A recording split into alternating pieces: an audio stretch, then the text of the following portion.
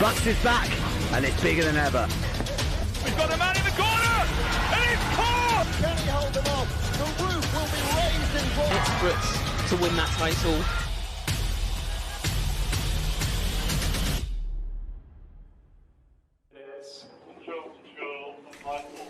Good morning and welcome to day 3 of BUCS Regatta 2026. We are about to bring you into some wonderful final repechages, The first repechage up today will be the Women's Championship Single Sculls. We'll have Reading, Bath, another Reading crew, another Bath crew, St Andrews, and a final Reading crew battling it out. The first 4 will go to the A final, the remainder to the B final, and I have to say, looking at that, I think we can probably expect 3 Reading crews in that A final. What do you think? Yeah, I think that obviously Reading shows huge dominance in sculling, and I think that's going to be no different with these single crews compared to their pairs crews. I think the conditions out here today have just taken a turn for the start of the afternoon racing. Started to get a bit rainier, a bit windier, so it'll be interesting to see how these small boats, even though they're very experienced obviously in the championship category, it'll be interesting to see how they deal with these turns compared to their time trials this morning. Absolutely. I think we've seen so much Reading supremacy across the weekend already. There's been some also, they've been contested a little bit by Queens up there in terms of the sculling, but I think Reading, you see their name and in any final, and it's mostly finals that you see them in.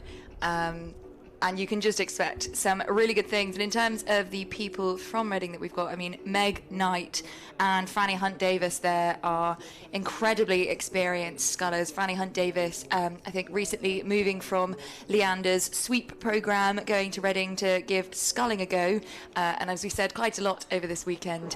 I think we can expect to see that across a lot of the regattas, sweep athletes turning to sculling, given the sculling opportunities now present at Henley Royal Regatta. I have to say also the Rosa Thompson from St Andrews, who's going in lane 5, is a superb beach sprints athlete. She won gold at the World Championships in 2024, the beach sprints in the mixed quad, and did some superb work last year at the British Rowing Beach Sprints Championship. She also is has been a Leander athlete, but yeah, brilliant to see her back out on the water in BUCS, and you can see there a beautiful shot down that course. The scullers just kind of settling themselves onto their stake boats, getting ready to go. It's currently 11:42, so I think we can expect them to be setting off fairly soon, but as you said, it is the weather has been slightly less favourable today, so these scullers, we may not see the same level of times that we have seen across the weekend so far, just given kind of some slightly wavier conditions. Yeah, no, absolutely. Although the times might be slightly different to the ones that we've seen this morning, I'm sure we can expect that the quality to still be up there. These are some of the most experienced, as you say, scullers and sweep athletes on the whole university circuit, and with the turn of a lot of athletes to sculling from sweep and beach sprints, particularly beach sprints, it's lovely to see these athletes coming back into sculling, especially with the rise of beach sprints. Obviously, it's coming to the next Olympics, and with a huge amount of like Welsh and the Welsh Championships and stuff. It's been it's definitely on the rise, I think, as a discipline. Absolutely. And just before we set off, a quick introduction. My name is Sasha Castelbranco. I'm joined by Kate from the University of York. Yeah, absolutely. I don't any longer have any affiliation to a rowing club, but you might hear me be slightly more than partial towards some of the Durham crews, so apologies in advance to that. And yes, we are off in the first of our side-by-side racing this afternoon. It is the Women's Championship Single Sculls Repechage 1. The first 4 will go into the A final, the remainder to the B final. And as a reminder, we have 3 Reading crews, 2 Bath crews, and a St Andrews crew looking to grab one of those 4 places to that A final.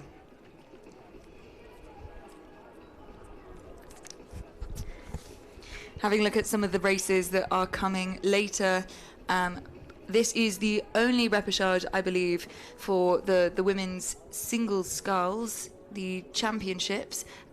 So yeah, this is it's going to be a real fight. Later on, we can expect some AB semi-finals from the open beginner doubles, and we've got the same for the women's beginner Coxed fours. And then some exciting racing in the Open Beginner 8s. I have to say, looking at the time trial earlier today, the Open Beginner 8s were looking quite dicey.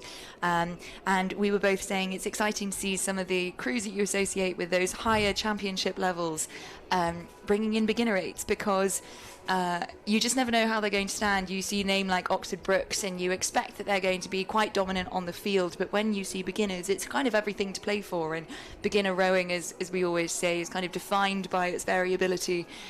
When you look at an A final, you never know whether those athletes have gotten there because they've just put in so much training that they are that fast compared to the rest of the field, or whether it's, especially in the singles, that they were just one of the lucky few that didn't manage to capsize on their way up the course. But on the way up the course now we're about 2 minutes into this women's champ single first rep. Going through the names of the athletes: in lane 1, the Reading sculler Ellie Cook; in lane 2, Ella Fulham of Bath; in lane 3, Meg Knight of Reading; in lane 4, Rebecca Court of Bath; in lane 5, Rosa Thompson of St Andrews; and in lane 6, Franny Hunt-Davis from Reading. And it's those two Reading scullers we talked about earlier, Meg Knight and Franny Hunt-Davis, who have come in at 1-2 at the 500 metre point. Hopefully we'll get some more times in soon and we can tell you how the rest of the field is faring. Gosh, that's a very precise time. And it appears to be the St Andrews crew that has split up the triple of Reading, coming in the bronze medal position through the 500 metres, followed by that third Reading single. As we can see, they're starting, as you can see on your screen, just starting to settle into the middle half of the race. They'll be looking to settle that rhythm. This will be their second race of their day, but for all of these athletes, definitely not their final one, as they will be making either an A or a B final, as this is a repechage. We can see that these athletes are just starting to settle down into their rate of striking. They've come off their sprint start, and we don't yet have times for the two Bath crews, but we will be bringing these when we get them through.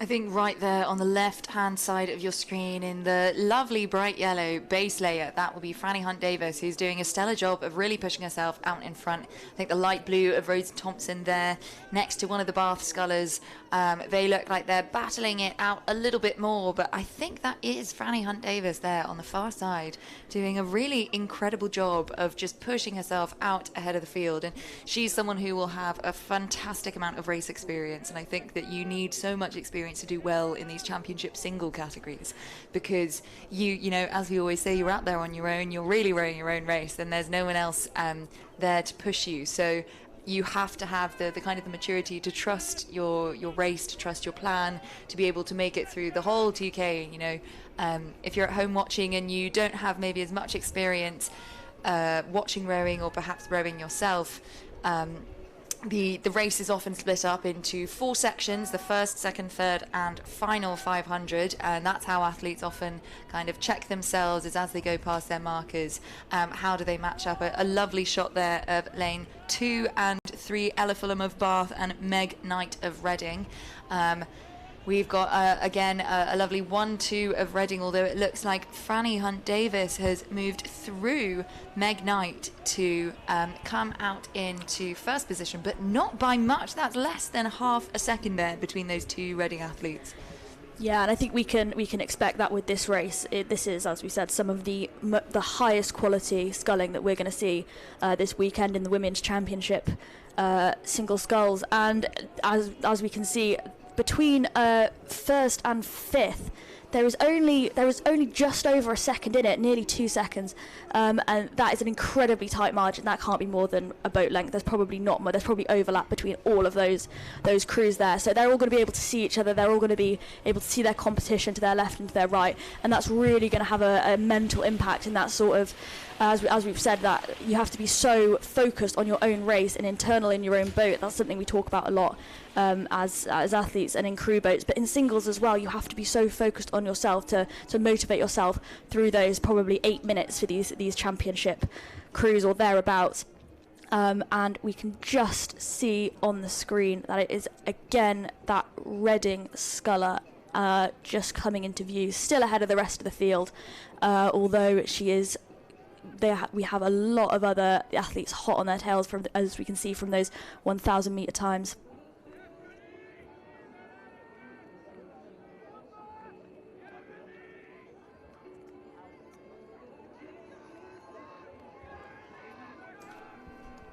Yeah, I think I don't know how many people out there watching also taking part in fantasy rowing, but I think I am going to eat my hat at this race because I believe I put my money on Meg Knight now. She looks like she's doing a great job of staying, I think, in that second position. They're just past the 1,500 metre point, so we'll get some times of where they are in comparison to each other soon. But this isn't the final, so we're not quite there yet. But Franny is really pushing me around in terms of where I thought everyone was going to come. So I hope that yeah, if you're at home and you don't know about fantasy rowing, there is a great app that you can get involved with, and you can put predictions in for all categories of all races, and it's just a great way to kind of stay in touch, kind of keep up to date with what's going on. I think it covers US racing and UK racing, so anyone from the States out there looking to get a little bit involved and get a taste of what's happening on the British side of things, stay in touch. Oh, some great times in there. Franny and Meg still really in contact. Less than half a second again, still in it. So, yeah, a testament to the Reading programme. You can't really tell from this shot because the boats do look like they're kind of really quite far away from each other. But if there's a shot kind of straight down the river, you'll be able to, the lake, you'll be able to see how close they really are. And the times we've got from the 1,500 metres, it is in fact still Franny Hunt-Davis from Reading in the gold medal position and Meg Knight in second. Then we have Rebecca Court from Bath in third, Ellie Cook from Reading in fourth. So we have that Bath splitting up that Reading trio again, followed by the second Bath sculler Ella Fullman in fifth and the St Andrews sculler Rosa Thompson in sixth. And I think we can see from this shot just how close these scullers really are. There is overlap. Those two crews in the middle are definitely, well, all three of those scullers, and we've got them coming across the line. Got a sprint from Ella Cook there in lane one. Is that? No, I mean, a fantastic job there. Yeah, I think, lane one and lane six really upset the balance there ever so slightly. So Franny Hunt-Davis, as expected, crossing the line first. A huge congratulations and a lovely shot of her there. She'll be very pleased with that result, I'm sure, as she moves on to the A-final. And for the A-final, it will be, as we said at the start, those three Reading scullers. And from Bath, Ella Fullman in fourth, rounding out the pack. Rosa Thompson of St Andrews and Rebecca Court, the Bath A sculler, will go on to their own B final. But yes, as can always be expected, Reading out and proud in these medal finals, and I wonder whether it will be a Reading 1, 2, 3 for those medals. Yeah, I think it's always one of those expected things, but as we've seen, everything is still to play for. Those positions were definitely changing up with these Bath scullers.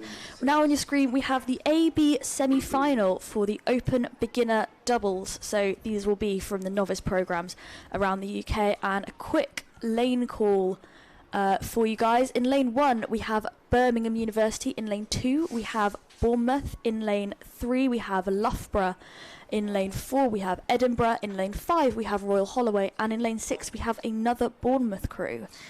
I'm excited to see how those Bournemouth crews match up against each other. It's the Bournemouth A crew in lane 2 and B crew in lane 6. But as we've said, when it comes to beginners, you're never quite sure what's going to happen, and there's always some variability to be expected.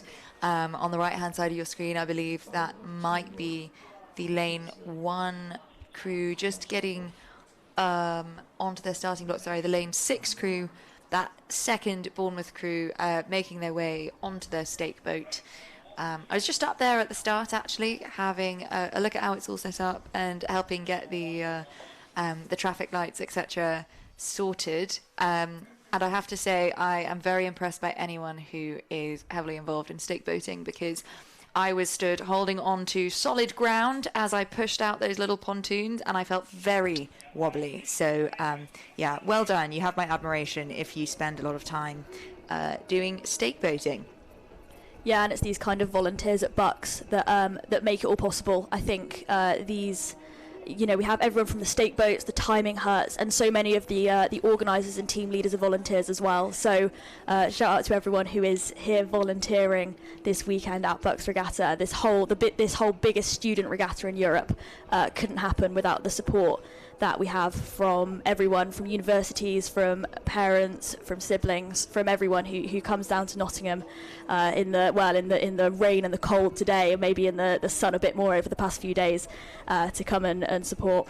Absolutely, and a reminder that if you are watching the live stream from the banks, please do come if you have a break in your racing up to the start to just lend a hand. Again, we couldn't do it without you. And actually, we're both volunteers up here in the commentary booth. I mean, you are taking a break from racing at the moment, aren't you, Kate? You've just come off your time trial from the Inter 8s. Yeah. So I've just finished racing the Intermediate 8s. That's the only race I'm competing in this weekend. But so many of our commentators take times out of their races to do it.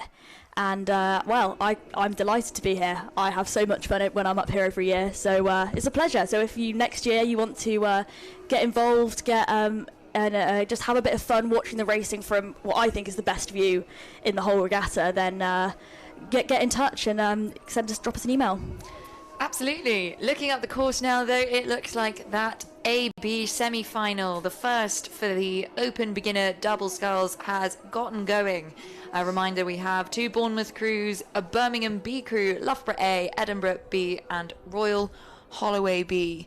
So brilliant to see how these men fare. We're about a minute into the race, so hopefully we'll be getting some times from the 500 point in the next minute and a half or so. But again, quite dicey conditions to be out there as a beginner. They're luckily in the double sculls, so they will have a little bit more balance and kind of finesse to deal with any rough conditions that come their way. Luckily, actually, as I look down the course, the rain seems to be breaking up the surface of the water, so that will make it a little bit easier, and there doesn't seem to be too much wind down here at the finish. I'm looking at the windsock and it's hanging quite limply, so I don't know what it's like, whether it's raining, but I'm hoping that the conditions will be fair enough. And it does look like that is the case. Loughborough's A crew of Julian Strautska and Eric Newsham have come in through the 500 metres in first position. They are followed about 7 seconds behind them by that Bournemouth A crew of Joshua Tozer and Leo Steele. Now, Joshua Tozer, that's a name that I do recognise, so he's definitely been racing across the last couple of days, and it's brilliant to see athletes doubling up across different boat classes and different categories.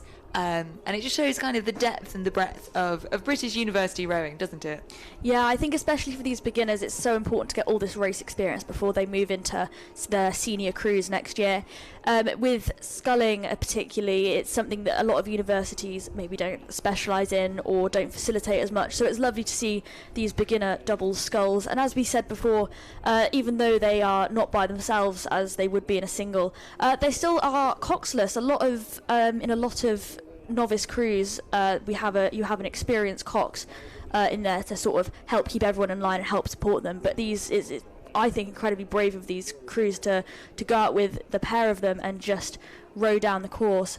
And we can see, I think it is that Loughborough crew on the left of your screen who are still in front. They got quite a healthy lead of about 7 seconds in the first 500 metres, so we can see that they appear to be maintaining that quite well. Maybe a slightly lower stroke rate than you'd expect from some of the more experienced crews, but I think for beginners it is very important to have that composure and take that time around the front and the back, the catch and the finish of the stroke to make sure that they're keeping the boat moving smoothly.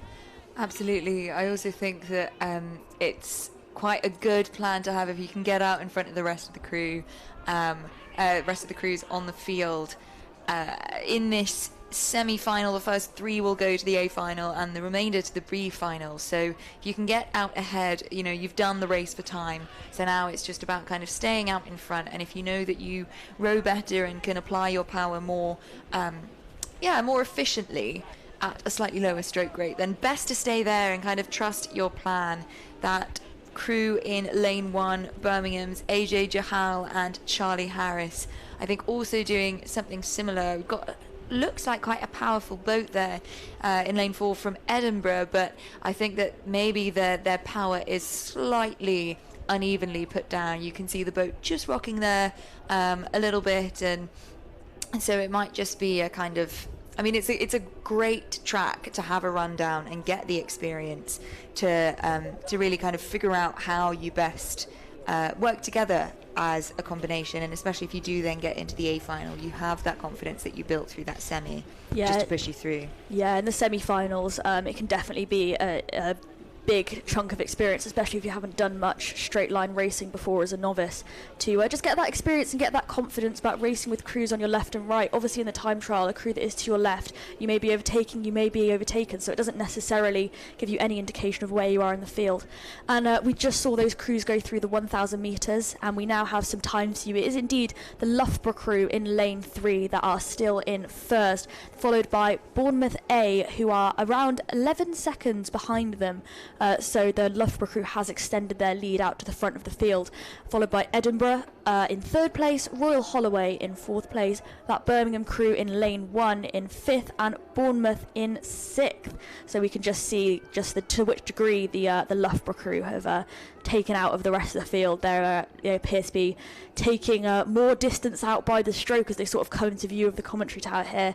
The weather's cleared up, so we've got a nice clear view the whole way down the course.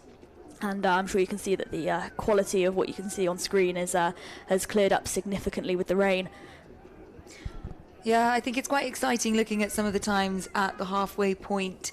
Bournemouth and Edinburgh just under 4 seconds, between them, which means that there might be a little bit of a race there, not for places because they've both been 2nd and 3rd the whole way, but maybe for lane allocation for that A final, if they can stay out in front. And if you look, that's a gorgeous shot of the field, the beautiful chevron formation that you can often expect in these 6-lane races here at Holme Pierrepont. You've got half the field kind of racing one race and then the other half slightly further back. But as you said, Loughborough are doing a beautiful job of really just staying out in front. You know, I think that their blade movement through the water is not quite as in time it could be, at least on stroke side. I think BUCS is doing a very good job of propelling through the water, but I mean clearly it's working for them. So yes, lovely shades of purple and pink coming down quickly towards us.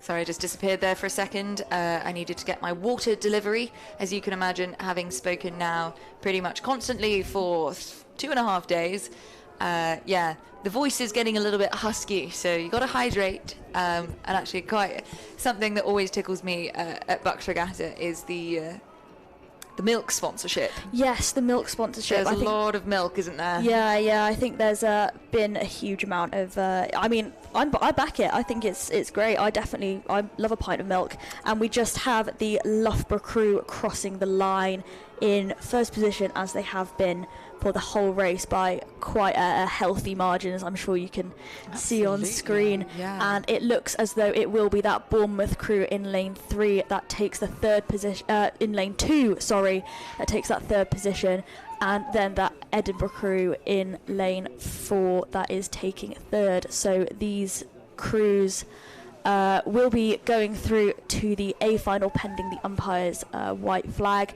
and the remaining crews will be going to the B final. Lovely shot there of Julian and Eric, clearly very happy with the race that they just rode, and that looks like a combination that hopefully we'll keep seeing maybe next year in the intermediate doubles. You know, they clearly work well together. Their styles complement each other, and yes, that finalizes that AB semi-final, we now move on to the second of the Open Beginner Double Sculls AB semi-finals. In this race, we have Liverpool, Reading, Loughborough, Northumbria, Durham, and Queens. And at the 500-meter point, again, it was Chloe Barnard and Ruben Kerry of Loughborough out in front. Now that's quite exciting. These open categories you often expect to see, men's combinations, but obviously they are open. They're not men's categories. So Chloe Barnard there, in the bow seat of the Loughborough crew in lane 3. That's another very familiar name. She's been doing a lot of sculling for Loughborough, and I think that she won the women's beginner single sculls on Friday. So really exciting to see her out in the open category, and clearly doing phenomenally. There you've got a great shot of Loughborough followed by Reading. As we said, an excellent sculling program, and clearly it extends all the way down if they've got athletes in the A-B semi-finals.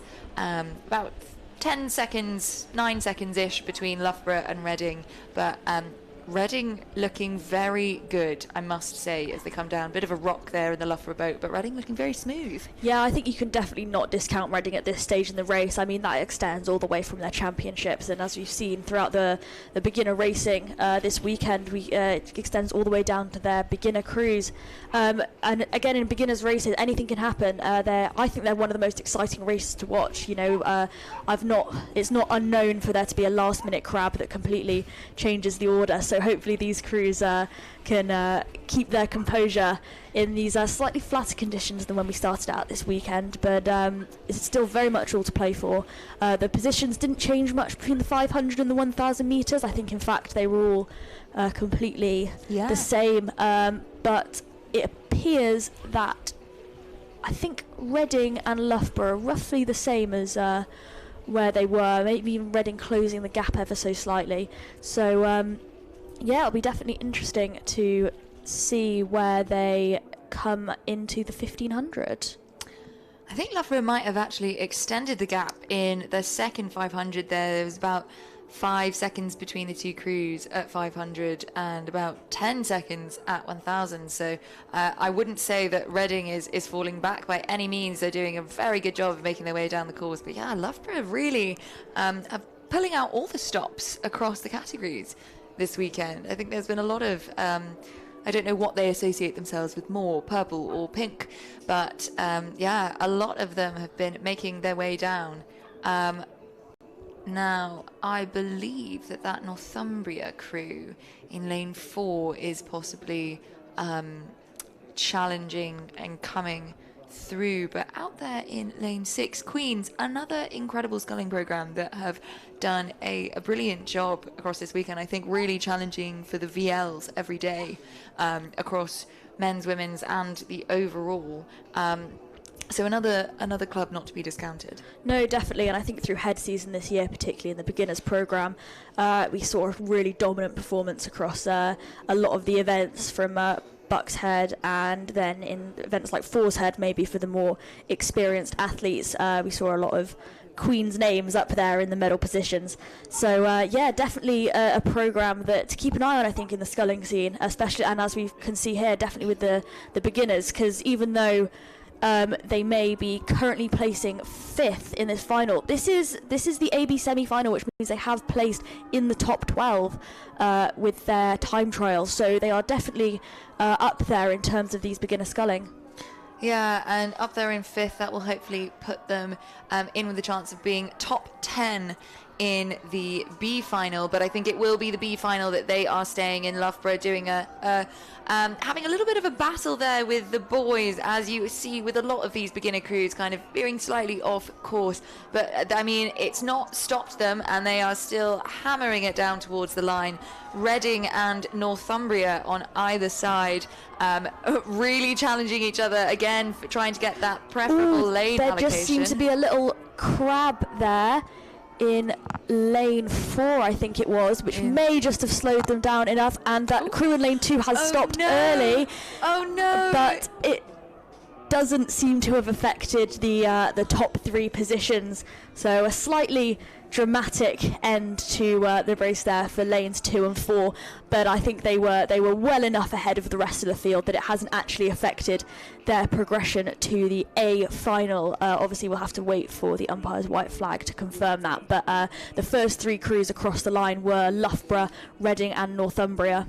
Yeah, luckily Reading, as you said, were far enough ahead of the rest of the field, but such a shame because they definitely were out in front with a very good chance of coming across the line second. But yeah, they just sometimes, these crews with slightly less familiarity on this course do sometimes forget where the finish line is. So the stopping rowing early, I think, was to do with that more than anything else. So it'll be great to see how they fare in the A final.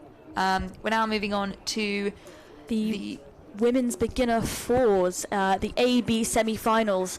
So again, the first 3 crews to cross the line in this final will progress to the A final, and then the remaining 3 crews will go to the B final.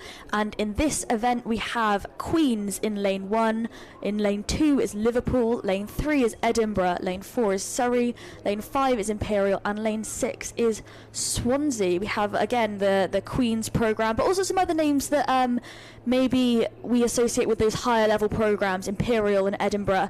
And really nice to see Swansea in the mix, repping the South Wales. I think Swansea have had they had a very good year this year, especially with their varsity competition against Cardiff. I believe they had a clean sweep across all events, so they'll be looking to maintain that dominance and coming off the back of a really successful side-by-side racing.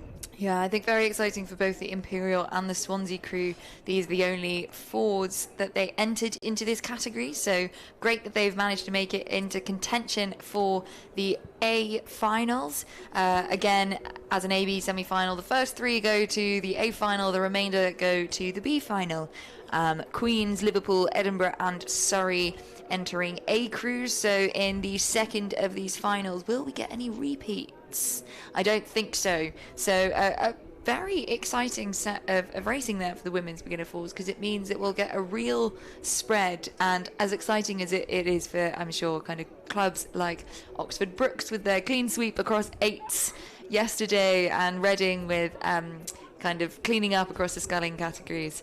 It's quite fun when you've got a lot of different clubs. You've got, a full set of 6 all contending for medals. Yeah, I think this is one of the things that I love about beginner racing and about BUCS in general. It just gives you that platform to race nationally that you may not get in other events, in other qualifying events. So these crews will have. They've clearly done incredibly well in their time trial to make the top 12 to go to AB semi-finals. So this will be their second race of the day, and all these crews will race again in either the A or the B final. So they're going to be wanting to qualify in the top 3 of this race, and they appear, as you can see on the screen, to be very sort of tightly together. They'll be able to see crews to their left and right, and that kind of motivation can be really important for a beginner. And I think it is that Edinburgh crew that is closest to us, looking really synchronized, actually. I think particularly on that stroke side they're looking very good. And then it is Surrey in the middle of that pack, and then I think it is Imperial towards the back. But as you can see, they're still very close. Just a little bit of clean water creeping out ahead of Surrey, but they're definitely not out of it yet, as we're only just coming through the 1,000 metres. Yeah, I have to say, I was up in the All Mark 1 tent around the start of the time trials as the 8s went past, and Surrey's 8 was looking really quite superb for intermediate 8s. So it's exciting to see that their women's programme extends down to this level. As we were saying, as a beginner, it is quite stressful to manage not only your rowing and your technique and your balance, but also your direction and the motivation for your crew. So great to see these Coxed 4s out in full force. You can see there in the bow of, I believe that's the Queen's crew in lane 1, just there on the left hand side of your screen. Bow is really yanking on that blade, so I'm sure that this would be great for her to have a look back over, kind of just assess the technique and kind of see where things can start to be smoothed out a little bit so that they can really contend as a 4 in these beginner categories. But yeah, the blades of Baby Blue of Edinburgh University are quite far out ahead of everyone else. They're on the right hand side of your screen. So yeah, another very brilliant women's program with a lot of depth, because their top 8 is up there in the championship 8 category. So yeah, I think again, as you were saying, you know, these crews will look back and look to see where improvements can be made and tweaks can be made, because while we say this is probably one of the biggest events they will row in this year, it's by no means the end of the season for them. They've still got a lovely long summer of racing out ahead of them, which is super exciting. You know, obviously for a lot of these crews it will be a combination of smaller local events and then bigger multi-lane racing. I think we have Nottingham City Regatta here in next weekend, I think it might be, so that'll be a lot more side-by-side racing for a lot of crews from the Midlands and maybe further afield. Yeah, brilliant to hear about all the opportunities. I'm quite familiar with the northeastern circuit of summer regattas, but less so with the Midlands, so it's brilliant to hear about those opportunities. I also think important to note that whilst it's always a very stacked category, so not everyone gets a chance to get into side-by-side racing, at Henley Women's there is an excellent development fours category that people can enter, so we might see some of these ladies out there in full force. Still Edinburgh actually in full force at the 1500 metres point, about 7 seconds ahead of Surrey, who are still also in second. We've had Liverpool move up from 4th position to 3rd, so they clearly want a chance to get into those medals. But you can see there Edinburgh, Surrey and Imperial actually doing a great job. I think Liverpool are going to have to watch out with about 2 seconds between them and Imperial. Imperial are also they're coming for blood. They want medals. Yeah, I think they've been really hot on it this weekend. It's been an incredible weekend for them. A lot of their championship boats have done really well, and we'll see some more of them later on, I believe. But as we can see, we've come across the 1500. This is the final sprint. There probably most crews have just crossing probably the 250 metres to go, and it does look as though that Edinburgh crew are not well out in front, but they are far enough in front of 4th place to qualify for the A final. And the 2nd and 3rd positions in lanes 4 and 2 still seem to be very much in contention. As we saw, they were 3rd and 4th positions in lanes 2 and 5 seem to be very much in contention. These are fighting for places in the A final, and that one place in this semi-final can mean the difference between being capped at 7th place and meaning that you can fight for those medal positions. But it seems as though we can see the Edinburgh crew coming across the line first, and that crew in lane 4, Surrey, just seem to have edged out a little bit, so they will be coming across the line in 2nd, and the huge push from that Liverpool crew to come across the line in 3rd, and then the remaining Imperial crews and in lane 5 and the Queen's crews in lane 1, just coming across the finish line for the B final. And then we can see the final crew, Swansea, just coming through maybe the last 50 metres, and we can just see the shot of the Edinburgh crew. They will be delighted with that performance, I am sure. It is no mean feat to come first in your semi-final, and they will be looking to maintain that 1st place position in the final, I think, the A final, which they have now qualified for.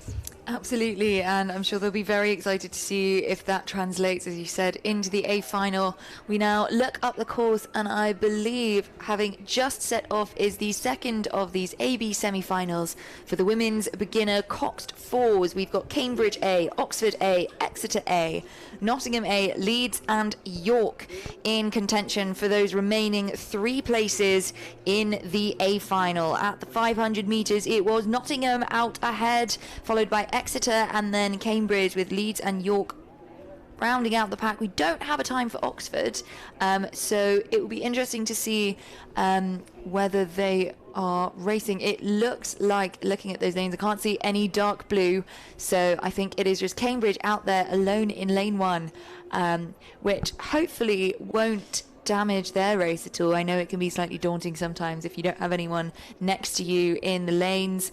You're kind of rowing your own race. You maybe don't have as much sound coming from the other boat, so you can't tell how much contact you're in with them.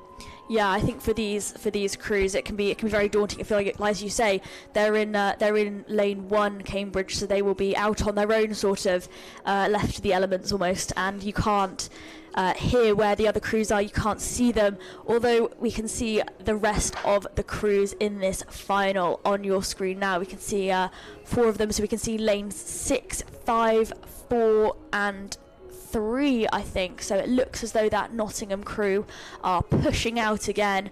They are squaring, I would say, slightly late, but I don't think we can criticise beginner crews for that too much. These are all sort of very technical things that will come with experience, will come with practice, and they will have been drilling these fine points of technique in the lead up to this regatta, and I think they are looking, as we'd expect, as like some excellent beginner crews. These crews will all have had, I believe, less than a year of experience on the rowing circuit, so they're still all very, very fresh in the game, and we can just see that Nottingham crew coming through our screen now. There seems to be that crew in lane 3, which is the Exeter beginner 4, still very much in contention, some very significant overlap there, and we can see the lane 1 crew of Cambridge, who don't seem to be daunted by having no one next to them. They seem to be very much chasing down the other crews.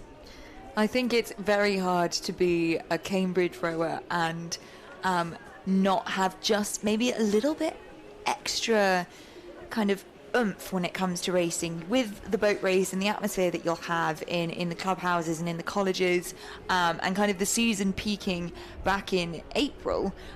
You have a much bigger push. A lot of people, a lot of clubs are going to peak around the Henleys, and so yeah, I think Cambridge always come out at these early regattas really doing some great stuff. I have to say, looking at the uni suits in the Cambridge boat, does look like it might be a little college composite of rowers. And yes, you're right, to be eligible for one of these beginner events, you have to have been rowing for less than a year. So they might have started in June last year, but the likelihood is a lot of them will be either freshers who have come in really wanting to give it a go, or perhaps someone who came into uni and did the sport that they thought that they might, lacrosse or badminton or something like that, for the first year, and then maybe fell out of love slightly with it and thought, hey, well, I've got the discipline, I've got the fitness, let me give rowing a go. So yeah, great to see, and it's always wonderful to hear the stories of people who move from other sports. Yeah, and I think you can say that it's especially with the boat race, it's one of the biggest sporting events, I think, that we have. You know, obviously thousands of people come out every year to line the banks of the tideway, and I think that we also, I mean, thousands of people watch it at home. I definitely watched it this year. Incredibly, although we don't have their crew here, the Oxford women obviously won for the first time in quite a long losing streak. So I'm sure they will be very excited, and I'm sure that will have inspired a lot of young women to take up rowing in Oxford and in other universities.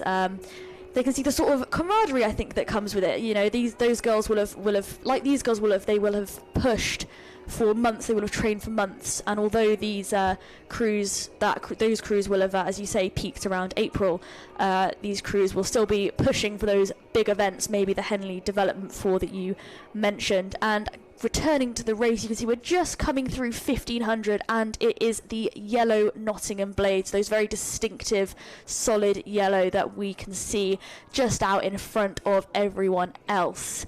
That nice chevron formation. We just have some times coming through for you from the 1500, and it is indeed confirmed that Nottingham is still in that pole position, followed by Exeter and then Cambridge. I have to say, on this screen, Leeds look like they're doing quite a big push as well. They're about 3.5 seconds behind Cambridge, but we don't have eyes on Cambridge quite yet. We can't see where they are in response, but Nottingham doing a stellar job of just pushing out in front. Yeah, and I think the mental aspect for beginners cannot be understated. I think these crews won't have the race experience that a lot of our older intermediate and championship crews will have to know that a race isn't won or lost off the start or even in the first 1,000 metres.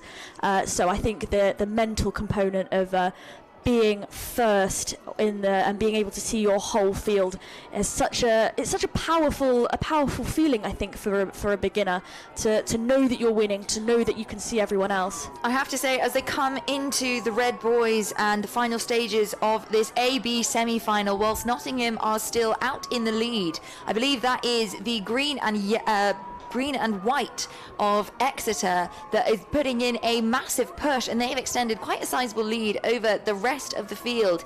Cambridge looking maybe a little bit tired as they come into the final stages of this race, but it will be Nottingham and Exeter that come across the line first.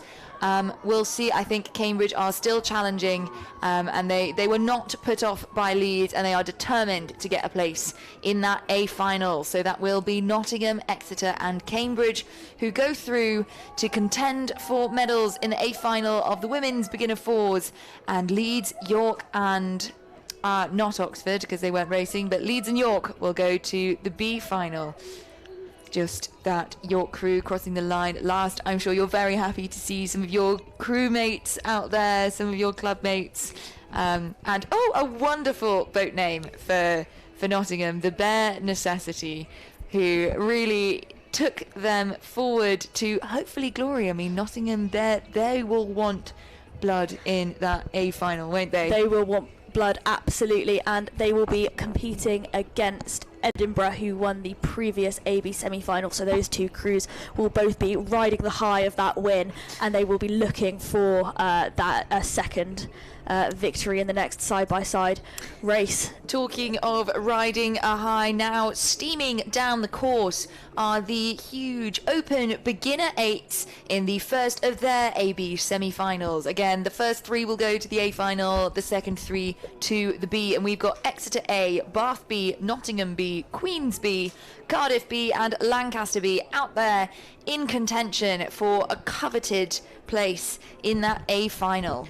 Yeah, and I think that just looking to lane 6 at Lancaster B, I think they've had a fantastic varsity as well. I think these varsity competitions across the UK where universities compete against each other provide a really good sort of concrete, constant event for a lot of universities. I know for Lancaster, the Roses varsity competition against York is definitely a highlight of the season, and it was a clean sweep for the Lancaster men this year, so they will definitely be looking to compete again with the York 8, who is also in the next AB semi-final, so York will be looking for a rematch and Lancaster will be looking for that A final again. I have to say that's some very close racing coming through the 1,000 metres. I mean, when it comes to 8, even a boat length is very hard to come back from, and as we've said a couple of times across the weekend, 8s, they don't change speed that quickly as much as people might think that they do. So yeah, even at the first K mark, these 8s won't necessarily be at the top speeds and won't really be you won't be able to tell unless there's a kind of a huge gap. And so that Nottingham Queens match up there, about a second and a half, there's quite a bit to play for, and so I think that they will both be really gunning it down the course, hoping. I think we've got the lovely blue there of Bath in lane 2, and on the far side Exeter in lane 1, really storming up the course as well, trying to keep in contact. Bath and Exeter again about a second and a half in between it, so they will also be battling it out, trying to get hopefully at least the third place in that A final. So yes, at the 1,000 metre mark, and actually at the 500 metre point too, it was Nottingham, Queens, Bath, Exeter, Cardiff and Lancaster. Yeah, so these beginner crews, as we've said, they don't the 8s they don't change speed, but it is definitely those tiny margins of speed definitely compound, so we can see that these crews are going to be looking just to be like 0.1 of a metre of a second faster, because those tiny margins really do add up over 2 kilometres. It's a huge distance. Anyone who has rode the 2 kilometre course here or anywhere else at the big events like Henley, I believe, is just over 2 kilometres.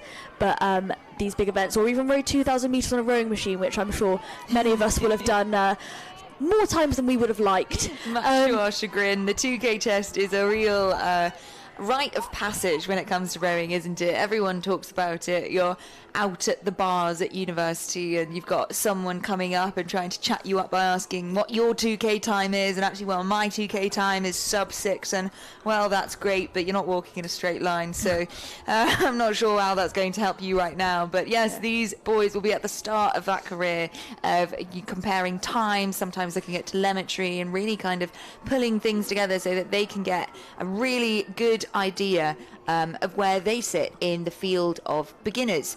Now, often when it comes to beginner racing, the eights have some kind of, sometimes the best of the athletes. The big boats are where you want to kind of put together a real solid crew, and maybe in the next semi-final we'll talk you through the mechanics of an 8, which I always love to talk about. But they're into the red boys now, so some quite exciting racing, because we do have Nottingham and Queens out in front in that 1-2 position, but I think there is some heavy competition in lanes 1 and 2 between Exeter and Bath as to who is going to get that third place in the A final. Now, it looked like it was going to be Exeter for a little bit, but Bath have put in a sprint. I think Exeter had a little bit of a steering issue, a little bit of swerving, but they are both absolutely rocketing it up. You can't see them on their screen, but they are coming through. Nottingham very happy to have crossed the line first, and I think it will be Bath that just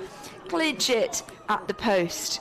Oh, that is so devastating for Exeter. They were really pushing and shoveling through that last section of red boys. I mean, they were gaining on Bath up until the last stroke, but it seems that Bath, we are just going to wait for the umpire's white flag to confirm results, but it does look as though Bath had just put in an absolutely stellar third 500, fourth 500 even, to just take that title from Exeter.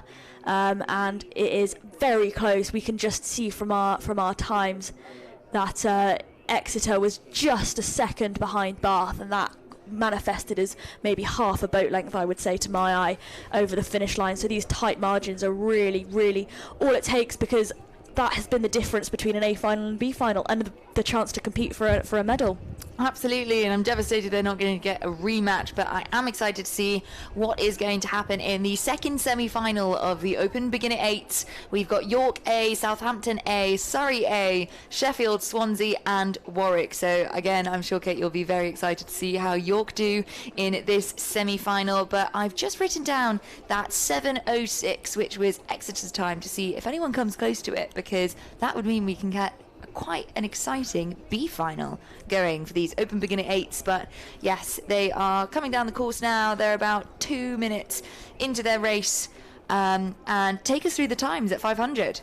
Yeah, so at 500 we have got Surrey out in front, and they are followed by Sheffield, who are about just under 4 seconds behind, I would say, and that's quite a good margin that I would say Surrey have put in. That's maybe about a boat length, but that is very still all to play for. This is only the first 500. They've only just come out of their starting sprint. We then have Southampton, who are half a second behind Sheffield, so they are going to be neck and neck, bow ball to bow ball with each stroke. So these beginners are really going to be riled up about it. We then have York in fourth, and they are only about a second and a half behind. So again, very, very tight racing, as I think you can see on your screen.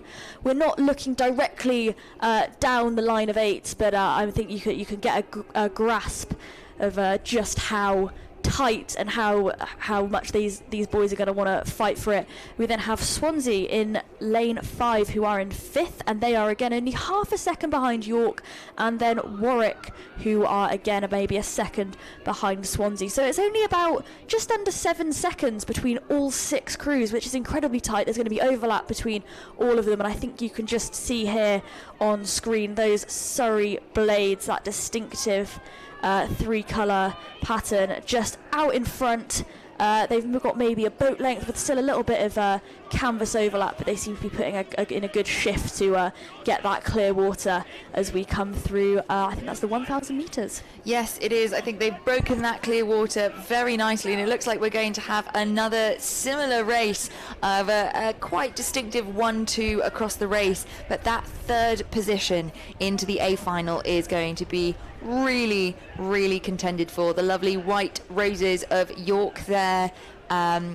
And as we go through the timings, about 5 seconds between Surrey and Sheffield, 3.5 between Sheffield and York, and then Swansea, Southampton and Warwick. But again, in this race, it looks like it could be shaping up to be a real dogfight for the third place position, that third position in the A final, with Swansea only about 0.7 of a second behind York. So these boys will be able to, lanes 1 and 5, so they're separated by a bit of distance, but I'm sure they will be having a feeling, and those Coxes will be yelling at these boys that they are close to that A final position. Yeah, I'd say it's probably about a second and a half, a boat length and a half, if not 2 boat lengths between Surrey and Sheffield now, and roughly the same between Sheffield and York. But yeah, York and Swansea are really going to be gunning it down, trying to get that last place. The difficult thing here, though, in the last race, they were really kind of Exeter and Bath were neck and neck in lanes next to each other, so I feel like that's quite a good place to be. You can hear the crews, you can really go seat for seat, but Swansea is in lane 5 and York is in lane 1, so there's a bit of distance there, so the Cox is going to have to do a lot of work just making sure that they keep their eyes on each other in the Swansea boat, that they keep an eye on where York is and can really communicate that through to the rowers, so that the rowers know what there is on the line. Yeah, and I think we can just see how those crews, I think that is in lanes, I want to say that's lanes 3, 4 and 5, are really close neck and neck. Like, it is all still to play for. They will be exhausted. They are just coming through the 1500, I believe. It does look as though York has dropped off a little bit, but they will definitely be looking to take that distance back, and we do now in fact have some times for you at the 1500, and it is Swansea who have taken the lead over York in those 3rd and 4th positions for that A final, but it is Surrey stretching out in front, stretching their lead to 7 seconds or just under over Sheffield, and then Sheffield with another 8 seconds over Swansea, 1.5 seconds between Swansea and York, and then Warwick in 5th. So York and Swansea still very much battling it out, and you can hear the crowds as this final comes into view of the grandstands, and it is just, the atmosphere is incredible, and we can see that the margins that Surrey are putting in here, the clear water that you can see when a crew has been especially dominant in the middle of the race, I think is typically the case when they've really just mentally and physically dominated the rest of the field, and it looks like Sheffield are right behind them. Yeah, Surrey doing a fab job there across the line, about 2 boat lengths ahead, but you've got a great shot there of York, who are really bringing it back, and I think they might have dropped off for a bit, but what a sprint they had, because they crossed the finish line 3rd, so that puts them, we always wait for the umpire's white flag just to make sure that we're not calling anything too early, but it was York who crossed the line 3rd, who will have made their way into that A final. Oh, the umpire, you can't see it on your screen, but nope, there's a white flag. Brilliant. Okay. So fantastic. And with this final, we told you that Exeter came in at 7:06, and that is actually the place of the time that is the 2nd place of Sheffield in this final, with Surrey coming in at 6:59. Wow. So we have a 7-second gap between Surrey, the winners of this 2nd AB semi, and Exeter, who won the prior one. So it'll be incredibly interesting to see how that changes in the A final, which will be coming later today. yeah, Southampton there, who came in at 6th, were had a 7:22k, so it looks like there might be a little bit of separation in the field again in the B final. But before we go to that, it's now the Women's Championship lightweight single sculls first repechage.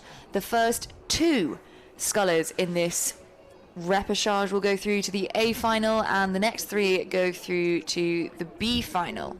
So slightly less opportunity to make it into contention for the medals. So there is a lot to play for. You can't just row the course and hope for the best. Sometimes you do get a race where it's just a race for lanes. But in contention for a coveted place in the A final in this Women's Championship lightweight single sculls, we've got Birmingham's Lila Wesson, Queen's Alice Herbert, from Reading Lucia Poletti, another Reading crew Imi Clements, Frances Seeley from Durham, and Ella Andrew from Nottingham Trent. Yeah, these women's lightweight crews are just coming through the 1,000 metres on your screen. They're about halfway through the race. We're returning to these small boats. It's a very, very long way by yourself, but these crews are championship crews. They will have done it many times before. They will be composed, they will know exactly where they are, and they will have a plan. And these kind of plans, the execution of your plan and how well you can stick to it, often means the difference between winning and losing, or in this place qualifying for the A final or dropping down to the B final. A lovely shot there of the Reading and Queen scullers out in front.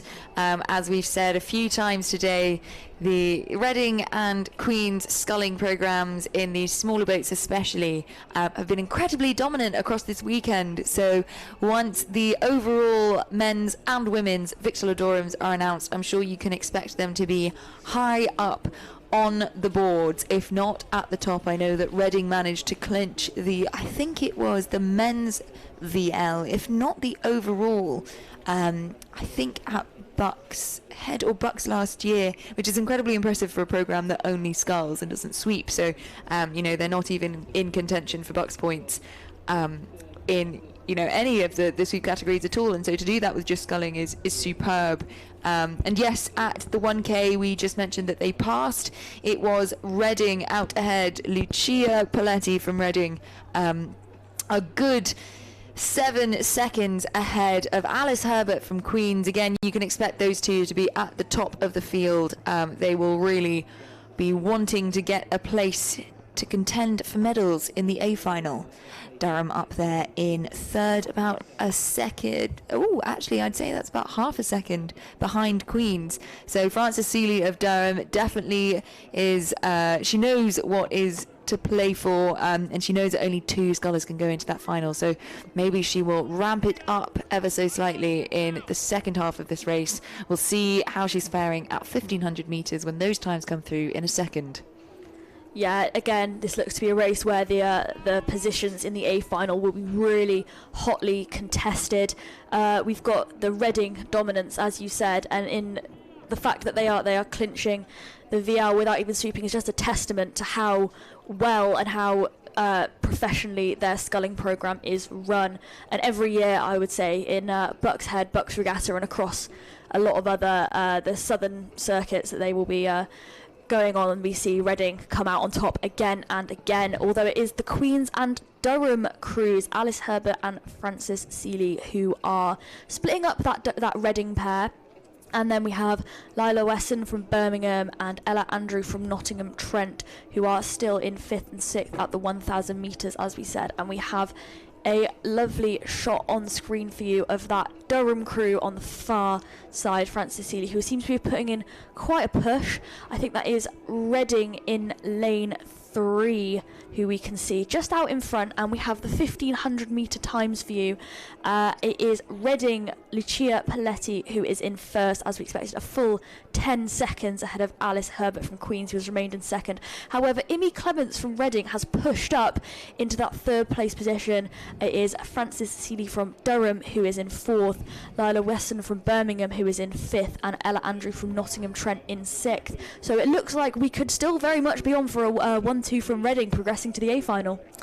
Absolutely, and Reading will be very pleased because that will further their chances of the VL. I mean, the results from the VL after finishing racing on Saturday, it was Reading on top for the women's Victor Ludorum, for the men's, for the Open Victor Ludorum, and overall. We had Oxford Brookes in second for overall and for Open, Cambridge in second for women, and Durham University in third for all three categories. So Durham, I'm sure, will be a little bit sad to not have a sculler in contention for that A final and for those points, but it is Reading's Lucia Poletti that crosses the line. No, it's Imi Clements. No, I'm just very bad at reading numbers, apologies. It's Lucia Poletti from Reading who crosses the line first, followed by Imi Clements. So it will be at least a third of the course out there in Reading stripes. Lucia Poletti there on your screen. We've got very different times on our iPad to those that are on your screen at home, so I'm not going to apologise for the mistake I made, because the screen said 4 and our iPad said 3, but hey, that's the excitement of racing, isn't it? So we're all on slightly wonky ground, but not on wonky ground, on wonky water. Instead is the second repechage of the Women's Championship lightweight single sculls, and in contention for the final 2 places in the A final of this category are another Reading sculler, Florence Dallas, Helena Alandi of Cambridge, Bethan Gunmo of Harper Adams, Lucy Agambar of Surrey, Annabelle Collins of Newcastle, and Lydia Hunter-Todd of Swansea. At the 1K, it was Florence Dallas of Reading who was still in the lead. Cambridge's Helena Alandi in second, followed by Bethan Gunmo from Harper Adams. Now, Helena Alandi was in the women's lightweight boat for the boat race this year. She also, I think, placed quite highly in, I want to say, championship lightweight doubles yesterday, and so is back in full force to give it yet another go in this singles championship lightweights sculls for the women's category, and it is still Florence Dallas and Helena Alandi up there in front at the 1500 metre mark. Yeah, and it looks like it could be half the course in this A final going to Reading, and we have had Surrey cross the 1500 metre mark, just slightly ahead of Harper Adams. Bethan Gummo from Harper Adams, and we then have Annabelle Collins from Newcastle still in 5th, and Lydia Hunter-Todd of Swansea still in 6th. But it is still Florence Dallas of Reading and Helena Alandi of Cambridge who are in those positions, that first and second position, those all-important orders, race orders to qualify for the A final. Lucy Agambar, though, is definitely giving it her all. I think we can see on screen from Surrey, though, that distinctive blade pattern, although she will have quite a lot of catching up to do in this third 500, but it's definitely not out of the picture. The sprints that we sometimes see from these Surrey boats are something to behold. I think that Helena Alandi there is putting in a bit of a sprint. The sculler from Reading, Florence Dallas, is still racing very nicely and is sculling very smoothly, but Helena Alandi looked for a second as she was upping her rate. I think she still is, and so she might start rowing through Florence Dallas at the 1500 metre point. She was 2.5 seconds behind Florence.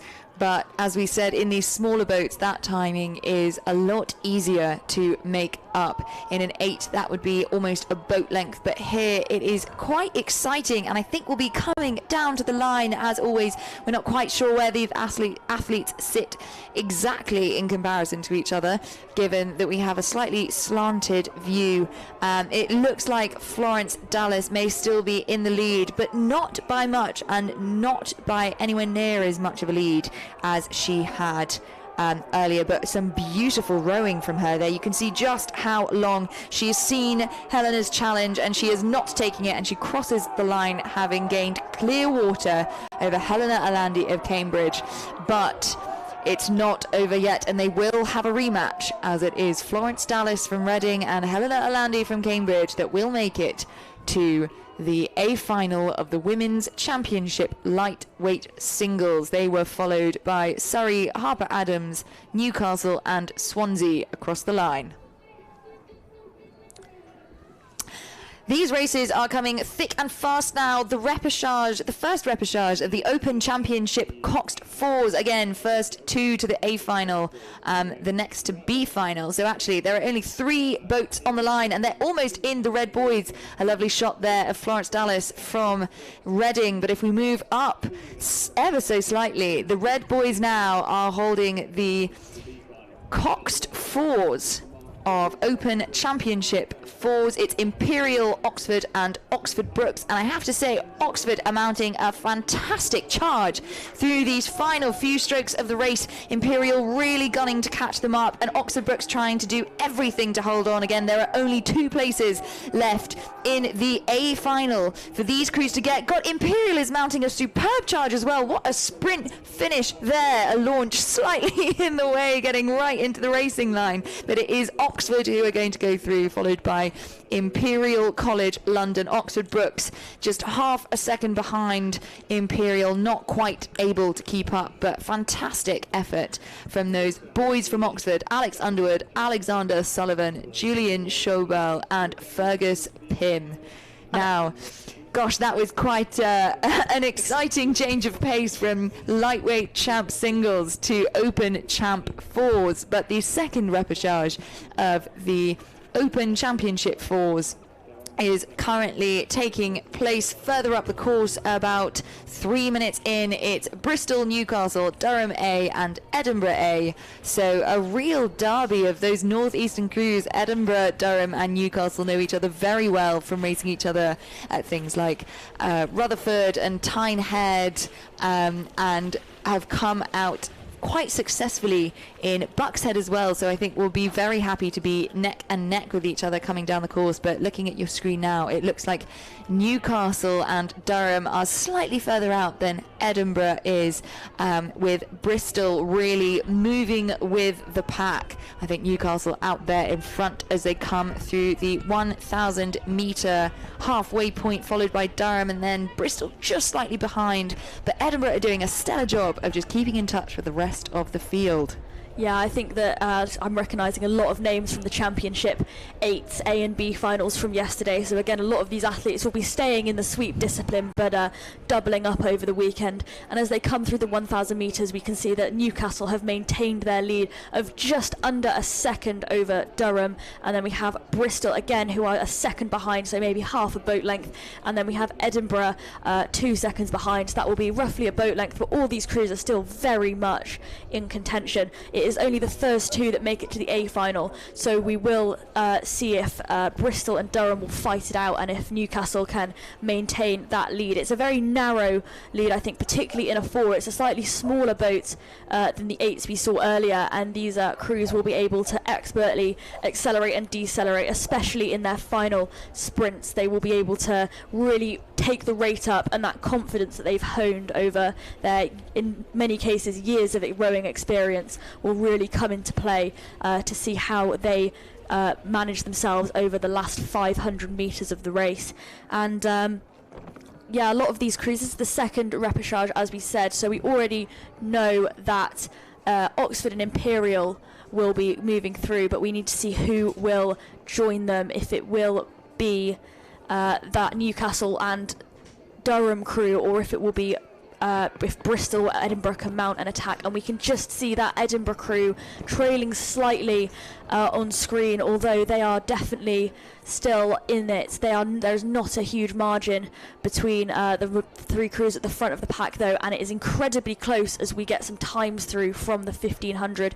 It is Newcastle and Durham within a second and a half, of each other, and Bristol have trailed slightly. They are about just under 3 seconds behind Durham, so Durham have really put a shift in over that third 500 to open the gap and secure themselves a spot in the A final.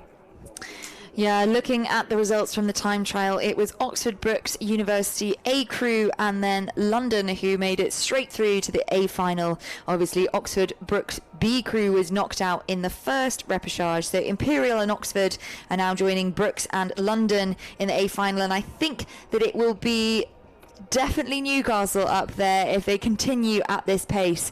And potentially Durham, who join them in the time trial. Durham actually were just under a second ahead of Newcastle, so they might be about to step it up a gear, or maybe they just didn't leave enough in their legs after that time trial to make it count now. I mean, Newcastle, as always, have a superb amount of support down in the final stretches of the race, so that will really power on those men.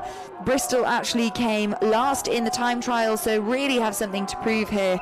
Edinburgh coming just above them, so again, this might just be that there's slightly less left in the legs, but as they come down, got a beautiful shot there of Newcastle, Durham and Bristol gunning it down towards the finish line.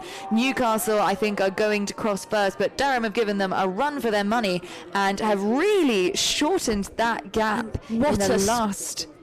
What a sprint from Edinburgh as well, just coming across the line there. Sorry to interrupt you, I just had to draw attention to the metres that they gained back over that final sprint. Just really taking out the Bristol crew. Hasn't been quite enough to qualify for the A final, but I think what a finish. Absolutely, it will be great to see the Blue Star and the Palatinate Blades battling it out once more in the A final. But I think we can expect some great things from Edinburgh and Bristol with a performance like that in this repechage. So look forward to the B final later on today to see how well they fare. Now we go on to the Open Championship lightweight coxless fours. It's the first repechage, and of the 6 boats on the field, 5 go through to the A final. So it's a battle not for first, but a battle to not be last.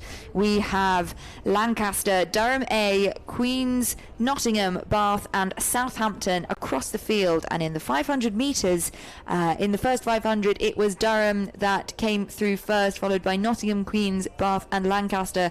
Southampton less than half a second behind Lancaster there, so that'll be a very exciting race to see who just gets pipped at the post to make it into the A final. Yeah, and I think Lancaster Roy had a very successful weekend in the lightweight division. I think their lightweight pair medalled for the first time, gaining Lancaster their first medal for nearly 2 decades, I think, at BUCS. So they'll definitely be fueled on by that in this race. This is a coxless race, so obviously we don't have the cox, so we'll have one of the rowers will be a steers person. It's typically the bow person, although sometimes boats are rigged for stroke steering.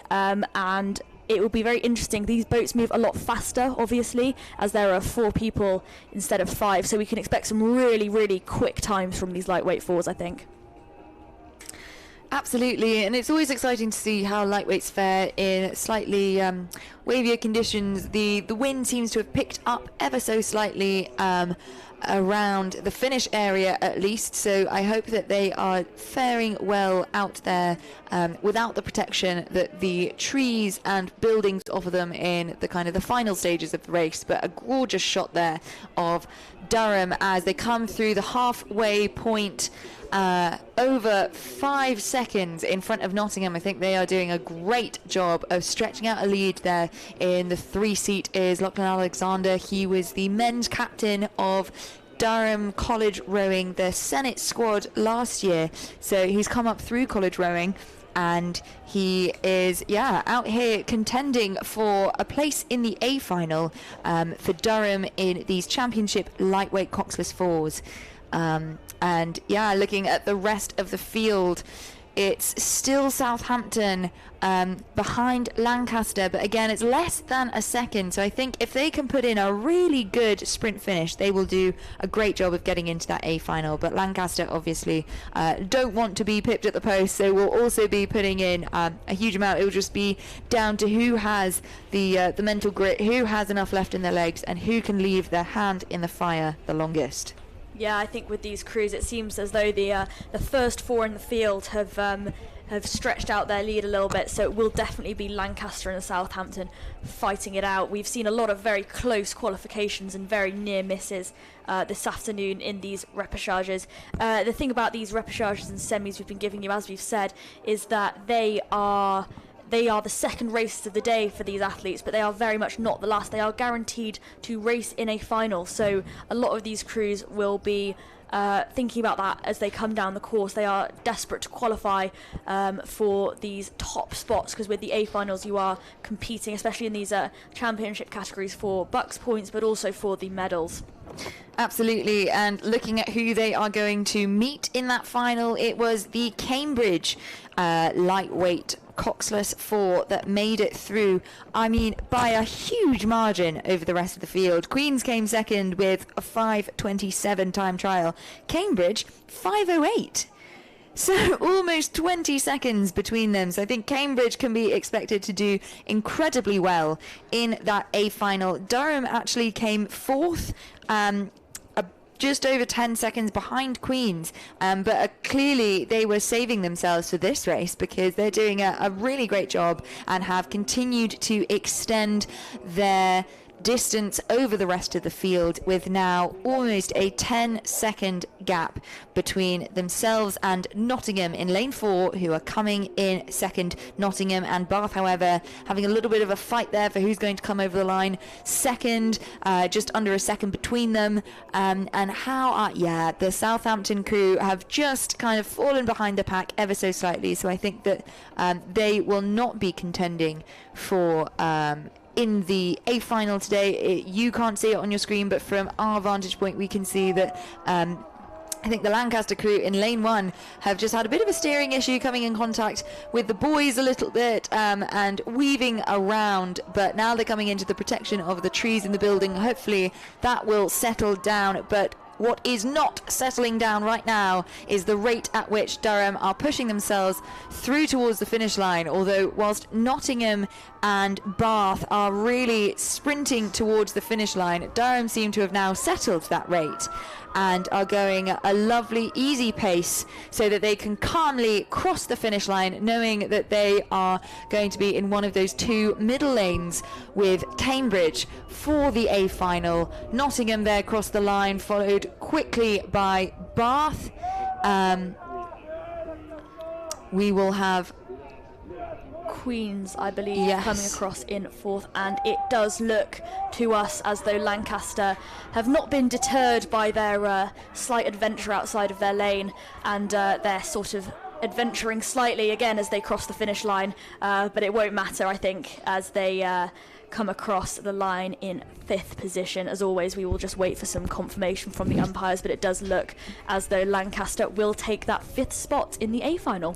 Yeah, huge congratulations to everyone in that race. It's quite hard when you know that the majority of the field is going to the A final, and you were the one to lose out, but Southampton did a stellar job, and now we look up to another championship 4, except this is a quad, open championship quads, the first repechage with the first 5 going to the final. So the fastest trialist will have gone through straight to the A final and can miss out on this first set of side by side, but yes, another set of 5 to go through to the A final, and contending is Newcastle, Nottingham, Edinburgh, Queens, Reading and Durham, and at the halfway point it's Queens and Edinburgh in first and second, followed by Nottingham and Reading and Durham.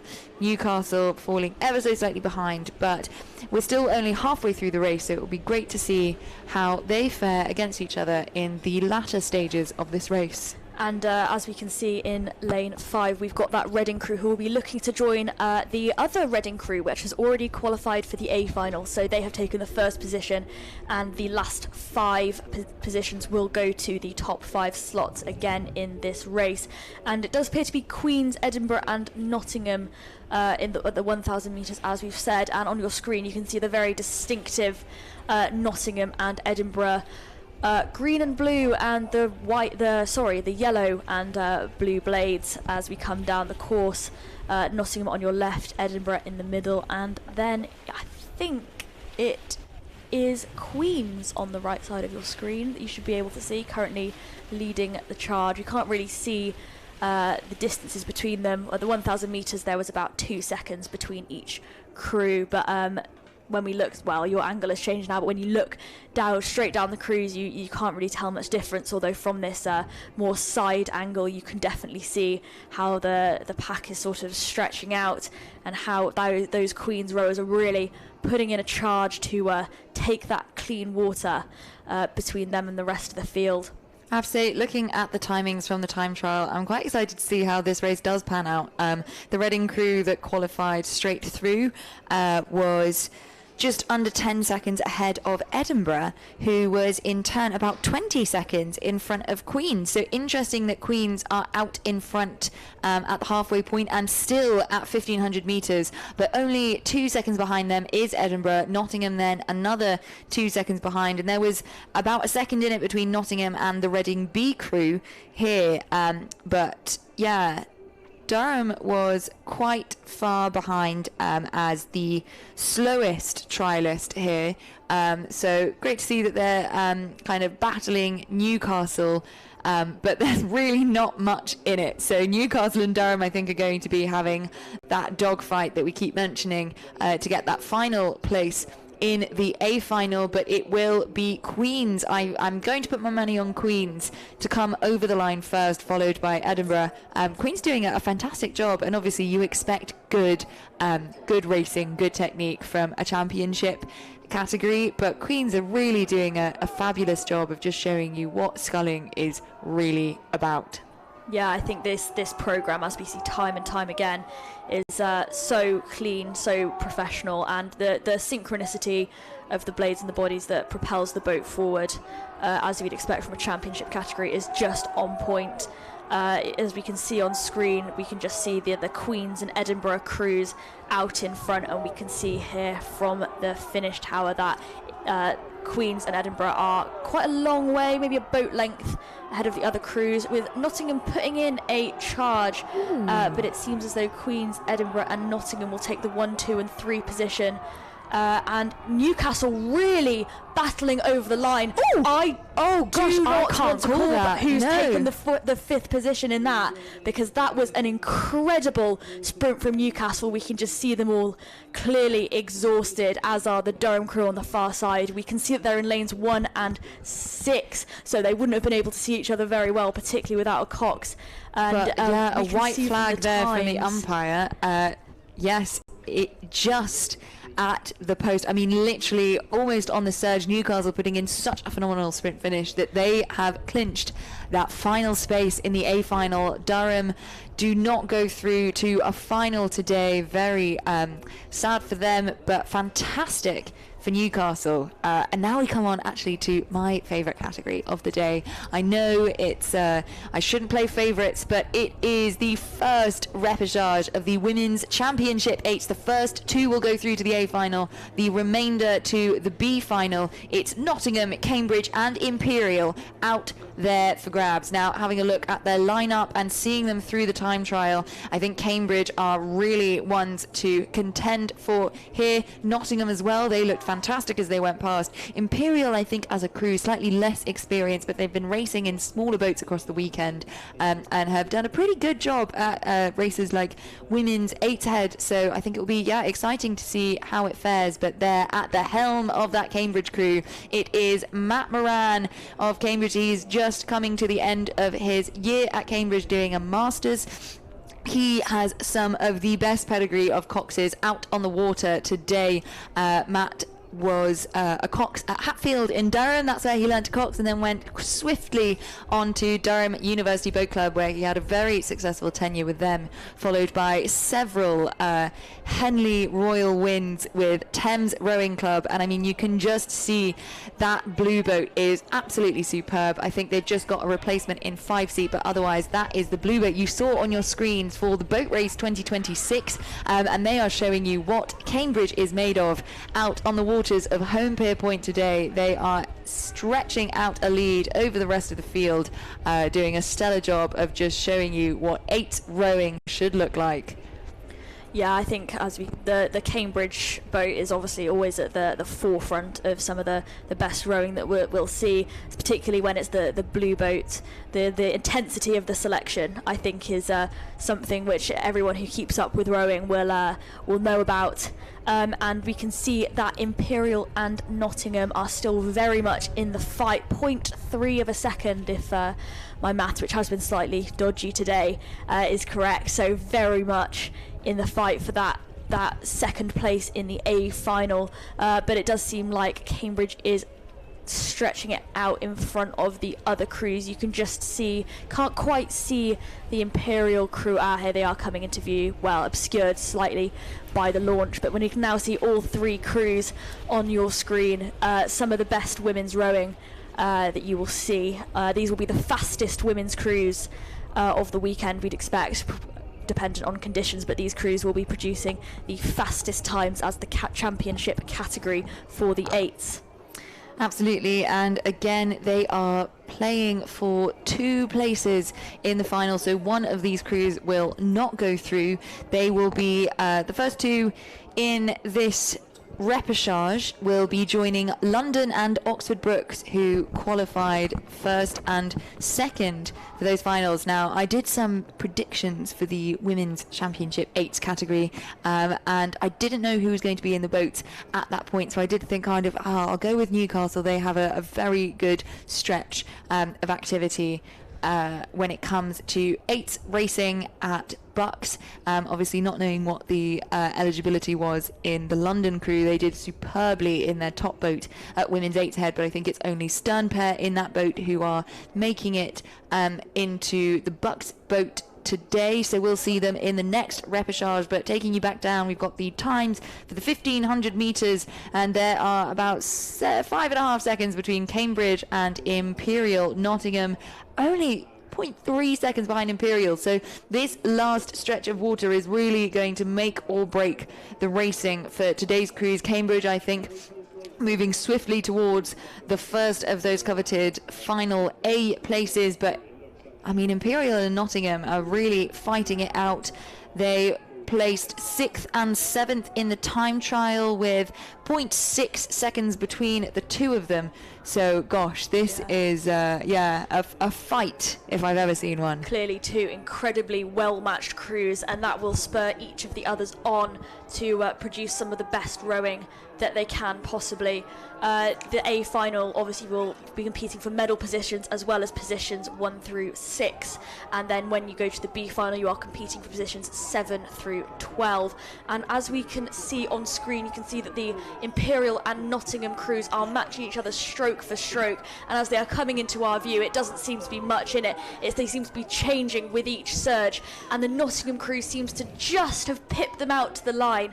Just that incredible sprint over the last 500 since we've last received times. They did a stellar job there of really trusting their plan, trusting their Coxed, and they look so excited to have made it through. There you've got a shot of Cambridge looking pretty calm. I think they expected it to go through, but if you look at the names in that Cambridge crew, Gemma King, Mia Freesham, Alexandra Wiley, Aidan Wren-Waltz, Charlotte Ebel, Isabel Campbell, Camilla Vandermeer and Caris Earle. Coxed by Matt Moran. I mean, those are big names in the rowing circuit in general, let alone on the university scene. So I can imagine, just as I have been in my previous years, there's going to be some fangirling on the banks there as they look towards that blue boat. But up the course now is the second repechage. Again, 2 of these 4 crews go through to the A final, and in contention for those final 2 places are Bristol, Edinburgh, Durham and Newcastle. So Newcastle will be on the left of your screen and Bristol will be on the right. Yeah, this has been one of the races that I'm really excited for. Sitting in the 5 seat of the Bristol boat, we have Connie Penkman, who is one of the York alumni last year, who captained us to a very successful season for the university with Henley Women's qualification, and the first York boat to have ever attempted to qualify for Henley Royal. Unfortunately, they did not qualify, but still I think an incredible achievement and quite a legacy to leave behind. So she is now in the Bristol boat. She placed 4th in the C final of the intermediate category last year of the 8s, and now she's up here racing for the A final in championship. So she's clearly put in a lot of work and put in a huge graft at Bristol to make their top boat. And as we come through the 1,000 metres, we just have some times for you. It is Edinburgh still in the lead, with a second lead over Durham in second for those 2 qualification spots. We then have Newcastle only 0.6 of a second behind Durham, so they will definitely be keeping an eye out and putting that push on in the third 500, that all-important make or break third 500. And we have Bristol trailing by about 6.5 seconds as they come through the halfway point. So we're definitely going to be keeping an eye on that Durham-Newcastle, that northern rivalry from the north of England. They will be very familiar with each other as the top women's crews from each of these incredible sweep university programs. So they will be keeping an eye out. Their coxes will be letting those rowers know exactly where the other crews are. So we will be it will be interesting to see where they come through at the 1500.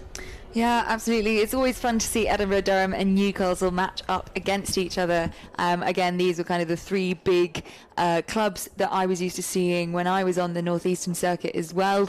But Edinburgh, Durham and Newcastle being kind of next to each other is always very exciting. I think that they get quite jazzed by just being able to compete each other and kind of see across the season how they each match up. Now, Edinburgh doing a very good job of staying out in first place.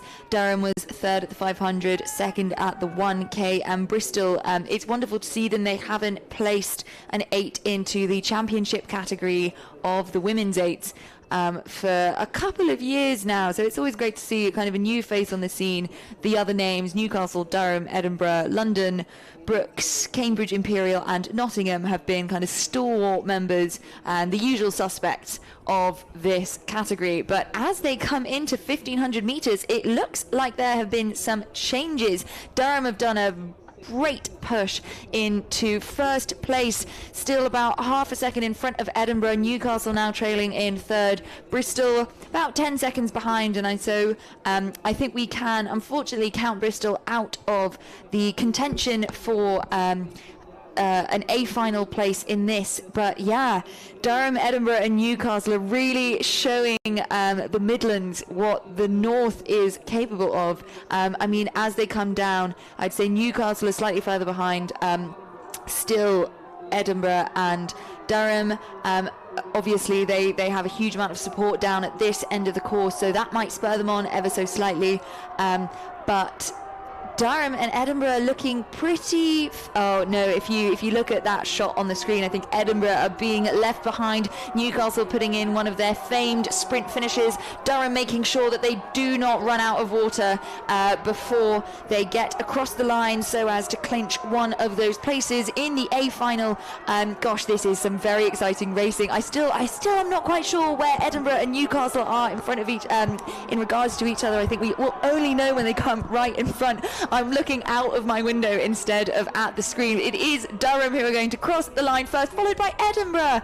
Gosh, Newcastle put in a fantastic sprint to that finish line. Unfortunately, it was just not quite enough. Great shot of the bow seat and the crew from Durham University there, who are going to go through to that A final with Edinburgh. So that A final is now going to consist of Durham, Edinburgh, Nottingham, Cambridge and London and BUCS. So very exciting lineup. My predictions were completely wrong, so apologies to anyone who read my preview, but hey, it's always good to be surprised, especially in these champ categories, and it's great to look forward to the rest of the regatta season, to see how they fare. Now Kate and I are going to sign off now, and for the remainder of the repechages, and I think we're moving on to some A and B finals in singles and doubles next. We will leave you in the very capable hands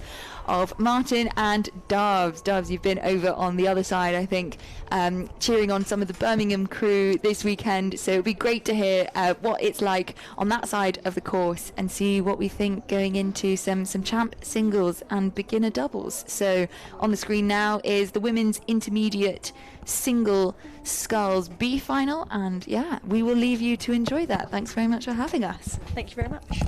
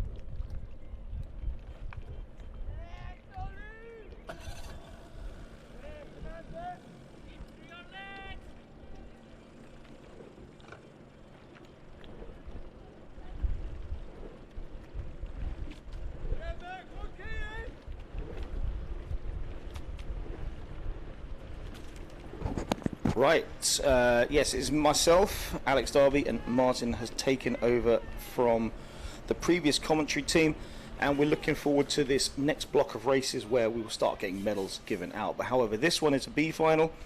Martin, have you just got the just those crews? Yes, I can confirm that out in front at the moment at the 1,000-metre mark is the Sculler from Bath, Toru Aleaja, followed closely by the Reading Sculler Izzy Hull in lane 5. In third place from Manchester is Meg Luddington. She's in lane 1, and in fourth place a local sculler, Ursi Fleming, sculling for the University of Nottingham in lane 4, followed in fifth place by the Durham sculler Ella Darrington in lane 2, and out in lane 6 on the scoreboard side in sixth place is the sculler Isabel Burridge for Reading University. Yeah, and this is it's a good field here. Some names that I'm familiar with from the last few years, like Tolly's done great stuff over at Bath, but the savagery now of inter-racing without semi-finals comes all off the time trial, and these ones would have just missed out. I'll check the times from the time trial in a moment, but it's always super compressed and competitive in inter-events. Yeah, you're absolutely right there, Alex. And one of the things I've noticed as well, looking both at this B final and the A final, is just how many scullers we've got from Reading. I'm counting 1, 2 in this B final, 3, 4, 5 in total across these two finals. And you can imagine, I guess the margins must have been very small. It could almost have been perhaps an all Reading A final after another time trial. Yeah, pretty close. So the Bath were the quickest. So Tolu missed out on the A final by about 2.5 seconds, and the spread in here was just 4.5 seconds between 7th and 12th. So really close, and we're expecting that close racing. And what did we have? We had a bit more of a spread there at the 1,000 metre mark, but we can just watch our athletes coming down towards the finish line. They're closing in on that 500 metre mark, and hopefully we'll have another little time update. That's where we're at the moment. This is where our camera is at the 1,500. So looking forward to these athletes to push on and sprint for the last time today. Yeah, we're really lucky from our vantage point, Alex. We can see a lot of the course that you on YouTube can't yet see, but we'll see in a moment. There it is. That's the image I was looking for.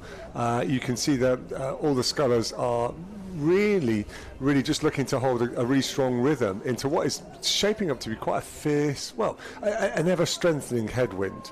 Not easy conditions at all. If you look at the right of your screen, you can see in the white, blue and yellow all-in-one vest, Tolu there, sculling really well for Bath and maintaining that lead over all the scullers to her left. Yeah, I think Ursi Fleming in 4. These are the two in the middle of the lake. Ursi's in the half red, half white bike there, and they were separated by about three seconds or so, but the Manchester Sculler in 1, who you can't see on your shot, but is also sneaking up on this near side. So these athletes all now starting to kick up towards the finish line. When you start seeing all the red boys, so like not just these ones, but the next block of red boys, that's the last 100 meters. So these athletes now are about 200 meters to go, Martin. Yep, and you will be able to see the Sculler from Nottingham really putting a big push in there on the Bath Sculler to her right. She's definitely making a move and looks to be going through the Sculler from Bath. The question now is, can that Sculler from Bath hold on? And we can see creeping into a shot on lane 1. The Sculler from Manchester as well is also putting a significant sprint. And so we've got 3 Scullers coming to the line, Alex, in the last 10 strokes. Yeah, Tolu's sticking the rate up, Ursi's sticking the rate up. I think the Manchester Sculler on this side is trying to go with it as well, but maybe just going to run out of track. We're just keeping our eyes on this finish line.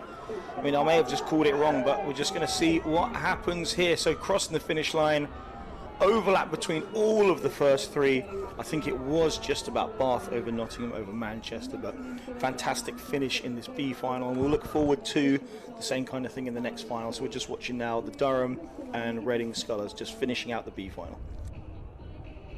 Yeah, and that's a really high quality B final there, and just whets the appetite for the A final, which will be coming down the course in a few moments. In fact, as I speak, you can, if you're looking at the screen, you can see that race has started. We've got a lane call there for you as well. In lane 1, sculling for the Glasgow Caledonian, it's Ava Robertson. Lane 2, sculling for Reading, it's Shannon Wheelahan. In lane 3, sculling from Reading, it's Izzy Lancaster. And then over in lane 4, the lead sculler is Louise Brooks. And from 5, we've got the 3rd Reading sculler, Felicity Cox. And over in lane 6, one of your own, Alex, is a sculler from Birmingham, Claudia Rossington. Can you tell us anything about her? Yeah, good old Claude. She was at Haylington School, has won Henley Royal. She was at Edinburgh, I think, for a year or so, but now she is at Birmingham. Actually lives basically up my street, actually, strangely enough. But yeah, has been doing some stuff in the single recently over camp over at Tilburg, and has done fantastically well to get in here. So great work from Claude. But so, you know, this is a really high standard set of athletes here. Like you say, 3 Reading ones in here. They'll be looking to pick up all 3 medals. But Louise Brooks, I think, was on the PDA group. Probably is still on the PDA group and has just been, you know, going really fast. Obviously to be in one of the centre lanes in this final. Yeah, and it was the Olympic Pathway PDA Regatta here at Nottingham last weekend. I know that because my daughter was racing in it, and I recognise certainly some of these scullers from Reading. And I certainly recognise these names as well from other boats and other races as the season's progressed. One that stands out in particular is Shannon Wheelahan, and ever present, I think, in the Reading second quad. And I think she was part of the crew, and maybe Izzy Lancaster was yesterday, that came second in champ quads to their first to the first quad from Reading University. Yeah, and we know how good Reading are at sculling, and they'll be looking to pick up as many medals as they can across the weekend. And these are events they would really love to win. You know, if they can do the double in the champ single and the inter single, you know, I think that's about as good as you can take home, unless you're picking up multiple medals. But just looking at this here, the athletes you can see on the screen are approaching, 500 to go. 500 to go. So this is the point in the race where you really got to start just putting that extra 5% in. Everyone likes to kind of move in the last 500 meters. That third 500's out the way, but you want to set yourself up well for that finishing sprint.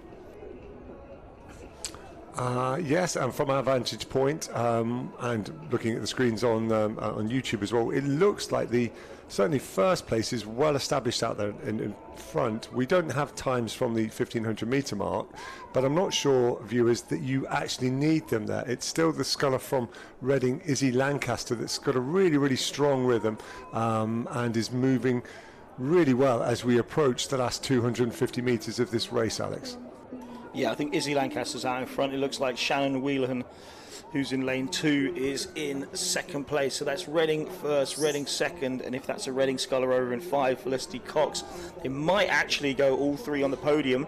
It's going to take Louise Brooks, who you can see in the black boat in the middle of the screen, will have to put that move on. So the crew to the furthest left of the TV screen that you can see at the moment, that is Izzy Lancaster. The one on the furthest right, that's second place, that's Shannon Whelan.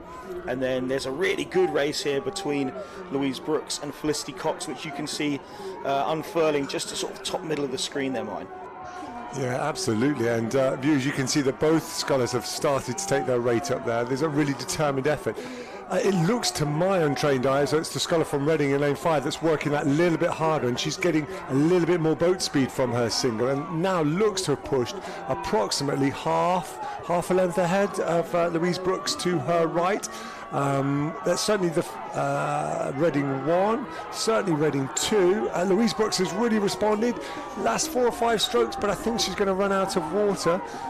And it is the Reading sculler that goes over in third place by not much more than a canvas, Alex. So that's Reading 1, Izzy Lancaster, Reading 2, Shannon Wheelahan, and Reading 3, Felicity Cox, ahead of the umpire's white flag. Yeah, and Ava Robertson there as well, Glasgow Caledonian, with a really strong performance. I think she may well have medalled last year. Really good sculler there, coming down from north of the border. And then a strong performance from Claude there over on that far side for Birmingham as well. So really great work across both the time trial and that final. Like I say, inter singles and all the inter events are very savage, you know, having to really put an excellent piece down first thing in the morning. Because these actually were the first event of the day as well, so having to put that time trial down first thing in the morning to just secure a place in this A final, and it was a Reading 1, 2, 3. So first 3 medals of the day go to Reading. While we wait for the championship singles B final to come down, on that note, Alex, I know you've been doing some coaching. You're responsible for Birmingham University, or partly responsible for Birmingham University. What would you have been saying if you were a coach, having had athletes in a time trial so early and then a final several hours later? Yeah, I think it's tough with this one because they don't have the semi-final. So I think in terms of the time trial, you know, you've got to work backwards from like, okay, when do you actually want to be fast? You want to be fast at, let's say, 8:05 in the morning. Okay, so that means we've got a boat on. We're going to boat on about half an hour before. When are we going to warm up? We're going to warm up, you know, 20 minutes before that. Make sure the boat's all checked over. So it's just kind of just, you know, knowing when you're working back from, knowing your timings. And I think there's a lot of, like, you can have a lot of confidence if it's just smooth, you know, if you're like, there's no uncertainty. It's like, okay, I'm doing this here, doing that there, I'm going to go to bed at this time, I'm going to wake up at that time. And I think that's the main thing. And then once you establish which final you're in, I think there's a similar process, just knowing your timings and, you know, not trying to reinvent the wheel on race day, just like what has worked for you in the past, just try and get that to work for us again. Oh, that's a super insight for our viewers, Alex. Thanks very much. So as I trailed before asking Alex his question, we've got the Women's Championship Single B final coming down the course now. Just 2 scullers in this B final. In lane 3, we have the sculler from Bath, Rebecca Court, and in lane 4, the sculler from St Andrews, Rosa Thompson. And it was a fairly close battle through the first 500 metres. Rebecca Court had a 4-second advantage over Rosa Thompson, so just over a length, you might say. The sculler from Bath, Rebecca Court, has stretched her lead as both scullers went through the 1,000 metres to approximately 7 seconds, so almost double that. So as these shots come into the screen, you can see Rebecca Court has continued to maintain that lead, and there is clear water between the 2 scullers as they approach the 1,500 metre mark. Yeah, and Rebecca Court is a fantastic athlete, so respect for going out and saying, you know, I'm going to do the B final. It's one-on-one, and actually, you know what, when you got, you know, Wims Henley Royal, a lot of one-on-one racing going to happen there. So probably actually quite a good opportunity, even though we're on a 6-lane course, to go and do a bit of that side by side. Just in the bottom corner of your screen, you can see the 3 Reading scullers just picking up their medals. So we just had Izzy Lancaster picked up the gold, just went through shot, and then we had Shannon Wheelahan, and just about to come onto shot is Felicity Cox. So like we said, it was a 1, 2, 3 for Reading. Izzy Lancaster's actually just got out of the boat and said very well done to her clubmate. So it looks like they're all going to get out of the boat. It's a pretty good photo opportunity, I think, there for Reading. Yeah, absolutely, absolutely. And just a word on behalf of Rebecca Court and Rosa Thompson. The A final that they just missed out on is absolutely stacked full of talent. There are the 4 girls from the Reading Champ Quad that won yesterday. There's Catherine Mole, a Great Britain international. There's Ella Foreman, who I believe has been an under-23 international. So it's really no disgrace to be in this B final, is it? Given the quality of athletes in the A final. We'll look forward to telling you more about those when that race comes down. But that championship singles A final might actually be the most stacked race in this entire regatta, Alex. Yeah, absolutely stacked. And I think actually today has got some phenomenal racing. Like yesterday we had men's champ 8s and men's inter 8s, but the lineup we got today, so we got women's champ 8s, women's inter 8s, which is maybe my favourite event because it's just so competitive every single year. We got the women's singles on the champ side and the inter side. Got men's quads, got beginner men's 8s. There's just a phenomenal lineup of races that happens on Sunday. So maybe we just start calling it Super Sunday. I like that very much. I was lucky enough to see the Champ 8s yesterday, and I can confirm it was a fantastic battle. Right now, viewers, on your screen you can see the 2 scullers in the last 150 or so metres. Rebecca Court is just sculling up to the line now. She looks like she's probably got 5, maybe 4 strokes left. You can see there's quite clear open water between her and the sculler from St Andrews, Rosa Thompson. But both scullers look absolutely fantastic, Alex, and it's no surprising that they find themselves in or competing in the championship event. It's a real testament to the depth and the quality of sculling at this regatta. Yeah, and I wonder if Rebecca just went out there thinking she wanted to put down a time that she could compare to the other final. So I just took a note, she took an 8:50 there. The next race coming down is going to be the A final. So I think sometimes when you miss out on a final that you'd like to be in, you like to just put down a fast time and see, like, would I have stacked up there? Like, it's a conversation that's happened loads of times, you know. It's like, okay, we won the D final, but actually we would have been 3rd in the C final. It's a conversation that has happened many times before, and I'm sure will happen many times again. You're absolutely right, Alex. So viewers, you can now see this is the Women's Championship Single Sculls A final coming down the course. In the top left-hand corner, you've got a roll call there of the who's in which lane, so I won't repeat that. But what I can do is give you some times of all the scullers at 500 metres. And leading the field was the sculler from Birmingham, Catherine Mole. About a second behind her in lane 4 was the Reading sculler Zara Povey. She's often strokes that Reading Championship 8. In Championship Quad. In 3rd place is Meg Knight, also representing Reading University. She was a couple of seconds behind. Followed closely by the sculler from Bath, Ella Foreman, and then Ellie Cook from Reading and Franny Hunt Davis from Reading in lane 2. Alex, we're getting some times from the 1,000 metres. Could you update us? Yeah, so Katie Mole, who I said was earlier on, I said to someone, I think she's holding up for the animal kingdom. Not enough animal names in here, but she is doing it for the moles. And she had a 3-second lead, well, not quite 3, 2.5 second lead. Absolutely adore Katie Mole. She's been so good within our program. She loves to kick out at the start, but she can sometimes fly and die. So she's definitely in fly mode, and hopefully she stays in fly mode. But I think she really does enjoy racing from in front. So that's what we're looking for. And she's put herself in that position. And it wasn't just like in front by 0.2, it's like a solid 2.5 seconds, which is probably about in a single round a length, I would say. So, but you can survey the field, especially from lane 3. You know, no one's going to be sneaking up from the outside if you're out in front there. She's got everyone where she wants them, basically. But this is the big 500. This is the one where if she's out in front of this, then I know how big she can go at the finish, like how much she'll push that last part. Yeah, and I have to say, this Katie doesn't look like she's on the fly and die at the moment. I think you call that right. The rhythm looks really good. Again, you can see how strong the headwind is that they're sculling into. This doesn't look like someone who's on their uppers as they enter that second 1,000 metres. So it looks like she's still well in control. As we look at the screen, we were looking at a screen to her left and our right, we could see Zara Povey there.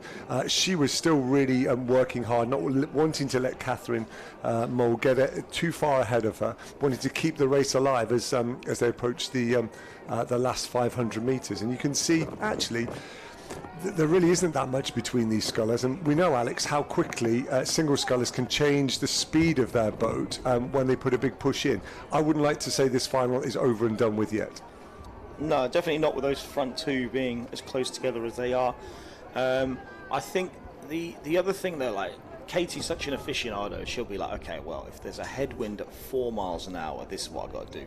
Like, she's just got like her theories on, okay, this is how I'm going to approach this, how I'm going to attack this. So she has a 4 and a bit second lead with 500 meters to go. She'll have something in her head where it's like, this is what I'm going to do now in that last 500 meters.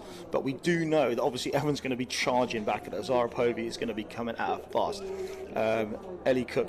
Like, these are names that just people, if you've been around the sport, you just know these names. You're familiar with the names up at the top. And, you know, Katie obviously really wants to put a gold medal because this should be her last BUCS. You know, there's kind of giggles like, she's still here. It's like, yeah. So if she goes out on a gold, unless she does a PhD, of course, but if she goes out on a gold, I think she'd be really, really happy. And so would the coaching staff, of course. And I have to say, when I compare Katie Mole's boat, that's the yellow boat on the right of your screen there, the Ampacker, when we compare her boat speed and how she's rowing that, sculling that boat to the third 500, I would say she's definitely put a push in there. She's really looked to move away from Zara Povey, and at this stage, I would say looks very confidently as though she's going to be first across the line. Zara Povey keeping a fantastic rhythm as well, super nice and strong. For me, the race is for the bronze medal. Through the 500 metres, the sculler Ellie Cook in lane 5 and the sculler Meg Knight in lane 1 were separated by less than a second. And as we look from our vantage point, you can't see this on your YouTube screen, I'm afraid, viewers, but it looks very competitive for third and fourth place, doesn't it? Yeah, and I just love that Katie is striding out here. I just saw that Zara took a look over her shoulder about 100 meters ago, and I think Katie was out of the periphery, and that's the key. Like, once you break the elastic, you can't overcome it. And Katie's still striding away. She didn't even need to, but she has put probably 3 lengths lead into that. Zara Povey sprints for second, so Reading will pick up another one, but that is a gold for Katie. You can see on the screen, absolutely smashed that final. That's phenomenal. And quick times there, 8:26, like we said in the last race. Rebecca Court went through an 8:50, and everyone in this final has just finished quicker than that. I hope you really enjoyed that at home, viewers. I really, really do, because that was a real treat. And what's wonderful, the quality of British sculling at this level is magnificent, and I dare say comparable to other nations, other countries around the world. Everyone was giving it their all there. Sorry, that seems an inane comment set. Of course everyone was giving it all. It was an A final. But what I meant was that the quality of the sculling within that effort was just magnificent as well. Well, frankly, any of these scullers could have graced any high-level final. They wouldn't have looked out of place at Henley Royal Regatta. They wouldn't look out of place at Henley Women's Regatta. They wouldn't look out of place at major European regattas, would they, Alex? Absolutely not. And like, some of these have many, many international vests, and I know Katie's really keen to add to the ones she's got already. And there's probably no better way of putting yourself really front and center than being like, I just won the champ single final. I can't do anything higher at a university like a BUCS event. There is nothing higher. That's as high as it gets. Following on to that, so it won't be a medal race next, but it is the beginner double. So I've been coaching the beginners at Birmingham this year, and I think that the addition of the double a couple of years ago is just a really good addition to what we've got going on here.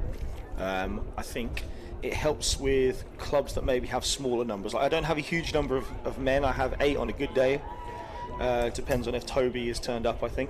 But in this case, you know, having that mechanism of, right, we can do a quad, we can do singles, we can hit the double, has really worked out very well. And I think that's probably the same for some of these other clubs. You see like Royal Holloway are on here, you got Liverpool on here. Now Liverpool have been pretty strong in 8s, but I think having the ability to sort of get down into small boats. So when we see the next final, there's like a Northumbria in there as well. So it's really good that it can kind of spread who's in what in these high finals. And just getting her medal there, Katie, she's so happy. Like, that's just fantastic. And I can see some of the other Birmingham people down there just celebrating as well. But That was Katie Jasarapovi about to come onto to screen here, and who was third? I kind of just missed that in the shuffle there. Who was third last time, Ryan? I think that was the sculler over in lane 5. I think it was Ellie Cook there, and she just managed to edge out in lane 1, Meg Knight. What's really lovely to see is everyone is very, very happy. You know, there's not that sense of, oh, I've missed out on something, I should have got something else. It was a good, honest race, and everyone got everything that they deserved. I think it's probably fair to say. If we could switch attention back to this beginners double B final, some good news. We've got some times from the 500 metre mark. In first place in lane 5, it's the double from Liverpool University. In second place, Alex, you'll be pleased to see it's the double from Birmingham University, about a second or so behind. In third place, it's the double from Queen's University, a second behind them, and then Royal Holloway a further second behind. Durham in fifth, and Bournemouth not a million miles away in sixth place. Yeah, so in the semi-final earlier, Royal Holloway and Birmingham had... so Birmingham, we've been training on about 700 metre piece of water, and my crew is really quick to about 700 metres. And they were really quick in the last 700 metres, but that middle 600, Royal Holloway went from about 2 or 3 lengths down to level, maybe a bit ahead, and then we pulled back in front. So, you know, Liverpool weren't in that one, so it's really close up the front, but let's just see how Arjun and Charlie, or as they like to call themselves, Apollo and Rocky. And I know Charlie's dad apparently is going to be really happy to hear that was put out. But yeah, Rocky and Apollo are near the front end, but we'll have to see. Can they sustain it through the middle, or is the 700 metre wall going to hit them again? Well, I'll confess I've got a vested interest in this one as being a former member of Liverpool University Boat Club, so I'm afraid I'm going to be a little partisan on this one, Alex, and give the boys Riley Cook and Will Sinclair a massive shout out there. They've taken the race out really well, and as we look at our screens, they're maintaining a really nice strong rhythm. They might not have been one of the first two through from the time trial, from the qualifiers, but they are certainly stamping their authority over this race as we approach the halfway mark. Yeah, this Liverpool double looked really nice. I think they're doing a good job here. Good flow. There's Rocky and Apollo just coming through shot. Queen's there, always really good in the beginners as well. They're really tight. It's close between those two crews. And then Royal Holloway, who, like I said, had a really good middle part. Let's see if they can kick it on. They didn't really do anything different. They were just able to sustain the speed.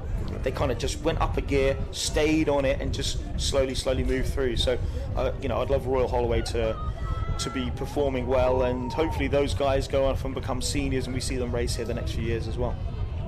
Yeah, I want to notice as I look at the screen, I'd be interested in your observations on this. The blade work's looking pretty good. I mean, these are beginner doubles. They've not been rowing for, I think this is their first season. Rowing into quite a strong headwind now. Do you think that headwind's going to help them in the sense it might sit the boat up a little bit, or do you think it'll hinder them more in the sense that these guys really don't need a long race? I think it will help sit the boat up a bit, but the problem is then usually if you watch, like, for example, my double, the blades coming away from the water a little bit as they square up, just because when you're through that sort of 45-degree angle, the wind kind of pushes your blade up into the air. So having that control into the catch is more difficult. But I suppose it is the same for everyone. There is a headwind, but it's a pretty straight up the course headwind. So it's not like Dorney where one of the sides is a bit more sheltered.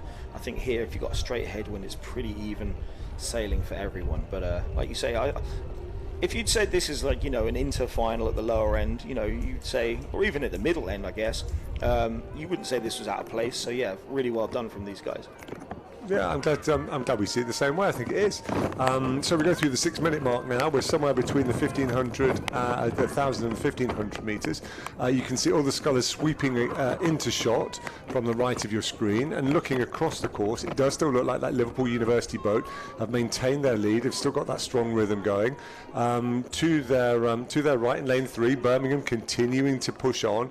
It looks like lane 6 is starting to work away into this race as well. The Durham crew starting to come back into it a little bit. From our high vantage point in the commentary box, it almost looks like a line. Obviously there's a little bit of difference with that crew in lane 1, just Bournemouth crew just struggling a little bit there, but really doing their best to stay within the race. Yeah, looking at the course, lanes 2, 3, 4 and 5 doing a good job. I'd say lane 3 maybe just their nose out in front of lane 4. and lane 5 as well. That's so in the middle of your shot. You got Queens who at the head. They picked up medals in 5 of the 6 beginner events, so we know Queens are really good at beginner stuff. To the left, you've got Liverpool, and on the right, you've got Birmingham in red. So where are we? We are 3:50 to go. So this is the time where you really got to just stick it up. But this is also the time when beginner racing can get quite exciting, just because going for the line doesn't always quite work the way you want it to work.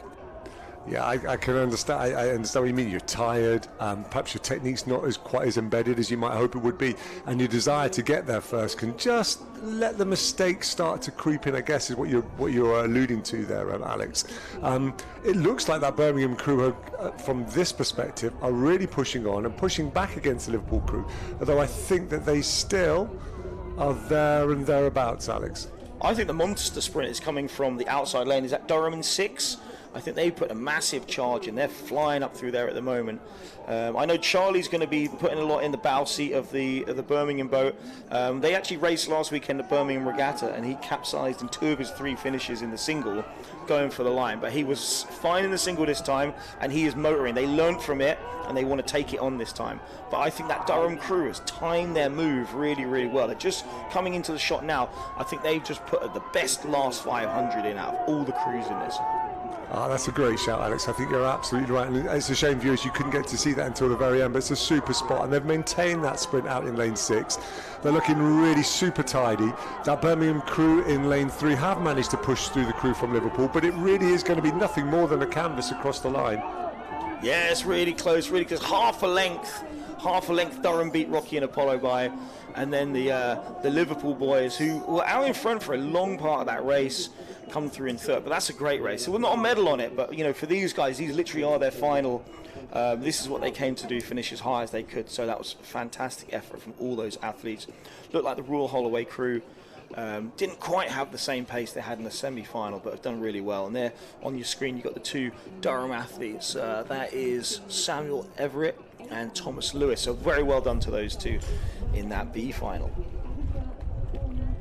Yeah, absolutely fantastic effort. And there's one final finishes, so the next one starts. Here is your A final for the Open Beginners Doubles. You can see the lane call there. In lane 1, it's Edinburgh A. Lane 2, Bournemouth A. Lane 3, Loughborough A. Lane 4, Loughborough B. Lane 5, Northumbria A. And out in lane 6 on the scoreboard side, the far side as we look at it on the TV screen, is the crew from Reading. And Alex, we've got some times. I think looks like we're going through the 1,000-metre mark now. Certainly 500-metre mark. Yeah, and that Loughborough crew out in front, I believe the guy in stroke of that crew won the single on Friday, and I think he stopped before the line, gave a little celebration, and then finished his race. And I think his coach was like, that's not really what we're doing rowing. But fair play, it's the new generation, it's new rowing, it's what happens now. But they have, 20 seconds nearly at the halfway. That is a phenomenal lead. And then there's another Loughborough crew who has Chloe Bernard, who this is open, but she won the beginner single on Friday, and she's in a boat with Ruben Kerry, and they are in 2nd place. So this could be a Loughborough 1-2. It is at the moment. Reading are the crew who are closest, and it's interesting now that Reading are doing beginner sculling. So I don't remember them doing much of it. This is the first time I've really kind of seen them on the scene. Now next year, is Reading going to be the one to beat, or is it going to be I know on the women's side typically Edinburgh, and Edinburgh are in here in 4th at the moment, so some of the big names definitely featuring here, but will we have someone new on the top of the tree? Yeah, that's right. I hadn't realised that was the case, that Reading hadn't dipped their toe into the beginners before. Dare I say, an incredibly strong sculling program gets to become even stronger by getting even greater depth and training up the scullers for intermediate and champ, rather than picking off perhaps or attracting top level juniors and perhaps postgraduates to come and join their squad in due course. We're looking for some times at the 1,500 metre mark when they get there, but just looking at the screen, you can see how well this Loughborough crew, this Loughborough A crew in lane 3 are doing. it's almost, dare I say, like two different races, but it's a wonderful display and testament to the coaches at Loughborough University. The fight for silver and bronze continues to be a close one, and you can see there, just picking sort of the third chapter of the race, you might say, are the doubles in 4th, 5th and 6th, Edinburgh, Bournemouth and Northumbria, I believe. Yeah, well, that first crew was miles out in front, but you could actually throw a blanket over everyone else at the 1K. It went between 4:03 to 4:07. So all the other medals were definitely up for grabs. Just coming through the 1500, it's still a big lead. Now it's about 20 seconds. And, I mean, that could be one of the biggest winning margins of the whole weekend in a medal race. Sometimes you get a little bit of discrepancy in some of the minor finals, usually due to something like maybe someone's seat has come off, something's happened in the time trial that's put them in a much lower final. But in a medal race, to win by 20 seconds, that's a huge difference in speed. And you were commenting earlier, Alex, just at the quality of sculling, and some of the scullers that we'd seen in previous races, how they wouldn't have looked out of place at the bottom end of the intermediate range. Well, the same must be true for this Loughborough crew in lane 3. I mean, they look fantastic. Really moving well together. Obviously still beginner, but the boat speed that they've managed to generate over their peers, as it were, competitors competing at the same level, is absolutely remarkable. What we can see from your commentary, from our commentary booth, that you can't yet see on the TV screen, is that in lane 4 it is still the Loughborough crew in second place, the Loughborough B crew, but in lane 1 the crew from Edinburgh are really starting to pour it on now. Just a couple of steering issues perhaps. If they can hold their line, they might come through. Followed over by lane 6, the crew from Reading also have started their sprint to the line. I think they might run out of water, but it's a great finish to their race. And I can confirm that this time the finish line has been crossed before the celebration. There we go. So well done to Julian and Eric. A bit more difficult in a double to probably stop and celebrate, because your other partner's probably going to hit you in the kidneys. So probably a smart move, across the finish line. And now they're cheering for the next crew. Who is it going to be? I think it is going to be a Loughborough 1-2. So very well done to the PDA group. I think Ben Welburn's going to be very, very happy out there. But just as that Bournemouth sneaking through into 3rd. An unbelievable move there from 5th to 3rd. Very well done to Bournemouth. I think a few years ago when this first came in, Bournemouth were doing really, really well in it, and it's good to see that they were able to pick up a medal again. So there's Julian and Eric on the screen right now. They won by a long way, but they put in a really strong effort. So 14 plus 8, that 22-second victory over their crewmates or teammates, Chloe and Ruben, who picked up the silver. But yeah, that was a really well executed performance, and probably one of the performances of the weekend, I would say. I can't argue with that, and it was lovely to see just how much the 3rd place, the bronze medal, meant to those Bournemouth scullers. Lots of slapping on the water, lots of back slapping, real sense of joy. It wasn't captured on YouTube, but from our position up here we could see that, and it's great to see that sprint brought them the reward of something to take home, as it were, because they were, as you said, Alex, down in 5th place with about 200 metres left. Right, we turn our attention from sculling back to sweep now. We've got the B final of the women's beginners Coxed 4s. You can see in lane 1 we have the crew of Swansea A, lane 2 Queen's A, lane 3 Imperial, lane 4 Leeds and lane 5 York. And I should say, forgive me, I've not said this before, lane 1 is to the right of your screen, and we're moving out across to lane 5 on the left of your screen. We've got some times there for you, the first 500 metres. You probably don't need me to rehearse those, but we can see that it is Queens that are out in front over the IC crew, but there really is nothing in it at this stage, Alex. 0.3 of a second. We're talking bow ball to bow ball, aren't we?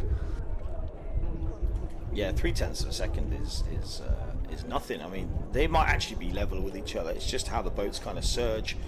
I'm not 100%. I haven't done the timing here. It's done by volunteers, and if anyone's interested, you are more than welcome to come and be part of the volunteer team here, doing stake boating or doing the timing. I know that you hit a button, you press a button as the crew goes past, and you put in the order that the boats went past. But you know, I suppose it's how quickly can you press that button, you know, to get the 2 times. You can see in the middle of your screen here, Imperial. They are in a lovely Empacker, but they do normally train in a Janusek, I was told earlier on. But they get to use this when they're on the lake, so very well done. Queens, you can see, like I've said before, Queens have been fantastic in their beginners. I feel like they might be a little bit disappointed to not be fighting for a medal this time, but they are just like 0.7 of a second. This is a really good race, and in fact those first three are all separated by just a second and a half. So some really good racing up there between Imperial, Queens and Leeds, with Swansea and York following on, and a little bit of a race between each other. They're about 4 seconds apart, which is about a length. So in such a tight race, knowing that you're racing with beginners, Alex, if you were the Cox, or you coach, if you give the Cox some instructions, obviously they can't necessarily see because they're in a bow loader and they're looking forward, but they get a sense of the race that's going on around them. In such a tight race, what would you recommend a Cox does, or what should a Cox do in order to keep their crew focused, concentrated, and not get distracted by the opposition that's so close either side of them? Yeah, I think it's tricky when you're in the bow loader here with the beginners, because you can probably feel a lot. You can't actually see a lot looking around. But I think, you know, Kieran, who coaches one of the clubs near York, he was just saying basically, you know, if your athletes are just willing to run through a brick wall, if they're going to work really, really hard, they'll probably go quite far. And probably at this point, that's kind of the attitude they probably want, is just work really, really hard. I mean, I prefer a bit more like technical stuff, but I think, you know, when push comes to shove, you want to be very automatic, and it's just going to be about, all right, let's get the legs on, you know, sit up, drive on, you know, let's put this next 10 strokes to really hit these finishes together, stuff like that. But a little bit generic sometimes, but as a rower, sometimes you just want something to grab onto for the next 10 strokes to just take you just a little bit closer to the finish line. Yeah, I think for me at the beginners level, this is where the Coxes really can make a difference, can earn their money. I think as you get towards that sort of intermediate and championship level, there's a sense of we need the Coxes role becomes a different one. But at the beginner level, just that idea of keeping that crew together, keeping them focused is super important. Let's turn our attention back to the race. We can see on the left of the screen, lane 6, and to the right of the screen, we've got lane number 1, Swansea. It looks like the Queen's, sorry, it's lane 5. Queen's crew in lane 2 look like they have pushed ahead and are pushing ahead in this third 500 metres. We've not got any times yet. To their left, we've got the Imperial crew. They look probably about a length behind, something like that, maybe a touch of overlap. And then to their left again, we've got the crew from Leeds, and they look a lot closer. I can tell you actually, as the 3 crews went through the 500 metres, it was IC that were out in. It was, in fact, Queens that were out in front. They pushed back in front, and they had a length over IC, followed then by Leeds, who had the overlap. And that looks like it's playing out as we enter the last 300 metres, Alex. Yeah, some lovely racing going on out there between these crews. I'm just looking out the window at the moment at Loughborough, who have received their gold and silver medals, and just being like, you know, having their own little personal photo shoot down here. But they're really ecstatic to get it. And Bournemouth are down there; they've got their medals as well. So fantastic work from Bournemouth from that last race. Turning our attention back to this, so we got Imperial racing really, really hard with Leeds and Queen. So all 3 of these have been, you know, really side by side the whole way down, and they continue to be side by side as they enter the last 250 meters. Looks to be like Imperial will need to make the biggest finish, and they're going to have to really move. You can see, like, when you watch beginners, I think it's far more evident, like, when they're putting that work in, and you can see in that Queen's crew how much effort is going into the water right now. Yeah, I think you're absolutely spot on there. I don't dissent from that. And as you look at the 3 crews, I think it's that Queen's crew that are doing and making the better job of it, and that's how they've managed to forge that lead over the 2 crews to their left. Leeds still look tight. They're definitely on the move. I think they've made a little bit of a move on IC, and I'd say as they go past us, Alex, I think this is probably your 1, 2, 3 as you can see it on the screen. Yeah, the 1, 2, 3 and the Felipe, the Hudson, the Empacher. It's a far cry from the previous set of boats you'd normally see in beginner. I was going to make a meme earlier. I saw Cardiff in this sort of yellow boat that was called Mum, and I was just going to say, like, this is heritage. Here we go. But that was some fantastic racing. Like, they're obviously good enough to earn the use of those boats, and this is a really good race. The race within the race here between Swansea and York, it just goes the way of Swansea. But you can see how elated the Queen's girls are and the effort they had put in. So very well done for Queen's. Belfast's beginner women's crew there winning the B final in the women's beginner fours. Absolutely right. And as you look at your screen, we can see now the A final of the women's beginner fours, Coxed forces coming down the course. In lane 1, to the right of your screen, we've got the crew from Liverpool University, their A crew. In lane 2, we've got Surrey A. Lane 3, Edinburgh A. Lane 4, Nottingham A. Lane 5, Exeter A. And on the left of your screen, the crew from Cambridge, their A crew. And we've got some times as we go through the 500 metres. It is Edinburgh that held a commanding lead, I would say, a 5-second lead over Nottingham in second place in lane 4, followed then by the crew from Exeter, a second behind, so a significant overlap with that Nottingham crew. Surrey a couple of seconds behind them, and then Liverpool in 5th and Cambridge in 6th. There's a spread of about 10 seconds across the field, which is quite a lot for 500 metres. We'll see how the race takes shape over the second 500 metres as we approach the 1,000. But if I was in that Edinburgh crew, I'd be delighted with the start that I'd made. Yeah, and I think Edinburgh are looking for the double win, the 4 and the quad for beginners. They won the quad yesterday, and they're going for the 4 here as well. I think they've done that double a few times, and they'll be looking to do it again here. They were the class of the time trial by about 5 seconds, and they're just moving out. Like, if you watch it, it's not necessarily the sharpest rowing you'll ever see, but they obviously, once they get hold of the water, they move this boat better than any of the other 5 crews in here. And also, just to say, I know it said A at the end of every crew. That means there's more than one entry from that institution, so really well done to these clubs for supporting not just the top 4 but having other crews in this event as well. Yeah, absolutely, and I think that internal competition probably makes the A crews what they are. But you're right; it's a great advert for these university programs if they can get people in, put bums on seats, get boats out, rather than just saying, "We'll just take the 4 or 5 best of you." No, actually, we want everybody. We're a broad church. We want as many people racing as possible, and we will look to support that and sort of give you every chance of success. As we look at the screen now, you can see how close it is going through the 1,000-metre mark between the 2nd and 3rd place. That Edinburgh crew have really pushed out. They've doubled their lead. Exeter have just moved from 3rd into 2nd. Nottingham just dropped down from 2nd into 3rd. But there's not really a lot in it with 1,000 metres left. The Surrey crew in 4. Open water between those now. They're going to have to work really, really hard, but perhaps that Cambridge crew that are in 5th place that have moved up from 6th will push them along, and maybe both boats can make a move in this third 500 metres. It is the crew from Liverpool in 6th. I'm cheering them on. Come on, Liverpool. Hopefully they can find a way back into this race, but they're a little off the back at the moment. Yeah, and I know Surrey in 4th, that's not where they want to be. They love picking up these beginner medals, and it helps that through flow through to their senior squads. So they will be wanting to pick up that 4 seconds. Nottingham, like you say, just slipped behind Exeter.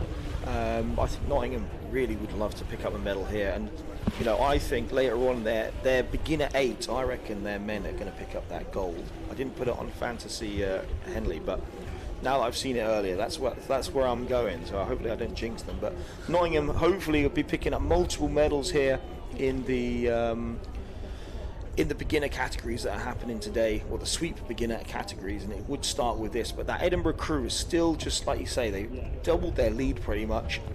They're just walking away. Like, they're splitting the second 500 was not as quick as the first 500, but they have sustained their speed better than anyone else. Yeah, and just a word on that Nottingham University programme. I'm lucky enough to coach down here on a sort of almost daily basis, and it's great to see their flotilla hit the lake. The standard of coaching is fantastic, and the work that they put in is incredible. And I think the depth of their squad really has assisted their programme, and you can see why they're so successful with their beginners, both men and women, as a result. From our vantage point, we can see now the crews across the course. You can see them on your screen. The gaps are getting bigger and bigger, which is probably what we'd expect in what are quite tricky conditions for beginners. But perhaps the medals are almost done and dusted, perhaps. I'm really looking forward to seeing what happens between the Exeter crew and Nottingham crew in this third 500. It looks at the screen as though the Exeter crew has a lead, but I think that Nottingham crew still just about has an overlap. Alex, what do you think? Yeah, I think they might. Exeter might actually have pushed out just past the overlap potentially. I was more so looking at this the dominance being asserted here by the Edinburgh crew. They're not particularly rating it up, but you can see how hard they work once they're in the water. Like I said earlier, they're making the boat move quicker than anyone else. You know, there's still room to improve. I wonder if they'll go to Women's Henley and try and attack the development 4. There's still more development to come, but they're obviously the cream of this. They're the cream of this crop, and if they can continue to make gains. But I think just fantastic work from Mike and his team up there at Edinburgh to year on year produce, the top athletes in the beginner ranks. Now, you mentioned earlier, Alex, that's crew from Surrey in lane 2, and that they wouldn't be necessarily happy with what they've done in the first part of the race. Looking at the screen now, you can't see them, viewers, sadly, but in lane 2 they really are pushing on, and their braid work's looking pretty tidy. And I would say that they're starting to get an overlap with that Nottingham crew. I think Nottingham may have sensed the danger because they've started to move their boat on, as you see this Edinburgh crew rowing towards the line and finishing majestically to take what will be a gold medal in this A final. Yeah, I don't think that Surrey will be able to get onto Nottingham. I don't think you can really overcome a Nottingham crew down this last 250. They're just used to it. You could just see there, Edinburgh, the elation, fantastic work from them. But it'll be Exeter who pick up the silver medal here. So fantastic work from Exeter, and it will be Nottingham who cross the line in bronze. So that's your 1, 2, 3. There was the race really in the middle between Exeter and Nottingham, but Exeter come out on top of that. There go Surrey through the line, and then on our outside lane. So it's Cambridge, but it's like a development group on that far side of the shot. Basically, the athletes from different colleges get brought together, and I really like what Cambridge do to help develop athletes as well. But there's Edinburgh on your screen right now. Sophia, Isabel, Esther, Linka and Anna picking up the gold medal here, so very well done for Edinburgh. And like I said, I believe they've done that double last year, maybe the year before, but some fantastic work from Edinburgh to pick up that gold medal.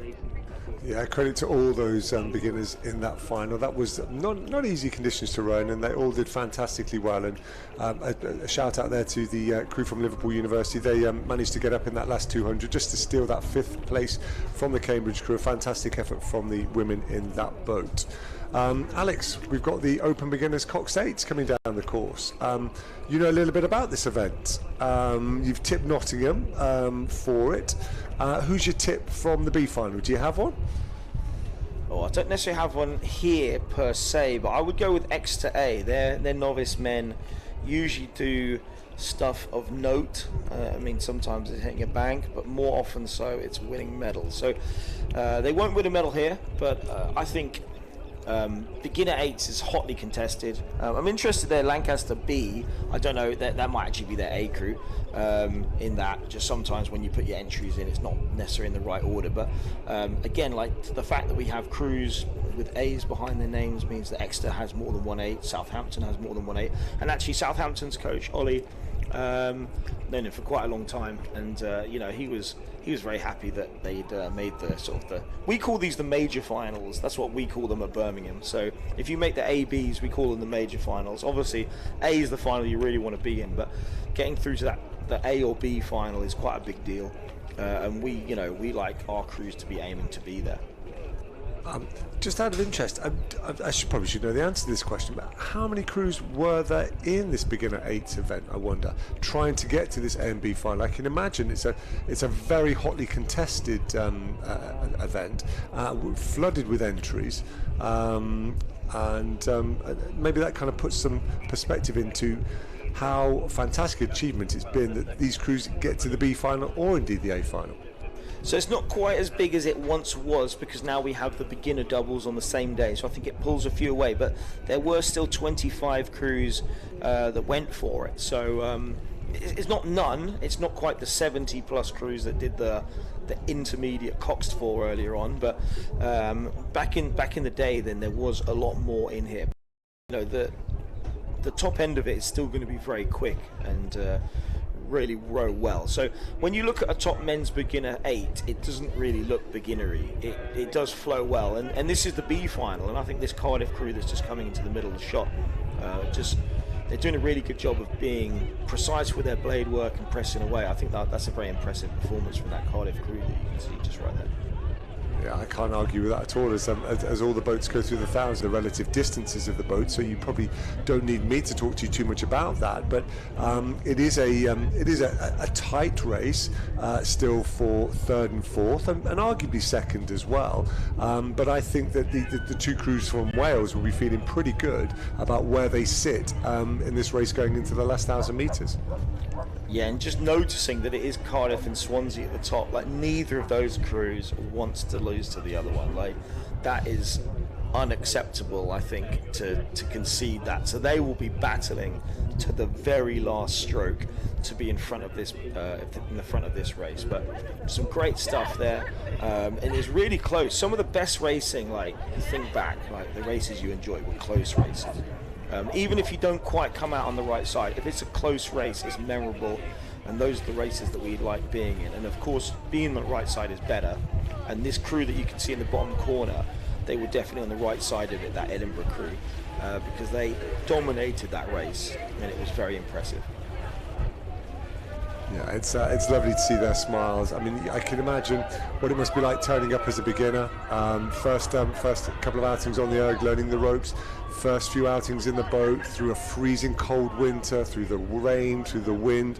All the time people telling you you've got moments like this to look forward to, but perhaps never quite believing that it could be you or would be you. The competition to get in the boat as well, and it's just lovely to see the big smiles several months on, and them sort of being proud of what all their efforts have allowed them to achieve. It's absolutely fantastic, Alex. Yeah, and I think rowing on that lock there at Strathclyde, like, that'll harden you up. I've rowed on that. Nothing Nottingham can throw at you will phase you, but yeah, great work. But it's not just like the speed on the race day, and well done here to Exeter, who will see. It's about, you know, the graft you have to put in session after session, day after day. It's not just about being the fastest crew on race day. It's like the ones who train the hardest, that prepare the hardest. And I do wonder at Edinburgh, like, is there pressure on these athletes, or is it just self-pressure? Because if your club has continued to, like, we win this, is it like, oh, we're just going to win it again? Or is it like, oh my gosh, I need to continue the run, or are we going to be the ones that don't win? You know, so I think Edinburgh, they know what they're doing, and it's everyone else's job to go and take a medal off them. But just turning our attention back to this really good race that Cardiff is still out in front of.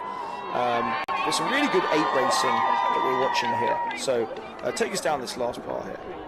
Well, it does look like it's going to be Cardiff that wins the grudge match of them and Swansea, but I'm looking, as you are looking, at the 3 boats in 4, 5 and 6. This is an absolute humdinger of a finish. All the boats have started their sprint. Out in lane 6, they're really trying to take it up, but it looks like the crew in lane 5, that Swansea crew, are just going to hold on to their second place. Inside that crew, to their right, we've got the crew from Warwick that are pouring on the pressure, but look like they might just be running out of steam a little bit. But there's less than half a boat length between second, third and fourth, and as we cross the line, I wouldn't like to call which of the crews came third or fourth, whether it was the crew in lane 6 or the crew in lane 3. Fantastic effort there in crew 4 or 6. Fantastic effort from the crew in lane 3 there, the Exeter crew, and then the Lancaster crew coming over very closely behind in 6th place. Yeah, as you say, beginners 8, absolutely fantastic. Super exciting, Alex. Yeah, and I think that's got to be a photo finish between 3rd and 4th. I was looking down. I'm not quite in line with the line, but it was. I don't think it was the 0.4 of a second that I'm seeing on our little monitor. I think it was smaller than that, but it was stunning to watch. I just love how far an 8 can go between strokes. You know, you take a stroke and it just runs and it runs and it runs, and just like the momentum that it carries through there. I was watching that Warwick crew, and they were doing such a good job of just letting the boat move and move and move. But like, if they can race like that already as beginners, you know, it bodes really well for them in the future of this sport. We got a second of these in a row. This is the medal race. It's York, Sheffield, Surrey, Nottingham, Queens and Bath. So big spread of names. Surrey, like I said in a few races ago with the women's 4, they really love picking up those beginner medals. I just think Nottingham looked really good earlier on when I was watching. I don't know what it was. I just looked at it and thought, yeah, they're hot this year. So hopefully they can do it. I think with them, they would have been chomping at the bit, because I think they got flooded out a lot through head season, didn't get as much racing as they wanted to coming into, say, BUCS Head, and this is their opportunity to be like, no, we're actually the quickest. But it's only half a second between them and Queens, and I think Queens is who I put down as my prediction ahead of the regatta. So, as I say, I called it earlier. I thought Nottingham looked really good, but Queens are just, they win this often. They win this often, and they're going to want to win this again. And is this the second one within half a second? Second split point. This is some great racing. Yeah, it looks like it's head-to-head for gold and silver between Nottingham and Queens, and I'd say head-to-head between Surrey and Sheffield in lanes 4 and 5 for that bronze medal. The crew from Bath just off the back a little bit there, and the crew from York just a little bit further behind them. You're right, we did lose a lot of water time in Nottingham over the course of this winter. The river was very high, the lake flooded for a period of time. It wasn't the worst flood we'd ever seen, but all the boathouses were cleaned out. But I think we certainly lost time off the water. I suspect lots of others around the country did as well, but there really wasn't the alternative of the river to choose from. I don't think crews really travelled anywhere either, so it was just a lot of land training, and that can be tough as a beginner, because you need the water time, don't you, to improve your skills and get up to speed for things like BUCS Head. Yeah, and Ali Brown, the Brooks head coach, was saying as well, they have beginners, and he was like, respect to them, because we couldn't get them on the water. It was flooded, but they kept turning up, and so I think fair play to every program that was interrupted by the weather over this winter. But sometimes you just got to adapt and overcome, don't you? But there's two races here. There's the gold medal race, which was half a second apart, and then there was the Surrey-Sheffield race, which was 0.3 apart and was 0.6 apart at the 500. So we've got two races here.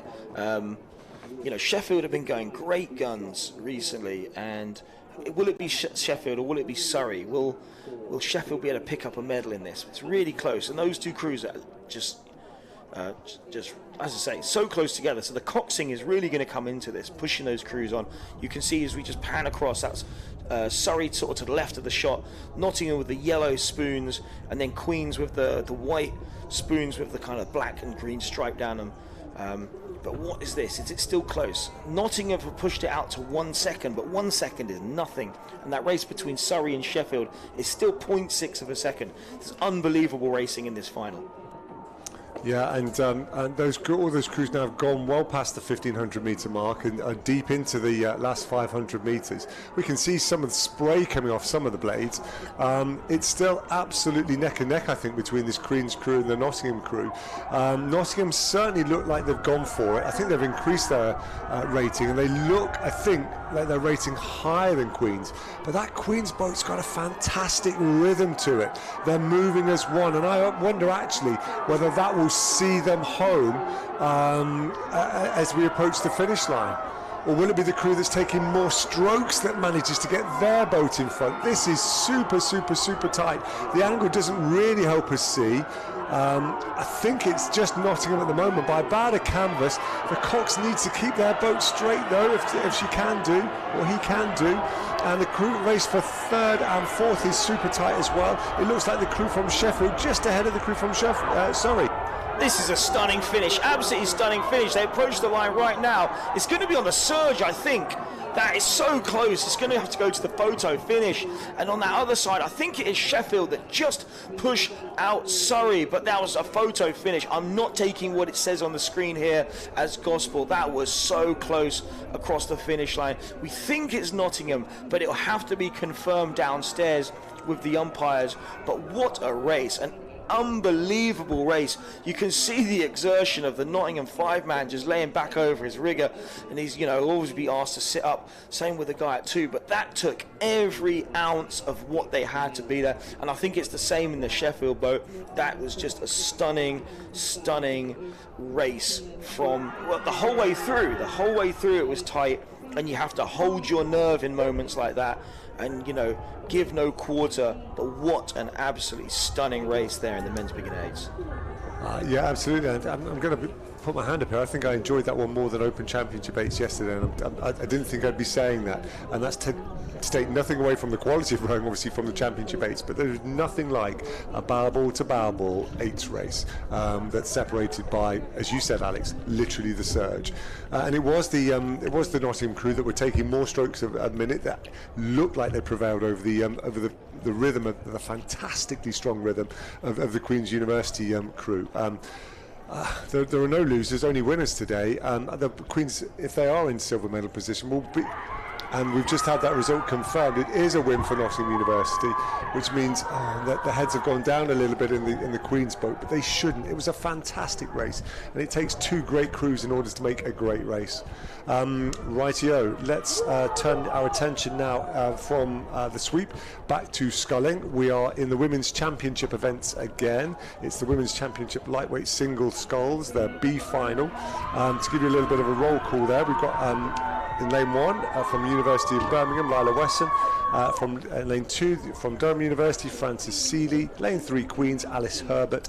Lane 4, Lucy Agamba. And lane 5 from Harper Adams, Bethan Gumbo. And lane 6 on the far side, the left of your screen, Annabelle Collins. And we've got some times at 500 metres. And it is the sculler from Durham, Frances Seeley, that's leading. Well, that's 0.5 of a second over second place, the second place sculler from Queen's University, Alice Herbert. She has a 2-second lead over the sculler from Harper Adams, and she is tied really 0.9 of a second with the sculler in 4th place from Lucy Agamba. A couple of seconds behind that is Lila Wesson of Birmingham. So a great race in what's going to be quite tricky conditions for lightweight scullers, racing into a strong headwind, Alex. Yeah, and it's good to see it's only 4 seconds really separating all these crews in the first 500, so very even speed. This is probably going to be one of the slowest B finals of the day, but not because of the athletes not putting the effort in. It's just the reality of lightweight women's singles into a headwind, so it's going to be a war of attrition. Lila actually is an NCRA girl. She's going to be very familiar with rowing down here. Her coach Martin was chatting to me on Friday. Never spoken to him before, but he was taking interest to see how she was getting on, and we'll be looking forward to her going quite quick. So she's a little bit off the pace here, just by a couple of seconds, but she'll want to just sort of motor through this next part of the race. But just very long and controlled here. Probably the contrast between this and what we just saw in the men's beginner 8 in the last 100 meters or so. Like this is just far more controlled, paced. The rhythm's there, but I'm sure this will explode into life in the last 500 meters. But at the moment, all the scullers just dealing very nicely with the conditions, just being efficient, long and loose.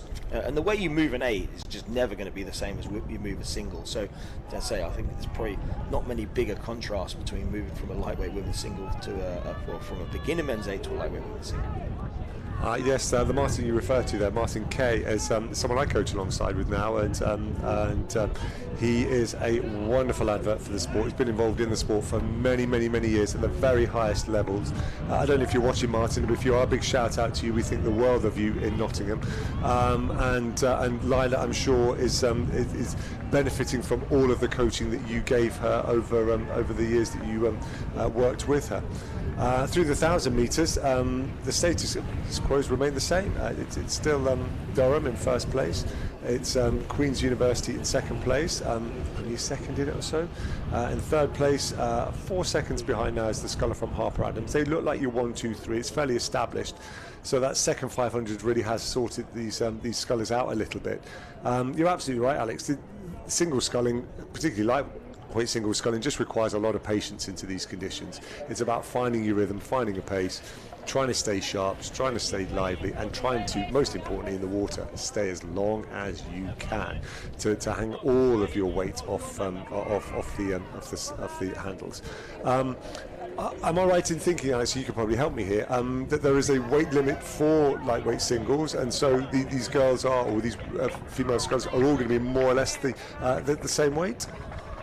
Yeah, I forget the exact number, but it's around 60 kg. It is in that region of.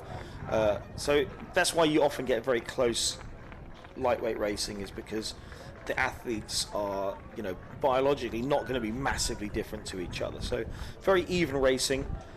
Just on the screen a moment ago, we saw Queens who picked up the silver medal. I'm sure they would have wanted the gold, and in a race like that, you want to just be on the right side of the surge. But, everybody comes into the race with nothing. So, if you're sixth, you weren't sixth before it started. You had to cross the finish line. If you're second, you had to earn it. And fantastic work from those Queens guys to go pick up that medal and add to the medal tally of that table.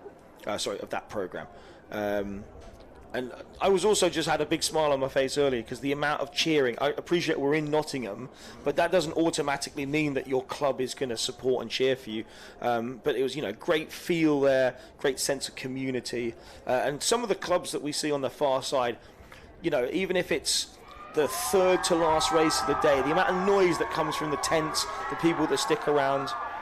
And if I put my mic by the window,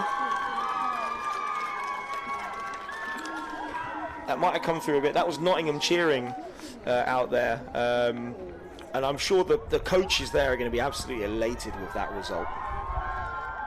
Yeah, absolutely. And I can see the spectators there coming, hugging the crew. This really, really, really clearly means an awful lot to the oarsmen, to the Coxed, to the supporters, and to the programme itself. It's fantastic, and this could have been any crew, and I'm sure it would be, but it's lovely to see Nottingham on their home water, as it were, really enjoying the experience, really enjoying the win. As we turn our attention back to the race, and we don't mean any disrespect to the scullers in this B final at all, it's a fantastic effort that they're putting in. The race has now started to spread out a little bit more, and in that third 500, the sculler from Queens, Alice Herbert, has asserted herself over the rest of the field. She's now got a 3-second lead. That's going to equate to about a length, and she'll be able to look left and right and feel like she's in control of this B final. In second place in lane 2, the sculler from Durham, Frances Seeley, is also doing really, really well. And she's moved out on her opposition in third place. The sculler in lane 5 from Harper Adams. She's got about a 5-second lead over her at 1,500 metres. As the race comes into the last 200 now, it looks like these final places are pretty established, but I'd say that the sculler there out in lane 5, the sculler from Harper Adams, is sticking to her task. Perhaps get a sense of the Durham sculler in lane 2, might encourage a sprint as we approach the finish line, Alex. Yeah, absolutely. Just having a kind of a look out there at the quality of sculling here. These people would have just missed out on the on the A final in some cases. So yeah, this is a stunning bit of sculling here from the Queen's athlete out in front, and didn't have to take it up, but it's definitely moved through the line wonderfully. So very good work there from the athlete from Queen's, crossing first, 9:33.1. But this is the tight race here. So we watch probably by about a canvas. Durham over Harper Adams, we think, just by maybe a second or so. Crossing now Surrey, crossing in 4th, and then Lila here just crossing in 5th. So, not a huge gap between 1st to 5th in that race in the end, given that how much difference in speed you can sometimes have in singles. But good racing from all of them, and just the Queen's sculler is on your screen right now. So well done in that B final to Queen's Belfast, Alice Herbert there. And coming down the track next, it is the Women's Championship, Lightweight Championship singles A final. Fantastic field again here, real depth and quality of scullers. If I give you the times at 1,000 metres, the sculler in lane 3 from Edinburgh, Izzy Clements, led the way by a good margin over the sculler from Oxford in second place, who's in lane 4, Hazel Wake, a 7-second advantage there. In third place in lane 2, the sculler from Reading, Luthea Paletti, about 5 seconds further back. And then in lane 5 we had Florence Dallas from Reading University, followed then by Imi Clements from Reading University, and on the near side, on the grandstand side, the side closest to us and usually on the right of your screen, is the sculler from Cambridge, Helena Alandai. And then you can see the times that are being put up on your screen at 1,000 metres. Izzy Clements having an absolutely fantastic race there representing Edinburgh. Really, really managed to grab it by the scruff of the neck, and you can see her in the centre of your screen working away. Really great blade work in what are quite tricky conditions, super rhythm, and able to look left and right and really feel like she's able to respond to any of the moves that any of her competitors make. Hazel Wake at Oxford is a fantastic sculler, and she is really, really working away as well, and take nothing away from her. She's in second place, but the standard of her sculling is absolutely fantastic too. Alex, any observations that you'd like to make about these scullers as they come into the last 500? I mean, just that Hazel Wake has been around forever, so I wanted to put another charge in and pick up maybe another goal, but I do not think that Izzy Clements is going to want that to happen. I think Izzy Clements put herself in a position to be like, no, I'm going to be in charge of this race. I know what Hazel Wake has done. I don't want to deal with that. I'm just going to sit out here and control from a couple of lengths, which is what I think. Big up to Sheffield here. Got a lot of time for Sheffield and with Nottingham. It's going to mean a lot to these guys. Like you sign up. I suppose there's a lot of unknown when you sign up to a sport. You're like, okay, I'll try this rowing, and you're a beginner. You haven't done it before. You know, you don't have any idea. When someone comes and like, oh, move the foot plate, you're like, what? That means that the shoes, oh, they can move. Yeah, of course they can move. You know, it's learning a language. It's, you know, a gate, a front stops, a back stops, catch, drive. There's so much wording that you have to learn, and these guys have obviously done a great job of learning it there on the Dam Flask Reservoir. So great work for Sheffield. Very proud of you guys for doing that. But yeah, up at the front here, Hazel Wake is still in touching distance. I think Izzy Clements still has the lead she had, and will be in a pretty happy position there. Moving well though, really nice stuff. I think this is some stunning sculling. We expect it to be. You know, this is women's champ lightweight singles. I believe it's a USA event. I want to say it's a USA event. So, you know, you get the opportunity to go to the European University Championships if you're in the top 3, and so these are making themselves eligible here. One of the things I really noticed about the sculler from Edinburgh's technique is just how low and flat they, that drive is. Not wanting to get too technical, but you'll see when she puts the blades in at the catch that the hands don't rise tremendously and they come back towards her on a really flat level, and that just allows her to hang the body weight through the handles onto the spoons and just keep that boat speed high. You contrast that with the sculler in second place, Hazel Wake's fantastic, slightly higher movement of the hands at the catch, not quite so flat. And that can make a difference, as we've seen down the course, but take nothing away from both of these scullers. What a fantastic advert for Championship lightweight single sculls. So that's first for Edinburgh across the line, second Oxford, and the first of the 3 Reading scullers in this final comes across the line in third place. That's Lucia Paletti from Reading University. Fantastic effort. Followed shortly by Florence Dallas representing Reading. And then we've got our final 2 scullers coming down towards the line there. On the far side, Imi Clements, and on the near side, Helena Alandai. Yeah, I think Izzy Clements there on your screen, she sculled that stunningly well. I might just go and clip that off and just show my beginners for next year, like, this is how I want you to scull. If you do this, you'll be absolutely fine in this sport. Right, on to one of the hotly contested events. Now, I know, so one of our crews suffered heartbreak by not making it into the A or B final. They were 13th, but 3 seconds would have put them in the A final. That is how close this was. So 3 seconds separate the A final from the C final. So in this B final, we have some big names, of course. I mean, it's into 4s, and we have Bristol, Durham, Brooks, Oxford, London, and Newcastle. And considering that's a B final, that is some lineup. I was literally just about to say, if you told me that was the A final with those names in, Alex, I'd have absolutely believed you. This event is incredibly stacked, and we'll see. Look forward to the A final, and we'll talk about that in a little bit. But let's get back to this B final. It's super tight at 1,000 meters. There's 3 seconds separating first from 6th. The interesting thing to note is that it was Newcastle out in lane 6 that had grabbed the race by the scruff of the neck, and that we were looking at them going through the 1,000 metres in first place. At 1,500 metres, they'd maintained that lead over Durham. They got a couple of seconds, who in turn have got a couple of seconds over the Oxford Brooks crews.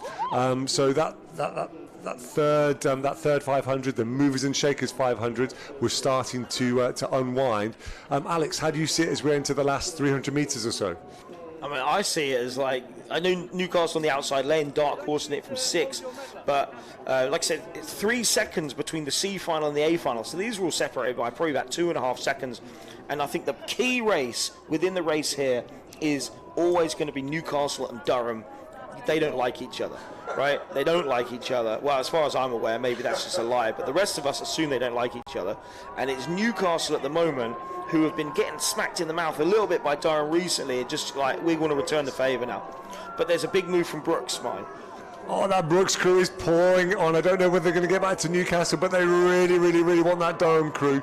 Durham are trying hard to respond, and they're taking their rating as well, but it is a very fast finishing Brooks crew. Newcastle look great out in lane 6. They look good for this one first across the line. But Alex, as we approach, it really, really is going to be bow ball to bow ball on the surge. And ooh, I've got a view, but I'm not sure I want to express it. But London in 4th place, and then just to their right over in lane 4, Oxford came over in 5th, and then followed by the Bristol crew in lane 1. What a fantastic B final, Alex. B final. That wouldn't have looked out of place as an A final. No, great B final racing. And well done also to the Reading Sculler who you got on there, who won the bronze, I believe, in the lightweight single. So very well done to Reading. Was that Lucia Paletti? I believe it was. Yeah. So well done to Lucia. I would just qualify, that is Durham's B boat, not their A boat. So Newcastle obviously don't want to be losing to Durham's B boat for sure. We're just about to see Durham's A boat, because they're in this next race, which the screen just froze up just for a moment, but you can see the crews have fired off, and there are 6 of them. So who are the 6 we've got in this A final for the Inter 4s? In lane 1 we have the Durham A crew. In lane 2 we have the Oxford Brooks C crew. In lane 3 we have the Oxford Brooks A crew. In lane 4 we have the Oxford University A crew. In lane 5 we have the London C crew, and in lane 6 we have the Bath A crew. Yeah, it's going to be an absolute dogfight as well, because there's some big names, big athletes in here, and just because it's Inter, these crews would be many other universities' champ level crew. They're just not in the champ here, but they are in this Inter 4, and Inter racing is brutal, it's savage. But these guys are also going to be very, very fresh. You do a time trial, no longer a semi-final, so you only have to just lay it out one more time throughout the day. So you have to put in a really fast time trial, because there's no second chances, but then they get a good break between then and now. So what is the time in the real world? It is about 2:40. I think these guys time trial probably somewhere around 10 o'clock. So quite a good block of time to get your weight off your feet, to recharge, to refuel, and get ready, and get in the right mindset. And you can see the times in the to 500 metres in the top left-hand corner. It looks like that crew from Oxford University have really looked to stamp a marker on that first 500 metres. Clearly, one assumes a part of the race plan. The times for the crews in 2nd, 3rd, 4th, and actually the rest of the field, 2 seconds between them, so they're essentially in a line as they've gone through the 500 metre mark. It'll be interesting to see, as the crews power through the second 500 metres, whether they look to try and gain on Oxford, or whether they just sort of settle into a rhythm and look to sort of take themselves to the halfway mark before then starting to pour it on. What would your advice be to a crew racing at this level in an A final, Alex? Do you go for it, or do you try and pace yourself? Well, I'm just looking at Brooks in 3. That's a favoured lane. I'm just saying beware. They're 5 seconds behind. Is that planned?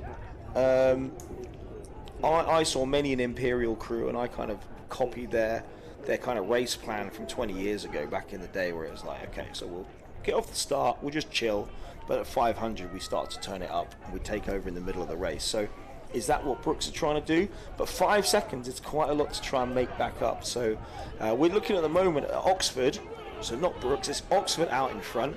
and they're not hanging around. They were first through the 500.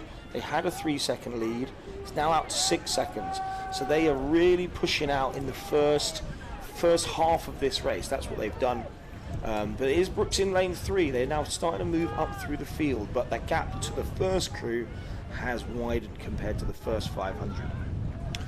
Yeah, and thinking about that Brooks crew in 3, 6 seconds, 1,000 metres. I think you're right to be concerned there, Alex. I'm not sure they'll have enough water to bring that back. Looking there, the crew I think in the centre of your screen, they look neat, they look tidy, they're very well together.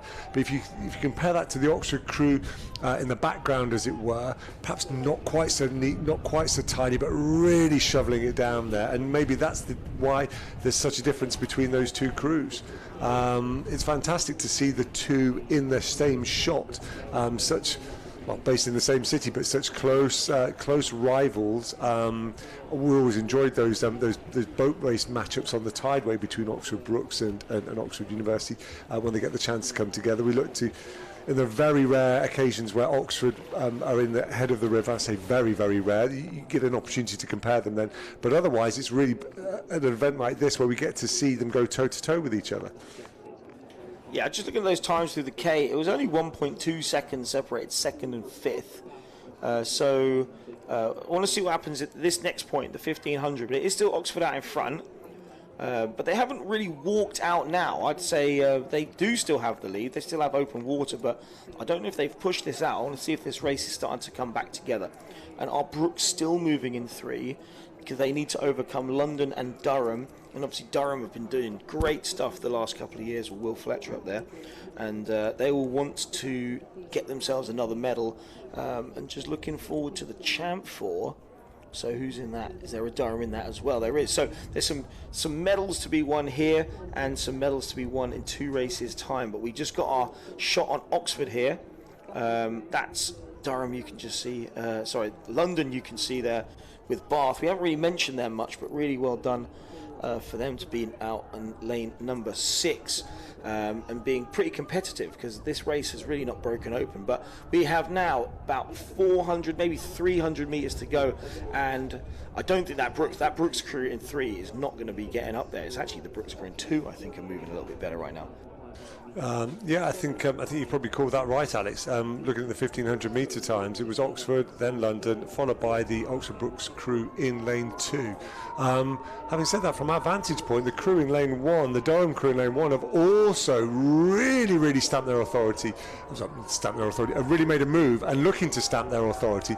They have now surged ahead of the crew to their left, the 2 Oxford Brookes crews to their left, and they are the fastest finishing 4 on this course. You can't actually see this on your screen, but their rate of striking is incredible. They are powering through. The UL crew are trying to put pressure on the Oxford crew. Oxford look good for first, but Durham are finishing like an absolute steam train. There they are. They've just come into your screen from nowhere. What a fantastic push.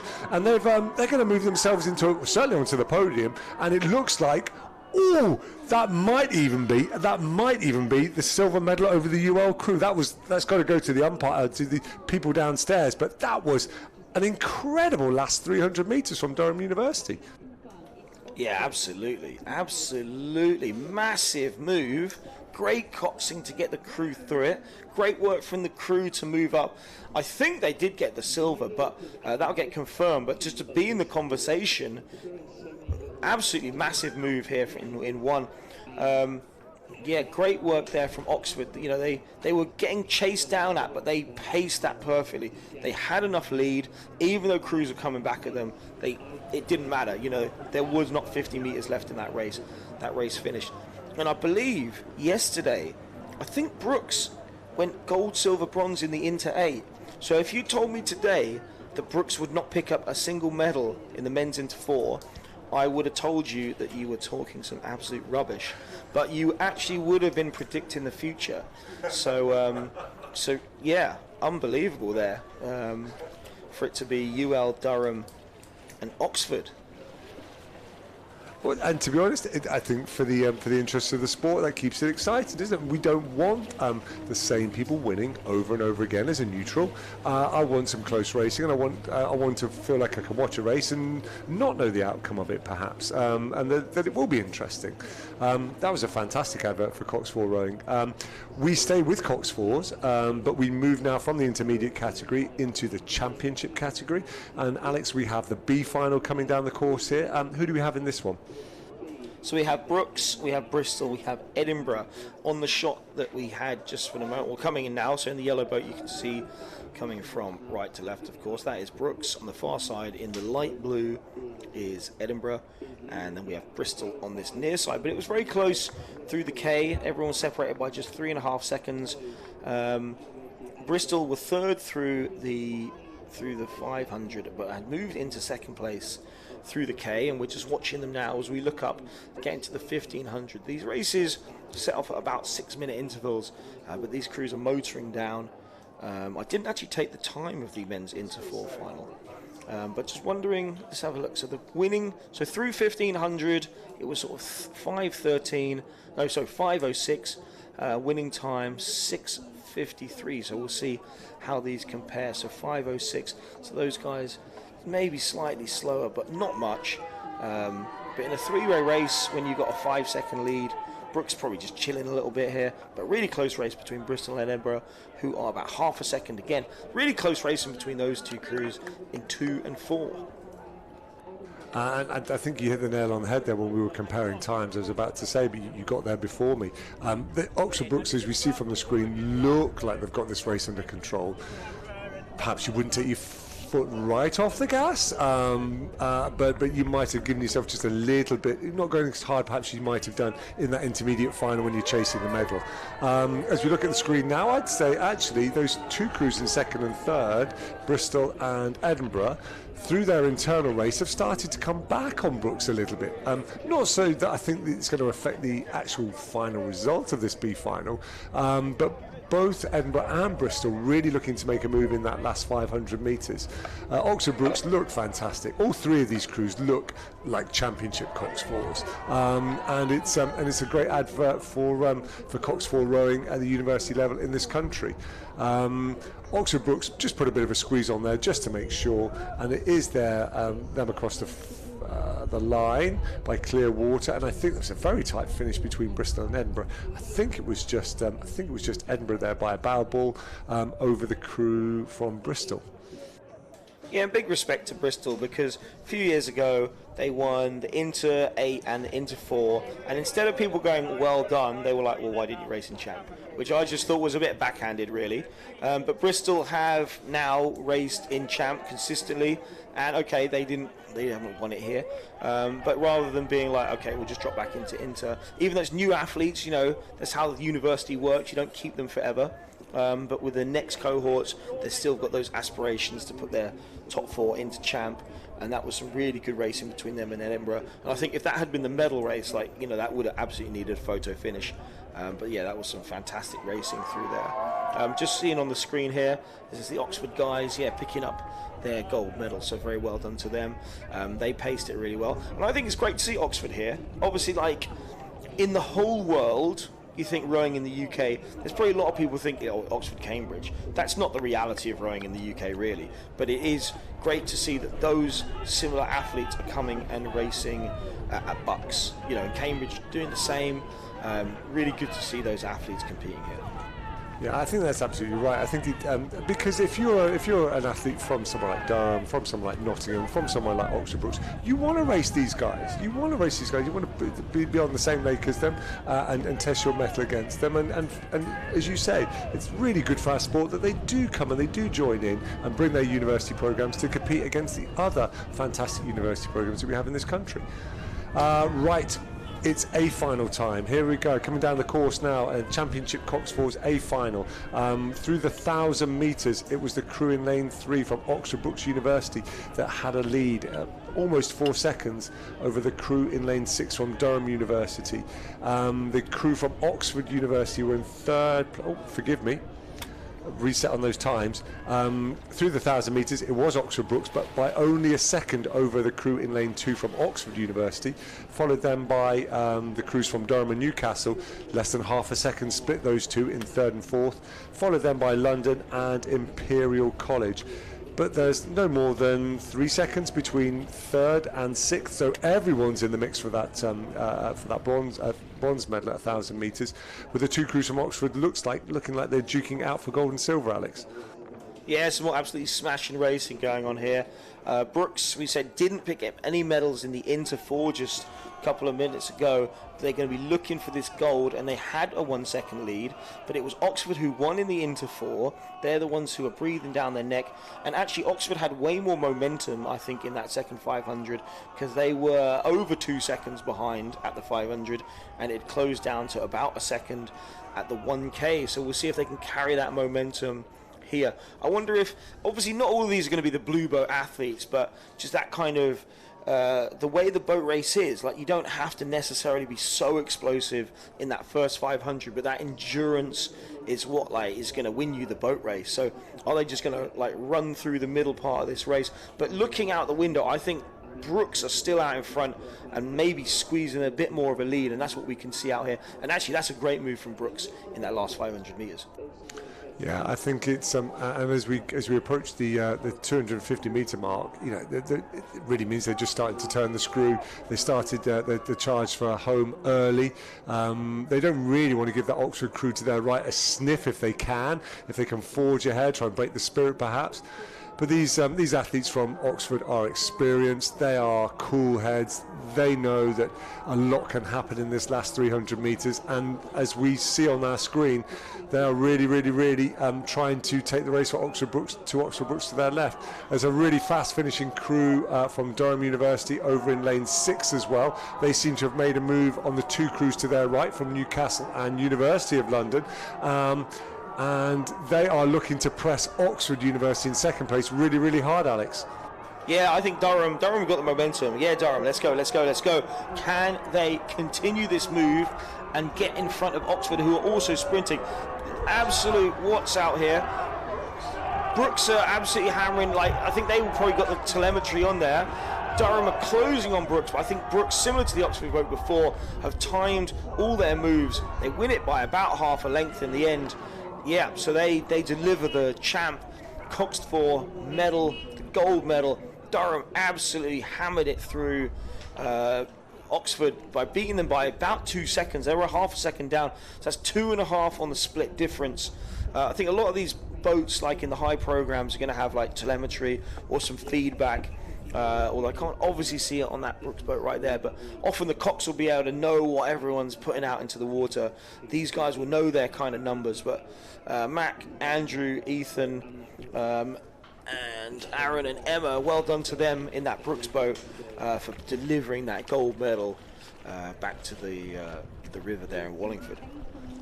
Yeah, and I have to say, I love watching another fantastic finish from Durham. We've seen that in 2 finals now as they've come down the course. Clearly part of their race strategy, race tactics perhaps. They make it very exciting for us in the commentary booth and the spectators on both sides of this lake. Okay, so we turn our attention now to the next A final coming down the course. This is Open Championship Lightweight Coxed Falls. You can see the roll call on the top left of your screen. Lane 1 is to the right of your screen. Lane 6 is to the left of your screen.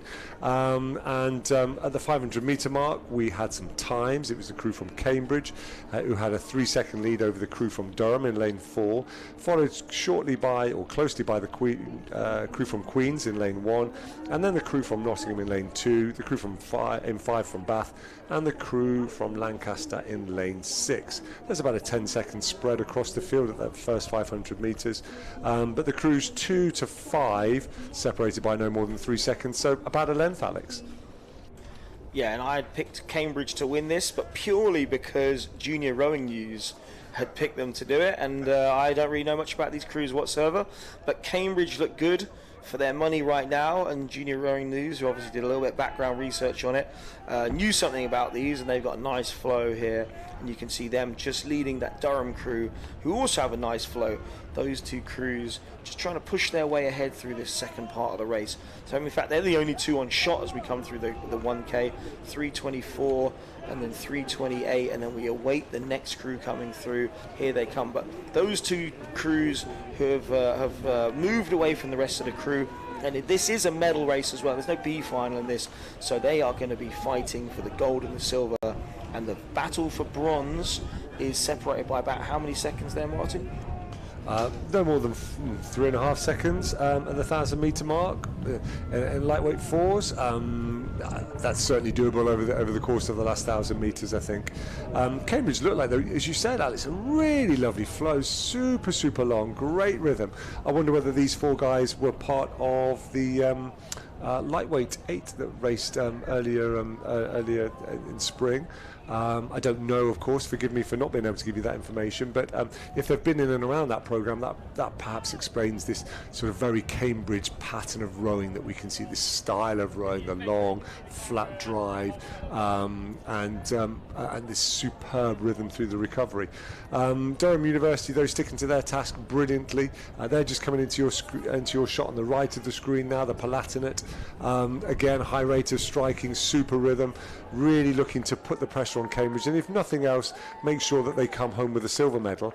I'll be really interested to see how the race develops between Nottingham, Queens and Bath through this third 500, Alex, and look forward to getting some times. Yeah, absolutely. That Cambridge crew moving out nicely. It's got Victor Viano-Borjan, or Borgan. Me and David were having a go at pronouncing the name yesterday. I can't remember what he was in, but I remember the name, and I think it was, I was only commentating on medal races or B finals, so it was definitely up in one of those.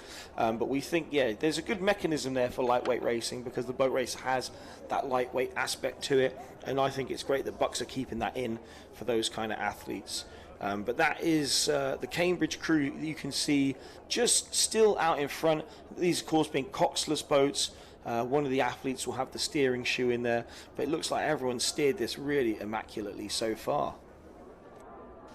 Yep, and unfortunately this picture is not quite telling us a story that we would like to know the answer to or more about, that battle for bronze medal. But what it is telling us is that it looks like that gold medal will go to Cambridge, and the gold medal perhaps will go to, a silver medal will go to Durham, barring any mishaps. So the 1,500 metres, there was a 6-second gap between the two crews, and I think that's what it looks like. Clear open water here, certainly a couple of lengths if nothing else. It looks, looking at the times at the top left-hand corner, as though Nottingham have asserted themselves over the crews from Bath and Queens, and they look like they're in a strong position to claim the bronze medal as we come into the last 250 metres. From our vantage point, we can see the crew from Queens in lane 1 really trying to respond, really trying to put a big push in, trying to get that overlap back with the crew from Nottingham, having one or two steering issues with the boys, and that perhaps is going to hamper their progress. The crew in lane 5, the crew from Bath, again are also fast finishing, but I'm not sure that either of these crews are going to get back to Nottingham, Alex. No, I think Nottingham, they're still in their lane, and I'm just having a quick look out here. So this crew that's finishing, there's a bucket in there. They win the gold. The silver medalists, they have a bucket in there, like that. The bronze medalists are about to have a bucket. Is it going to be 4 buckets in a row, or are Queens going to break up the bucket cartel here? So there go Nottingham, they get the bronze, and then, yep, 4 buckets in a row, then come Queens. I was bemoaning earlier on the Sheffield triple bucket no longer exists, but we had quadruple bucket in a way, just across 4 different boats, 3 of them picking up medals. So great work there from Cambridge. And on your screen as well, you can see Brooks. They were the gold medalist in the Champ Coxed 4 just a few minutes ago. But yeah, great work there from those gents. And yeah, so that was Cambridge first. It was Durham second, and then Nottingham picked up the third of those medals in that lightweight Champ Coxless 4. So very well done for them. Now we get some sculling back. We get some quad racing, and how many Reading crews we're expecting in the next couple of races. Well, also with the quads. So in the Champ as well. So there's some in Champ as well. So plenty of Reading. So if you're a Reading fan, this is going to be your block of time, next 15 minutes or so. But just to roll call who we got in here, we've got Exeter, we've got Birmingham, we've got Edinburgh, Reading, Loughborough and Queens. So didn't realise old Brum had made this. I was looking at some other results, but very well done for them being in the B final of this quad. That's very impressive, I think, from those guys in our programme. Yeah, absolutely, and they looked in the mix, right in the mix actually, as the crews went through 500 metres. You can see the crews now approaching the 1,000-metre mark, and it is still the Reading crew that's there and thereabouts, but the times are telling us actually on the surge it was the Edinburgh crew that went through the marker in first place by about 0.3 of a second. So game on here. Fantastic race at the head of the field. The race for 3rd, 4th and 5th is still a tight one between Exeter, Queens and Loughborough.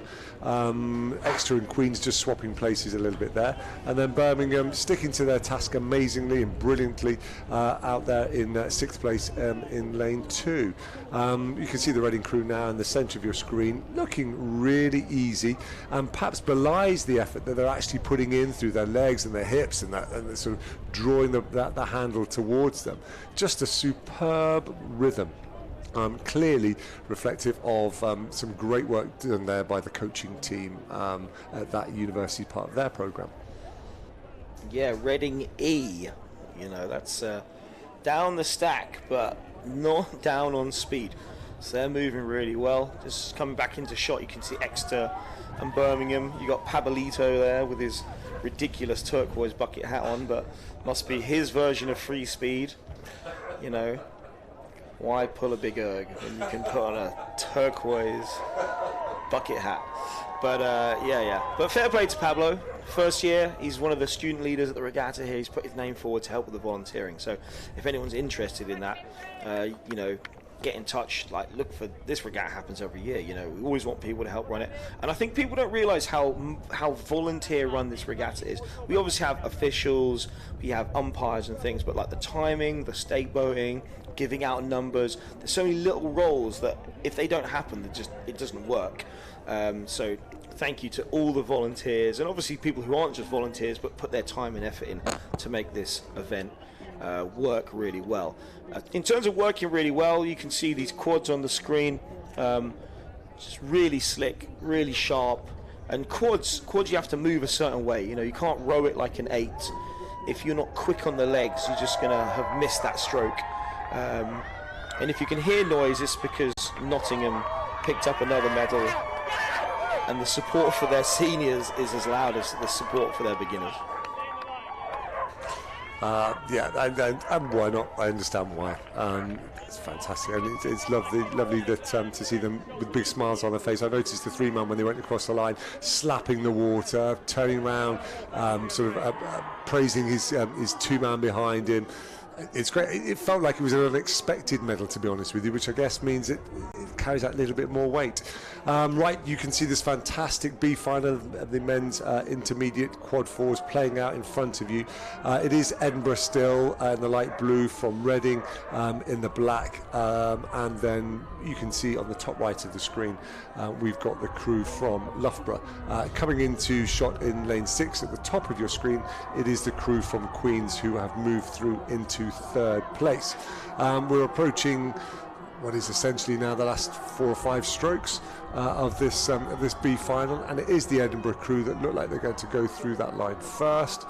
Well, then Reading put a sprint in, and it's a little bit too late, but they get the overlap on the Edinburgh crew. Queen's University in lane 6 coming across the line 3rd, followed by the Exeter crew in lane 1. It's a good finish from them, and the crew from Loughborough in lane 5, and then the crew from Birmingham, Alex, just made a bit of distance back in that last 200 metres, and yeah, a really good advert for University Sculling. Yeah, absolutely. Good work there from Martini, Howie, Miles and Pablito. Yeah, obviously that's not where you want to be. You want to be finishing higher up, but as I say, I hadn't even realised they got there, so fantastic work. Because sculling in this country is tough, because what do all juniors do? They do sculling. They come to uni. If you're not in a champ boat, what are you going to be in? You're going to be in an inter-quad. So this is going to be hotly contested. So well done to them, and well done to everyone that was in there. So we move from that to some very fast quads. We're just watching at the moment. We've got Durham on the screen. We've got the medalists there, so very well done to them. But into a final for the quads is going to be probably the second fastest race down the track today, I would guess. Probably a little bit quicker than the women's champ 8s. But yeah, looks like we've got Brooks, and that's interesting. Brooks doing sculling. So we have 2 Brooks crews in here, along with Strathclyde and 3 Reading crews. So I said to someone yesterday, if anyone's going to be able to target Reading's success in sculling, Brooks have the athletes in-house already. So what can they do with this? That's an interesting proposition. I sit there and sort of muse on that and think about that for a moment. I can see where you're coming from with that point. You know, they attract such good quality athletes that have come through really established junior programs, and they've got such a great program now under Ali Brown, the new appointment, and he's did a fantastic job for them as well. So yeah, I can get that, and I suppose as well with the new university sculling events for women occurring, perhaps it places an onus on those universities that might have prioritised sweep to say, no, actually, we are going to invest in sculling. Let's get a sculling coach in, and let's try and get a sculling programme for both the men and the women, knowing that there are medals at places like BUCS, but events for them at events like Henley Royal Regatta to compete in. Yeah, watch your space, I suppose, then, Alex. It'll be really interesting to see how that plays out over time, putting a bit of pressure there on people like Chris Bartley over in that Reading University programme. Alex, how's this final shaping up? Well, yeah, just watching Brooks, they're dipping their toe in the inter-quads. They haven't gone in the champ, from what I can tell, but at the moment, Reading are still good for their money, but only by 0.7 of a second over Brooks, and that was Brooks again, so really close at the top for these medals. Just less than 1.5 seconds separating the gold, silver and bronze, so that could go in any direction. Which crew is Kai in? Is Kai in one of these Brooks crews? Yes, so he's in the one in second. Not really sure why Kai has cut his hair. We didn't really recognise him, but it's really gone streamlined. Maybe it was just in the quest to be faster, knowing that he was going to be bowing a quad. But I think I heard his parents only found out from Instagram. So yeah, we'll see. But yeah, can Kai overcome 0.7 of a second? I suppose then it'll be all worth it. He rode, I believe it was at Landaf, some of our guys. So you know, it's just all that networking, isn't it? That interconnected rowing sphere that is way smaller than you ever think it's going to be. Yep, and through the 1,000 metres, it was a super tight race. The Reading crew in lane 3 just ahead of the Oxford Brooks crew, but 0.7 of a second is nothing, a blink of an eye. Followed in third place by the second Oxford Brooks crew. So they are your 1, 2, 3 fighting out for the medals, I think I would say. And then in lane 5, we've got the crew from Strathclyde, and in lane 1, the crew from Reading. They're quite toast, and the crew from Reading in lane 2. They are also closely matched. It's no more than 1.5 seconds separating those 3 crews. So 2 races within a large race, I think, at 1,000 metres. We can see all those crews going through 1,500 metres now, and I think that I'd say that is as I called it. It looks like that Reading University crew, as we can see on the right of our screen, is still ahead of that Oxford Brooks crew in lane 4, both rating really, really highly as they come down this course. And I have to say, to my untrained eye, Alex, if you told me this was championship quad sculling, I think I'd believe you, to be honest. It's fantastic, certainly from that Reading crew and that Oxford Brooks crew to their left. The Oxford Brooks crew in lane 6 looks like it's just dropped a little bit behind, and that's what the times are telling us now. That crew from Strathclyde, north of the border, has surged through. They're starting to assert their claim for a medal on the podium. Alex, do you think that's going to be our 1, 2, 3? Well, I just think it's really exciting. I think Strathclyde could move through both Brooks crews at the rate they're going, but I think the Brooks crew on the far side are trying to just chase back on it. I think Reading have just about enough of a lead, but this is really exciting. So that Brooks crew over there in it's the third boat from the left or second one from the right as this camera pans round. They're the ones who are trying to get onto Reading, but I think Strathclyde have pushed through. Strathclyde are really good at sculling as well. They've been good at sculling for a very long time. You know, if they can pick up that bronze, and just that wonderful shot there, you can see actually because of the angle, yeah, this probably is going to be our gold, silver, bronze. I'm trying to see if any of these Reading crews on this near side can sneak in, but I don't think it's going to be. We cut to the last camera angle. It is going to be Reading that just about, I would say, have a length. Then Brooks do pick up the sculling medal, followed by Strathclyde and then Brooks again. So Brooks pick up 1 this time round, but I would love to see what happens over the next maybe 3 years. Do Brooks stick with it? Do they throw it more at the women's side? But of course the winners there, James, Ryan, William and Ollie. I'm sure Ollie's picked up other medals this weekend. I seem to remember saying his name, commenting on him. Yeah, great work. But Reading, you know, 3 crews in that A final. There's still the programme with the ascendancy when it comes to sculling, and we're going to see if that translates over to this champ quad final that's just on our screen now. And well, we've certainly got Reading crews, 2 Reading crews in this champ quad final, so it's looking good for that prediction, that observation by you, Alex. And it is the crew from Reading A, their first crew, that is at first place at the 500 metres. It has got a 3-second lead over the crew from Queens. It's in lane 4 to their left. 7/10 of a second behind is the crew from Edinburgh in lane 2, and you can see those times now coming up in the top left hand of your screen, so you can see where the crews are based upon those times for yourself. I don't need to continue to read those out. I've got a little bit of inside knowledge here. Dan Kitchen there at Newcastle, he used to row one of our local clubs, Nottingham and Union Boat Club. He's a fresher there this year, so he's making big waves to get selected as a stroke person of their champ quad. So I'm hoping that he has a really good race, being slightly partisan. But otherwise, my prediction certainly would be that this is a race that Matt Long, Ben Snoxall, James Dorn and Ed Fuller for Reading in lane 3 grab by the scruff of their neck and see home. Yeah, I don't always know the massive background knowledge of all these top rowers, but I do know if you put Matt Long and Ed Fuller in a boat, it normally goes very fast, and that's who's on the screen right now. And that Reading boat, just so composed, you know. Sometimes you watch sculling, and I think, you know, like Windsor Boys, you look at some of their quads and they just flow really nicely, and this Reading quad's got the same thing going on. They really shift in the boat fantastically well there through the 1K mark. Yeah, and I think, I may be wrong, but I think the guy in the 3-seat of that Reading boat is James Dorn. I think he rowed for Oxford University in the boat race, if not last year, then the year before that, so sort of keeping it local as it were. But a fantastic recruit to your programme if that is the case. Through the 1,000 metres, it was still Reading University. They've stretched their lead a little bit, and perhaps looking at their boat you can understand why that's the case.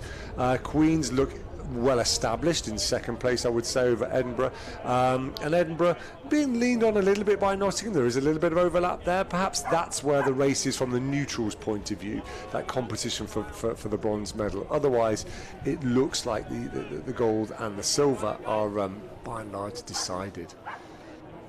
Yeah, they're going to need a couple of seconds on Nottingham, but if anyone's going to get crowd support and cheer down the last stretch, it's probably going to be Nottingham. Although there were a lot of people down that far side who always make a lot of noise, and this is one of the races that's probably got quite a lot of coaches. We haven't really mentioned the coaches very much, but usually races like this have a lot of coaches coming down the far side on those bikes.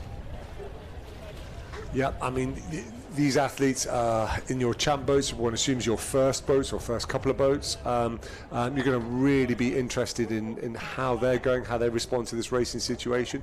We've got some big races coming up later on in the season, most notably Henley Royal Regatta. I dare say that these oarsmen will be in consideration for those high-level events, the intermediate quad sculls events, and sort of crew selection, I suppose, is always up for grabs.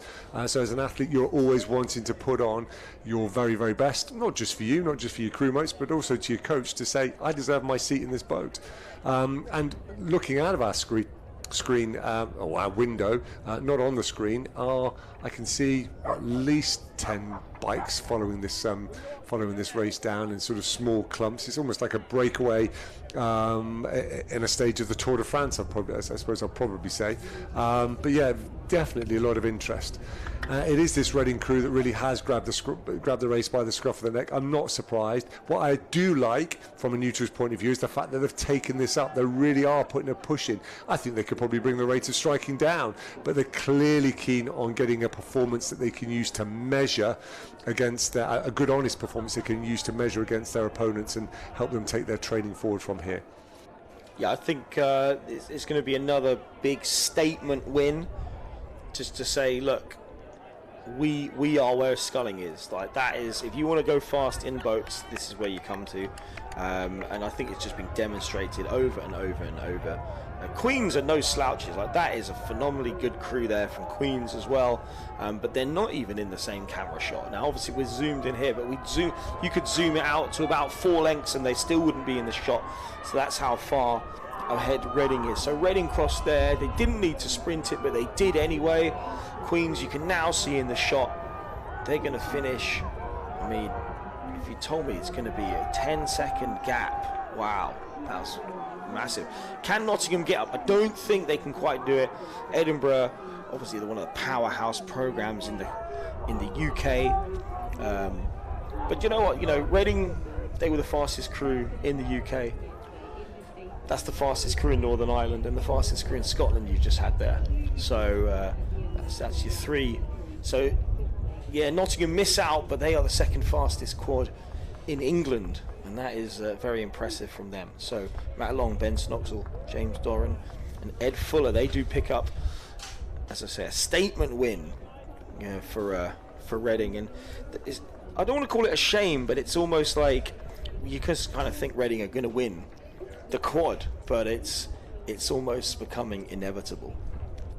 But I do like that analysis of yours, Alex. When you think about it in terms of where these boats come from, and as someone, I'm a parent. I've got a teenage daughter, and she's looking for sort of where to go to university. She's a scholar. What your observation tells me there as a parent is that actually it doesn't have to be Reading. It could be Reading, but if you wanted to go to Scotland, you're going to get you can scull as part of a great program. If you want to go to Northern Ireland, you can scull as part of a great program, and I think that's really important. Not just because it's my daughter, but for all parents and all juniors. You've not tied to necessarily one centre of excellence, as attractive as that might be, if you're looking for something else perhaps from your university experience, perhaps the course, perhaps living in a different country, different city, etc., etc. Yeah, and I have to shout out to my beginner girls, because they pointed that out at Bucks Head when we came 3rd. They were like, yes, but you know what, Dobbs, we are the fastest beginner quad in England. Because it was only Edinburgh and Queens that beaten us. And then Reading have beaten us this weekend, but second fastest beginner quad in England. I'll take that. It's a great result from them. On to, I think this could be my favourite of the events, which is the Inter Women's 8s, just because of how tightly contested it is. And it's been that way for 15 years, I reckon, something like that. It's always really close, and the standard is excellent up at this top end, and it's not always the same names. We've got Surrey, we've got St Andrews, we've got Brooksby, Newcastle, Glasgow and Cambridge in this, but I'll just pass over quickly to Martin about what's been going on at the start. So as you can imagine, 8s take a bit of a while to get up to speed. There's not really an awful lot of difference at the 500 metre mark. All the boats are overlapping with each other, and there's sort of 2 seconds between them. What I did note is that Glasgow out in lane 5 were the first to get to that marker, perhaps on the surge, over the 2 crews that qualified a little faster for the final, Newcastle and Oxford Brookes to their right. But that really, all that these times that tell us is that all the boats have made a good start to the race, and are looking forward to sort of establishing their rhythm as they move into the second 500 and approach the halfway mark, Alex. Yeah, so I just wanted to have a glance at the time trial results. So, for example, here the crew, the difference in time between the 7th and the 31st crew was 24 seconds. And within the finals, you know, this one, the spread was about 5 seconds. And that's why you can see side-by-side racing. The whole point of the format is to match people up with similar speeds. But I feel like the women's intermediate 8s almost creates the most similar speed, sets of 6 each time. It's not always exactly like that. But this, as I say, about 5 second spread, which in an 8 is about a length. So all of these are basically within a length of each other going down that time trial. Now this is, okay, an extra 500 meters compared to that, but it suggests that it's going to be very competitive. As we can see here, those 5 times are only about 3 seconds apart here. Yeah, and that tells us that all these crews have managed to use their experience. We're not watching beginners, these are intermediates. Use their experience, use their composure, just establish themselves in their race pattern, draw upon their experiences earlier in the time trial, look to refine their practice and what they're doing as they go down the course. And I would feel super happy if I was in that BUCS boat or the Cambridge boat or the Glasgow boat or the Newcastle boat thinking we're in this race. We are really, really, really in this race.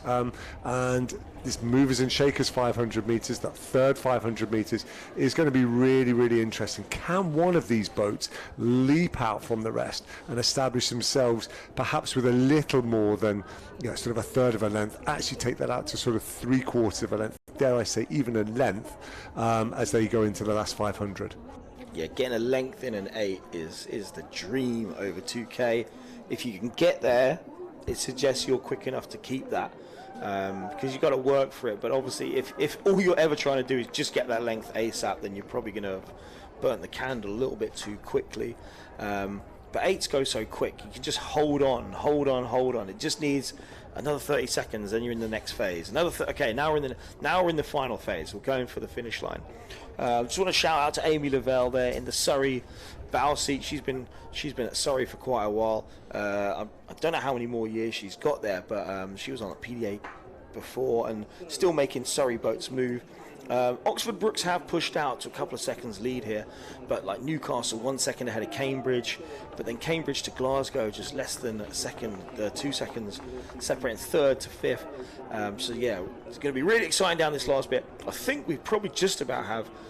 There's maybe not overlap between the first boat and the last boat, but there's overlap everywhere, going from first to second to third to fourth, etc., etc. Yeah, and it is that Brookes boat that made that move that I was hoping someone would make through that third 500.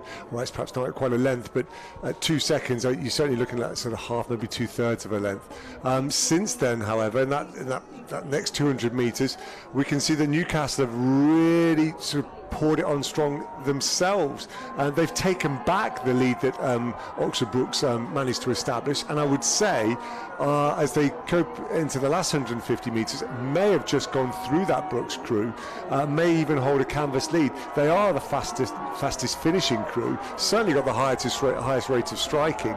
They're dragging with them the crew to their left in lane 5, the crew from Glasgow, and that Cambridge crew in lane 6 are also finishing like a steam train. Oxford Brookes may be paying for that push in the third 500 as we approach the last 5 strokes of this race. It is going to be Newcastle across the line first.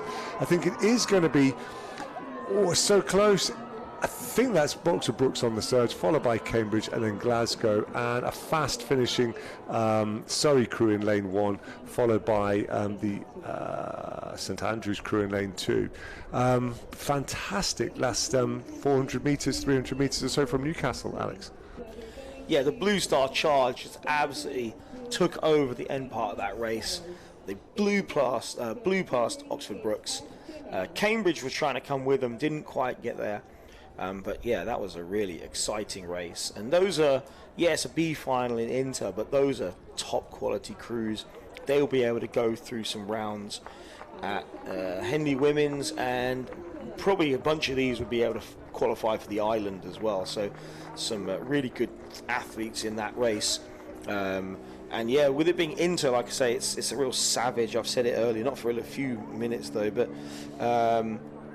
to be fair, there was a bigger gap between 6th and 7th than most years, but to not have the opportunity to get into the final through a semi-final, you have to lay it all on the line. So it was these top 6. There was about a 6-second gap between 7th and 6th, but Brookes in the time trial were about 5 seconds ahead of Edinburgh. And Edinburgh were on 5:10, and the slowest one in here was on 5:13. So should be really close between these other boats, and can they get up to where Brooks A were? So a roll call for you. In lane 1 we've got the Durham A crew. In lane 2 we've got the Cambridge A crew. In lane 3 we've got the Oxford Brooks A crew. In lane 4 we've got the crew from Edinburgh. Lane 5 the crew from London, and in lane 6 the crew from Bath. And you can see the times at the 500 metre mark, and interestingly it's Bath that have pushed out hard in this first 500 metres. I wouldn't, if I'm honest with you, I wouldn't have expected that. And it's not just by a little bit, a couple of seconds. They've really pushed into this race. Statement of intent, brave, courageous, hoping perhaps that if their crew gets a sniff of the lead, that there might be enough to carry them through. Alex, you talked about how close this race is, so clearly psychology is going to be an important part of this. Would you feel super confident front-loading the first 500, as this Bath crew seem to have done? Maybe not based on the time trial, but you know what, everyone loves an underdog. So to be the 6th quickest coming in, I would love if they stick this. Bath, is rowing's better when Bath go quick, and not just their PDA athletes. We want their club to be fast as well. And they've come out the blocks really hot. That is just the first 500. Sometimes you have an electric start and don't have the same race rhythm, but these guys are really kicking it along. You can see them absolutely just getting on the leg drive. Through we go. So smooth, so flat. Yeah, so really good start from Bath through their first 500. We're still watching them. We've got to see where it pans around, but that's through the K, and I think they've got basically a length now, pushing out on Brooks and Cambridge crossing pretty much simultaneously, and you can see Durham on this near side. But there's some really good athletes in here. Like I said, in the last race, those guys could be doing damage at Women's Henley and going into the island, but these also have even more speed than that last race. You're right. I'm going to pick up from where you left off there. I'm really excited to see that Bath crew make a charge and take the race to perhaps the more established sweep names in Cambridge, Brooks, Edinburgh, London, Durham. When I think of Bath, I often think of their sculling programme and people like Ella Fullman, people like Rebecca Court, who are blazing a trail with their sculling. But this is fantastic. I'd like to see those crews in 3 and 4, Oxford, Brooks and Edinburgh, sort of get a little bit excited by this, look to really push on. It looks at Cambridge in the centre of our screen, look like they're on the move. Brooks still look a little bit low rating for me for a crew that's the crew's a couple of seconds down. It'd be really interesting to see how it shakes down as we approach the 1500 metre mark. I'm afraid we've not got any times to give you at the 1000 metre mark. So what you can see on your screen is what we can see, but as the camera pans into what I think is approaching the 1500 metres, it looks like that Bath crew is still sort of asserting themselves over the rest of the crew. There has been a response, I think, in lane, I think that's lane 5 from London, and certainly I can see the distinctive colours of Brooks in lane 3. Edinburgh struggling to get up on terms, Cambridge are on the move, and Durham this side closest to us, just down in 6th place, Alex.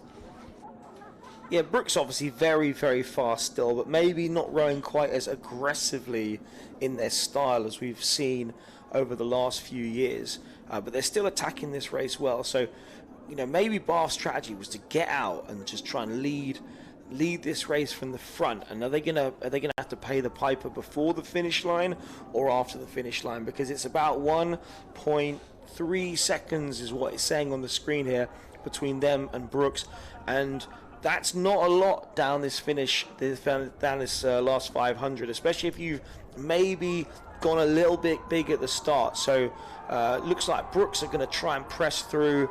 I feel like Cambridge falling off maybe a little bit compared to Brooks, but maybe that's me being a bit harsh. Is it Edinburgh in 4 just dropping back as well?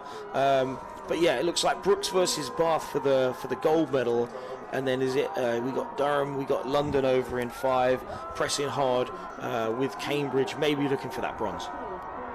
And I'm secretly cheering a little bit here for Bath. I want them to stay with it. It's a brave thing to do to take it out from the first stroke to the last. I really want them to stay up. I really, really want them to get on the podium. It is the fast finishing Oxford Brooks that look like they're coming through for first. Cambridge have put their foot down on the accelerator through, as have the University of London. But Bath are responding over in lane 6. It's like they've got a second wind. They're going again. Have they got enough to hold on? It's so exciting as we approach the boys. It really is ball to ball between them and Brooks. Both are going to be on the podium, but which one's going to be first? It is the Brooks crew, it is the Baths crew, and then it's ball to ball between the University of London and Cambridge crews, followed over in 5th place by Durham, and then in 6th place the Edinburgh crew. But Alex, I'm absolutely delighted for Bath, because that is a really, really, really painful way to race, isn't it? And your world starts to turn black in the last 250 metres, and particularly when you're aware of those crews to your right, like that Brooks crew, coming through you, and you're thinking, have I got enough? Have I got enough? It takes some real character to hold on. So congratulations to Brooks, a fantastically raced final. But I'm really secretly delighted for Bath as well. No, I agree with you. I really want Bath to hold on to a medal, and getting silver's fantastic. London seemed pretty convinced that they had the bronze over Cambridge, but it was 0.3, so just want the official score to come through on that, because our screen has Cambridge just ahead of London, but we will have to see. That was too close to call, absolutely too close to call. But yeah, Brooks crossing in front of Bath, that was, from where we were, pretty straightforward to say. But yeah, 3rd place, that 3rd medal, we'll have to just see who gets called over. They haven't actually, I presume one of these crews that are we looking out to the left hand side of our window will start celebrating big in a moment. But yeah, like none of them are moving over towards the finish line at the sorry, not the finish line, the medal pontoon at the moment, so I think they're just waiting for it. On your screen at the moment we have the B final of the Women's Champ 8s with Bristol, Imperial and Newcastle. That's on your screen at the moment. And then we have just one more medal race of the day in the Women's Champ 8s. So this is also Champ 8s, but this is the B final. To the left of your screen, that's Bristol. Like I said, with their men, well done to them for just sticking in Champ. You know, there's not a lot of unis here. You got Bristol, Imperial, Newcastle, Nottingham, Cambridge, London, Brooks, Durham and Edinburgh. No one else wanted to rumble up at the top table. So, but you know, when you look at the Inter 8s, now okay, I appreciate it's hard to win here, but Inter 8s, there were 43 entries. And in here, we only had 9. So there's loads of women's 8s. If any want to come and step up, you know, push yourselves at the top level, the opportunity is there. But just streaking out in front, is that the Newcastle crew, I believe, streaking out in front. Gone off shot already. But all these crews are going to be moving really well. They're pretty fast crews. Imperial just leading Bristol there. Yeah, and to sort of take a bit of analysis that you did earlier, Alex, I've written down the time of the Oxford Brooks A crew at intermediate. It was 6:52.8. We'll just keep an eye on it. It's perhaps unrealistic to expect Newcastle to push themselves out, given the size of the lead they've got at 1,500 metres. I mean, we're 9 seconds over the crew from Imperial. But it would be great if they did race it, so we could get, as a neutral, a comparison between the top end of intermediate racing and a really strong established championship crew like the Newcastle boat. I'm hoping also that they might be having a hit out so that they can compare their times with those other crews that are coming down the course after them in the A final. I know you made that point earlier, because it looks like there were 7 crews for 6 spots. You're going to be pretty sore at being that crew that missed out, aren't you?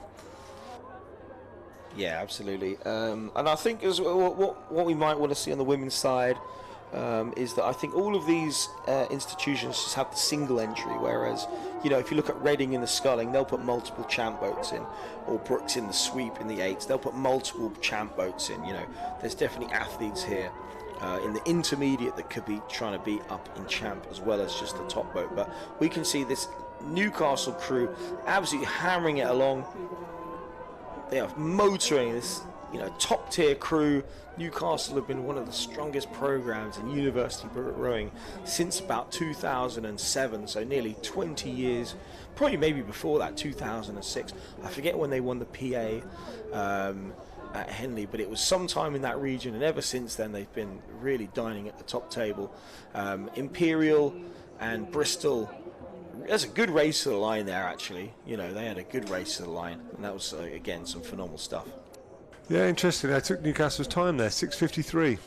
Oxford Brookes 6:52.8 in the intermediate. Yeah, they're there and thereabouts, aren't they? And the Bristol crew there and the Imperial crew not a million miles behind in 7:05, 7:06. So, as you made the point earlier, overlap between those very top level intermediate crews, those medalists, and those crews that are competing in the B final at the championship level.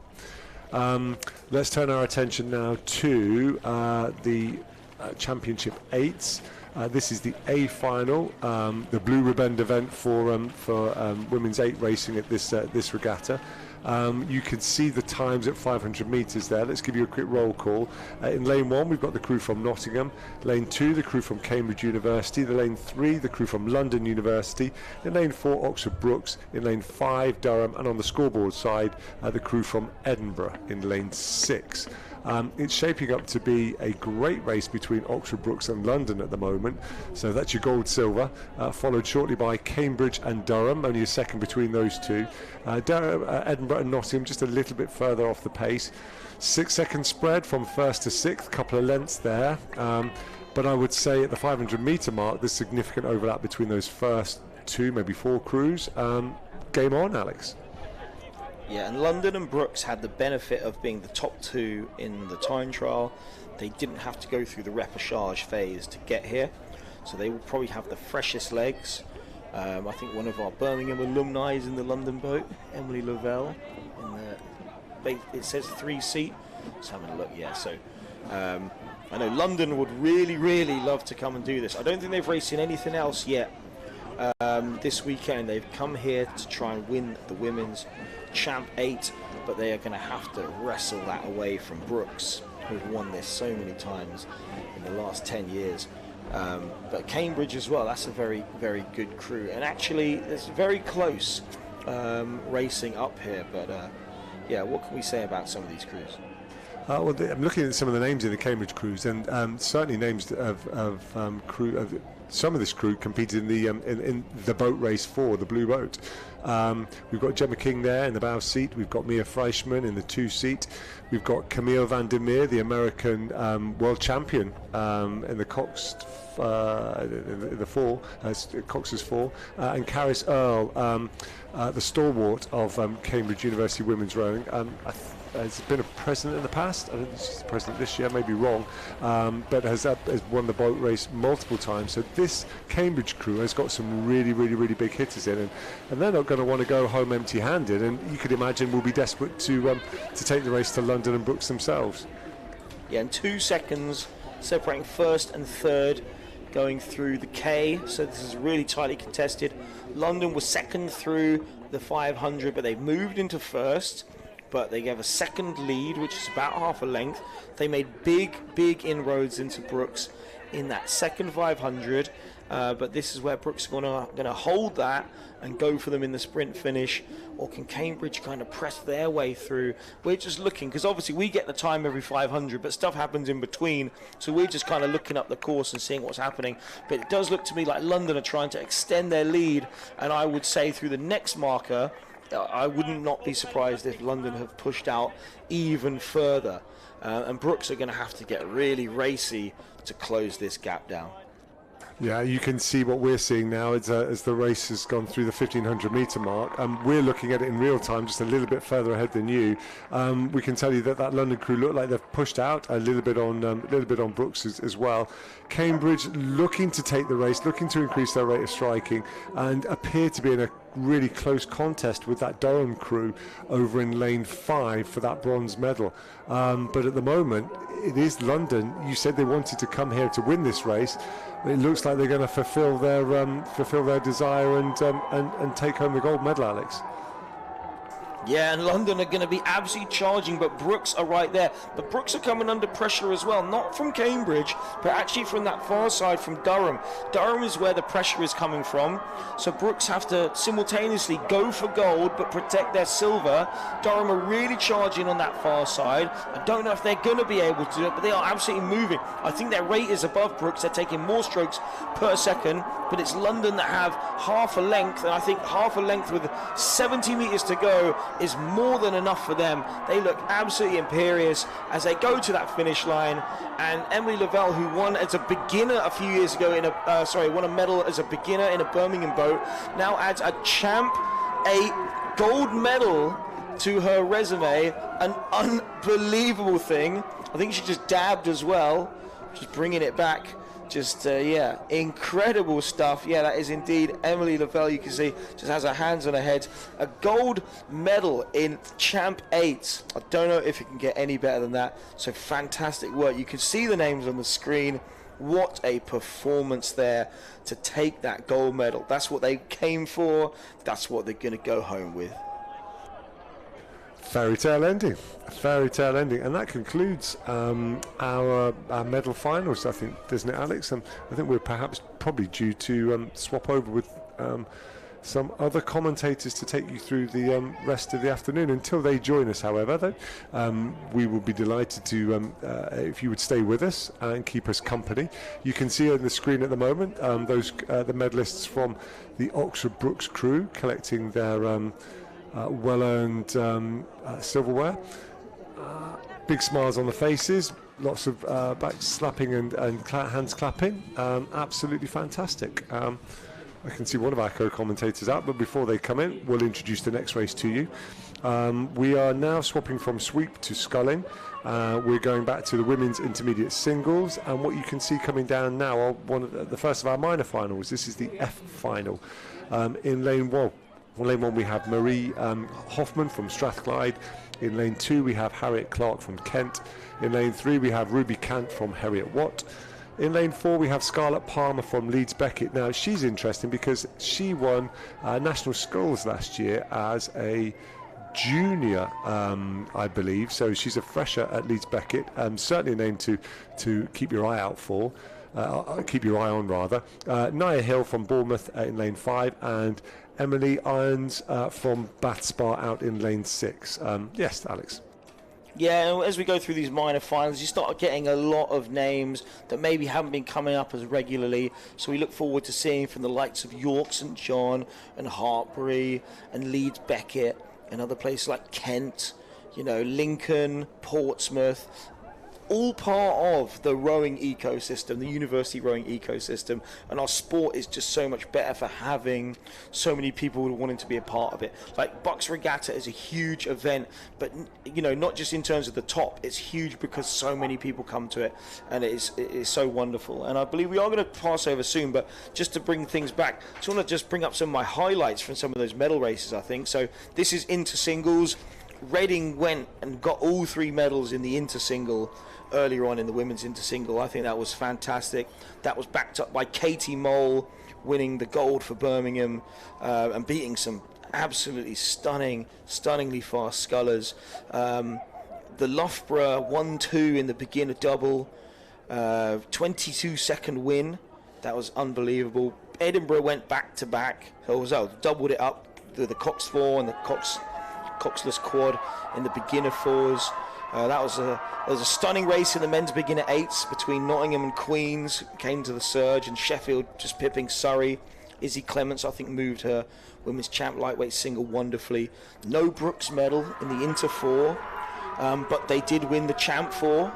And then BUCS did get a medal in the men's inter quad. And then in the more recently, the women's inter 8s, Bath getting that second place.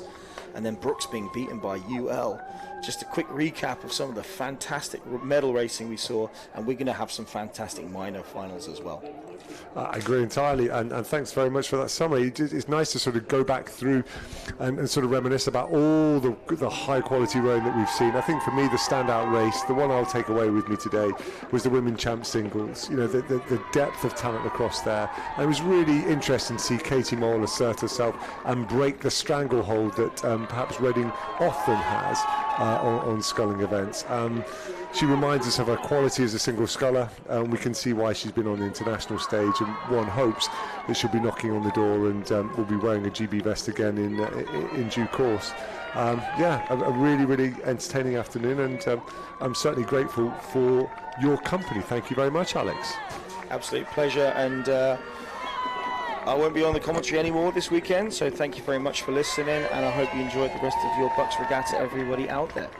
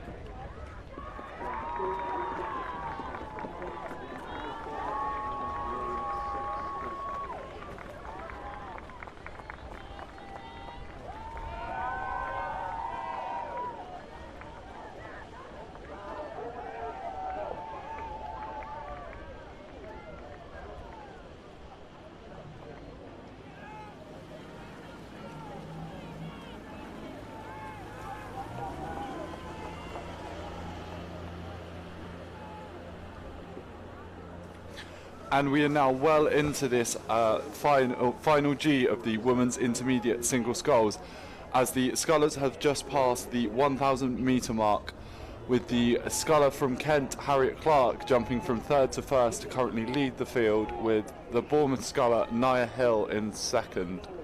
And then we're just awaiting the rest of the times. It looks like the very promising Leeds Beckett sculler Scarlett Palmer is in third, with Ruby Kent of Harriet Watt in fourth, with the Strathclyde sculler of Mary Hotham in fifth, and the Bath Spa sculler Emily Irons in sixth.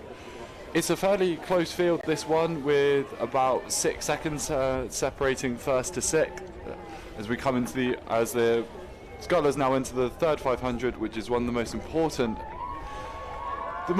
500 in my books. It is where these athletes will be looking to make their move and make their mark as they come down the rest of the course and to the finish.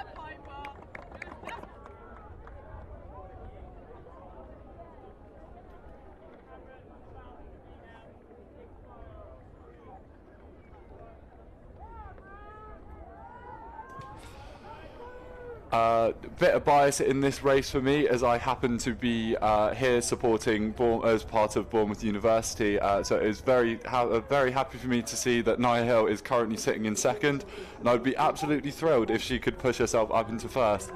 And as you can see on your screen there, it looks to be a very close race.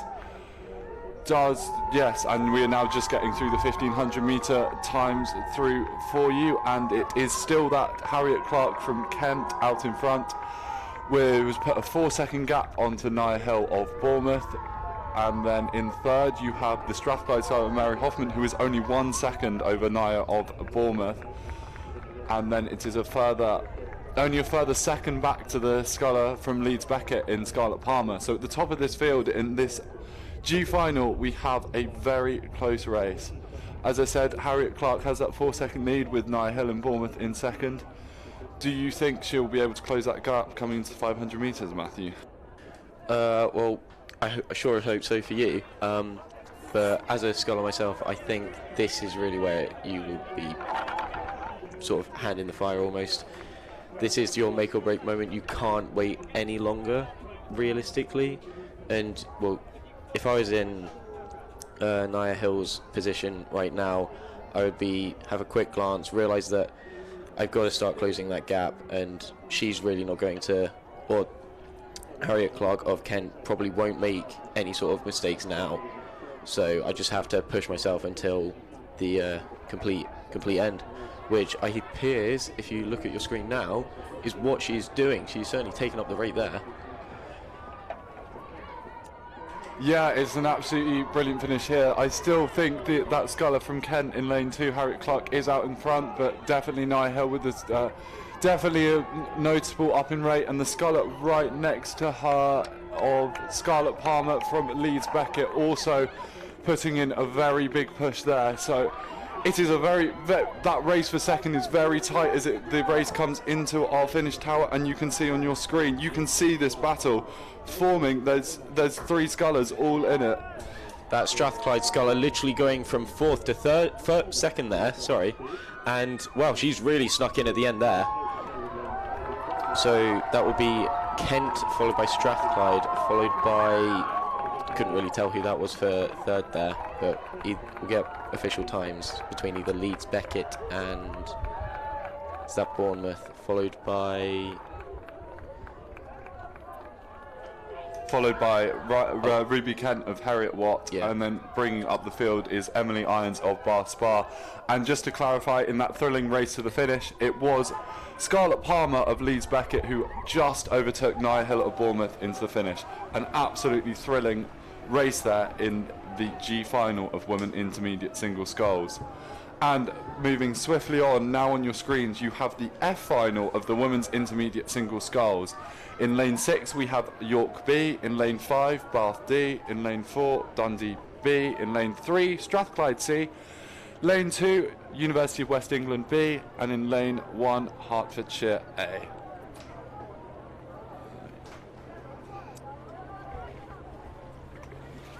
And the crews are down the 1,000 metre mark, and it was the sculler from Bath, Kiva Goldsworthy, who was out in front in a time of 4:32, but less than a second behind her was the Strathclyde sculler from of Eli Gilroy, so a very close battle at the top. And then only a further second back from that was in third was the Dundee sculler Mega Dunlop, and then in turn Erin Shippey of UWE was less than a second behind her. And then it's only a 3-second gap to Martha Ibbott of York in 5th, and then the Hertfordshire sculler Freya Pinder is only a second behind them.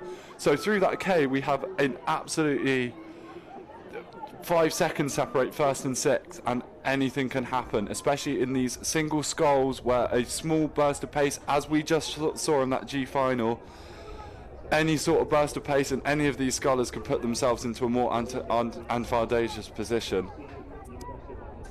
This sculler from Hertfordshire really could take everyone else really quite by surprise, because she is in this near lane, or lane closest to your screen right now. So quick burst of pace there, and she could shoot up the ranks without anybody really noticing from her.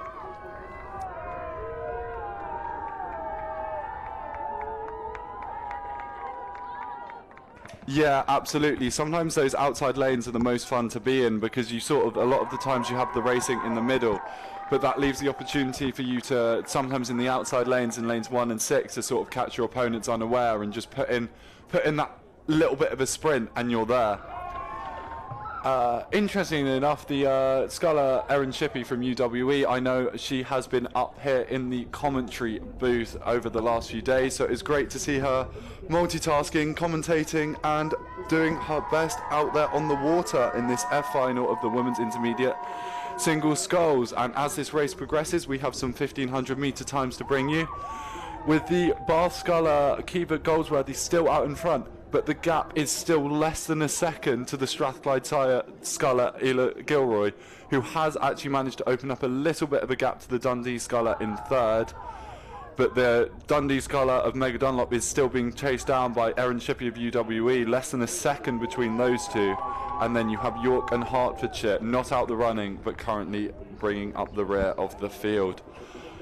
This battle, as you can see on this screen, it's sometimes hard to tell, but that battle between the Bath sculler and the Strathclyde sculler looks to be an absolutely brilliant race.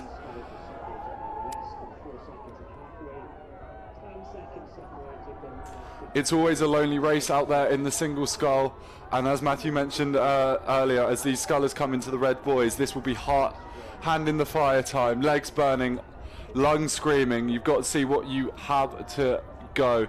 These may only be the minor finals, but that does not mean these athletes don't want to win any less. Winning in any final is a fantastic achievement here at BUCS, and this, as you can see on your screens, this race is going to come down to the absolute wire. Both these that Strathclyde sculler looks to have put the rate up, seems to be making a push, and to me she has overturned that deficit of the Bath sculler keeper Goldsworthy as we come into the last 10 strokes of the line. An absolutely fantastic push from Ela Gilroy, and it looks like she will take that win pending umpire's decision with that fantastic performance that Bath sculler just getting overruled, and then an absolutely fantastic finish on the line for third as well, with looking like Erin Shippey of UWE just taking it over Mega Dunlop of Dundee. And then just coming over the line now, we have Martha Ibbott of York and Freya Pinder of Hertfordshire. The racing does not stop here at BUCS Regatta, an absolutely thrilling race there again.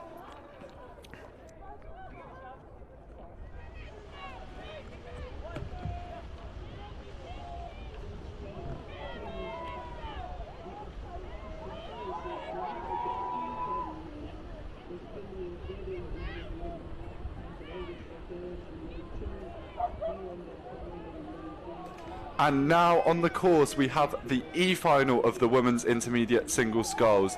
In lane 1 we have Reading, in lane 2 Durham, in lane 3 Birmingham, in lane 4 Dundee, in lane 5 Bath, in lane 6 Cardiff Met. And I have just seen, I actually know the Cardiff Met sculler Amelia Eldridge, as she is a former rower for Great Marlow School, who we are both an alumni of, so a little bit of a shout out to Great Marlow School there.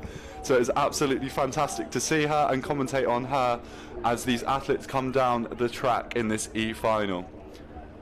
And coming down the K mark, it was the Birmingham sculler Maya Highland in first in a time of 4:22, and she has put a 3-second gap over Amelia Eldridge from Cardiff Met, who was being furiously chased down by Rachel Debenham of Bath, less than a second between them.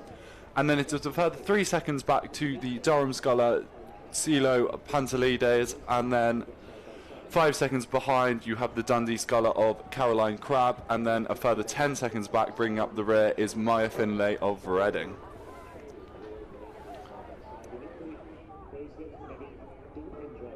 But yet again, that battle for second between Amelia Eldridge and Rachel Debenham looks to on, with Silo Pantelides of Durham also getting involved. It just goes to show, although everyone wants to win the medals here at BUCS Regatta, these minor finals sometimes even produce just as good racing. We've just seen 2 very close finishes. Everyone just wants to do their absolute best here.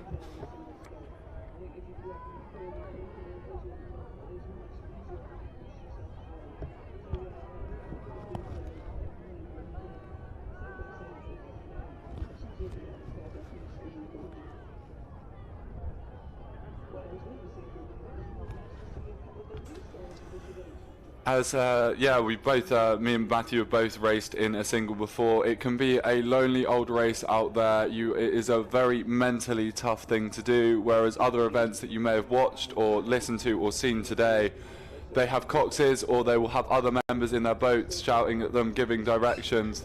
Whereas in a single, it is up to you. You decide when you make moves, you decide what you want to do, you decide how much you want this race and what you are going to do to change your position.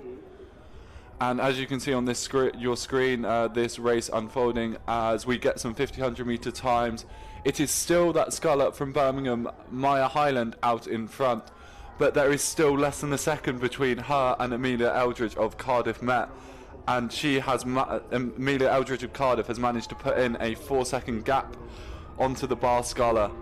So that race for first is very much on, and then we will also have the battle for third between Rachel Debenham and Cilo Pantelides of Durham. There is only 2 seconds separating those two.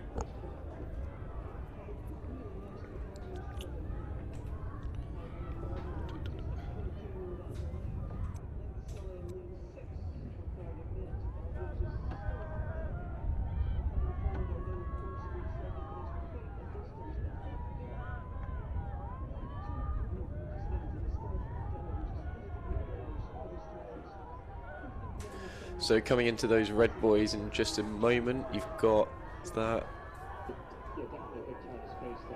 I can't really tell from up here, there's a pillar in the way. That is the Birmingham Sculler Maya Highland, still very much in front of the rest of the field. I'd want to say about a length of Cardiff Met Amelia Eldridge. So I believe, if nothing particularly drastic change, oh no, something has drastically changed. I've got my things wrong there. That is the Durham boat of Cleo, taking second place just across the line. What a blistering third or fourth 500 metre from her. She sort of started in second, finished in second, and sort of had that middle K to sort of almost pace perfectly from her behalf. Yeah, that was an absolutely thrilling sprint there from the Durham sculler Cleo Pantelides. It was Amelia Eldridge's was in second for most of that race, but an absolutely furious sprint in that last 500 for her to take. And then just to clarify, it was, so Maya Highland of Birmingham took the win, Cleo Pantelides of Durham in second, Amelia Eldridge of Cardiff Met in third, Rachel Debenham of Bath in fourth, Caroline Crabb of Dundee in fifth, and Reading Maya Finley in sixth. And now we are moving on to the D final of the women's intermediate single sculls. In lane 1 we have Edinburgh Napier sculled by Rebecca Harrison. In lane 2 we have Leicester, in lane 3 Durham, in lane 4 Leeds, in lane 5 Leeds Beckett, and in lane 6 Nottingham.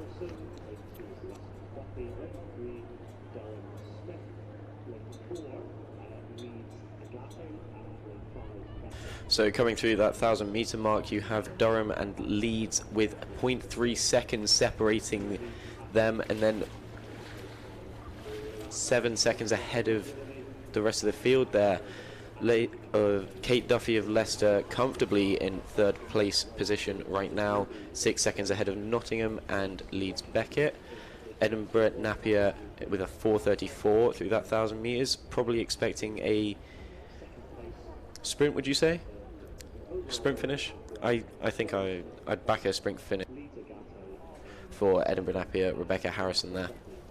Oh yeah, absolutely. All these athletes very much in. The Durham sculler Izzy Smith and Leeds sculler Abby Agate, as you said, have built up a bit of a lead, but then it is all to play for the rest of those spots.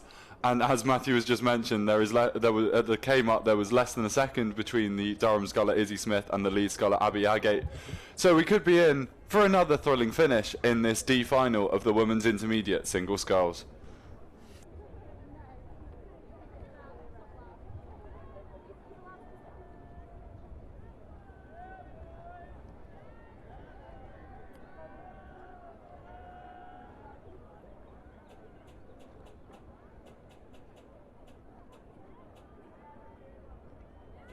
And there on your screens you get a shot of this battle for first unfolding between the Durham and Leeds sculler. Always hard to tell from the camera angles, and that is clear to see right there, because I would not put my money to say on who is in front there, but it is an absolute thrilling battle as these scullers approach the 1,500 metre mark, as they will be looking to unleash their sprint. And we're just getting some times through, and it looks like the sculler Izzy Smith from Durham is still out in front, but she has seemed to have put a 5-second lead over Abby Agate of Leeds, so a fantastic third 500 from her. And that in turn means that Katie Duffy from Leicester has sort of closed the gap to Abby Agate of Leeds, only 4 seconds behind her. Those first 3 scullers do have a bit of a lead, as the sculler from Nottingham, Phoebe Johnson, is 9 seconds back from that sculler from Leicester. But anything can happen in a rowing race seems to be my favourite phrase that I say when I am on commentary. But there is always the potential for crabs to be caught. You could blow. Hopefully that doesn't happen to any of these athletes. And as these rowers approach the red buoys, it looks to me that this may have been a perfectly paced race from Izzy Smith of Durham, as she looks to be extending her clear water margin over Abby Agate of Leeds, who will look to see if she has anything left in the tank as we approach the finish line.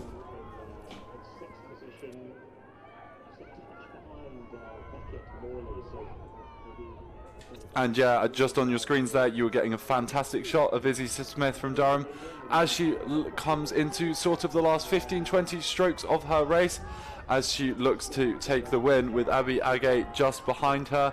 And just from the finish tower, there looks to be a furious sprint from Kate Duffy of Leicester, who looks to be challenging that Abby Agate of Leeds for that second place finish. Another storming finish we're seeing here in these women's intermediate sculls. Some absolutely fantastic racing. Very hard to call as we come across the line, but I think Abby Agate has just came up trumps there. But an absolutely stunning performance from Kate Duffy to close the gap by that much. And then over the line there you have Phoebe Johnson of Nottingham, followed by Ruby Morley of Leeds Beckett, and then bringing up the rear would be Rebecca Harrison of Edinburgh Napier. A great final there in the D final of the women's intermediate single sculls.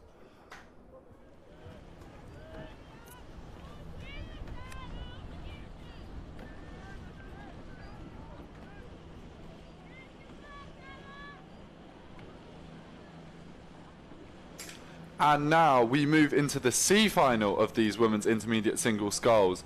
In lane 6 we have University of West England A, lane 5 Hartbury A, in lane 4 Strathclyde B, lane 3 Oxford B, lane 2 Queen's University Belfast B, and in lane 1 Birmingham B. And as we came through the 1,000 metre mark, it was the Queen's sculler Jessica Marden who was first in a time of 4:14, and seems to be the trend in these K-marker timings, because the UWE sculler Lauren Pawson, would you believe it, is less than a second from her. And then in turn Veronica Volkanova from Strathclyde is only a second behind Lauren Pawson in third, and Kelly Brown of Oxford is only a second behind that Strathclyde sculler. And then 3 seconds behind you have Eva Bolton Lake of Hartbury, and then a further 3 seconds back to Ella Olden of Birmingham. So another very, very close race here, especially as the top of the field. So as these scullers come down the third 500, it will be interesting to see if Jessica Marden has held off Lauren Pawson, or if she has managed to get her bows in front. And that is not discounting the scullers from Strathclyde or Oxford, who were very much in the hunt for the first in this D final as well.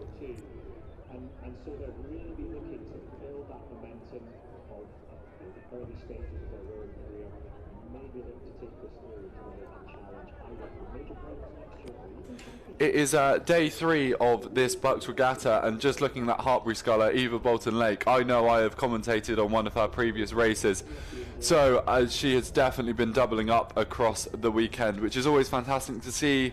Crews travelling from far and wide and from wherever they are, doubling up, making the most of their experience on this beautiful lake. Perhaps today not as nice as nice in terms of weather we've had the past couple of days, but the racing has been absolutely fantastic, as it always is, just like it is here in this C final of the women's intermediate single sculls. As you were getting a lovely wide shot of all these scullers, and soon they will be coming into the 1500 metre mark, where we will be able to give you some times to see if it is still Jessica Marden out in front for Queens, or whether the sculler from UWE Lauren Pawson has been able to overturn that deficit.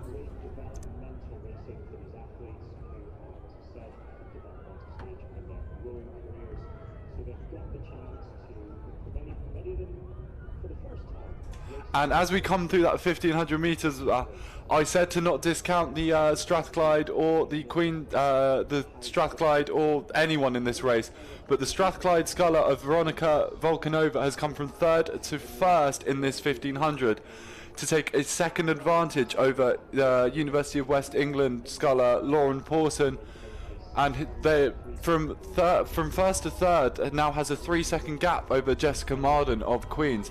Shows you anything can change in this race. What do you think will happen as we come into the last 250 of this race, Matthew? Well, that Strathclyde sculler certainly had a slightly slower start, but I think she's definitely picked up the pace in the following 1500 metres. However, it seems that she's almost ran out a little bit of gas in this, going into these red boys here, and it appears to be at the top of your screen, at top of that shot even. The University of West England Lauren Pawson almost closing that gap a bit more. I say that as the Strathclyde sculler then puts on another burst, almost having an extra gear going in there. And I don't want to jinx it, but that looks to be, with 5 strokes to go, that Strathclyde sculler going to take victory in this women's intermediate C final. Which she does, punching the air there and waving the hands, followed by the University of West of England, and oh my goodness, about a second between those two. Oh no, not sure where the results went for that. Yeah, we just lost the times there, but you can see on your screens it was that Strathclyde sculler that took the win with an absolutely perfectly paced race to come from 3rd to 1st there, as the UWE sculler Lauren Pawson takes 2nd place.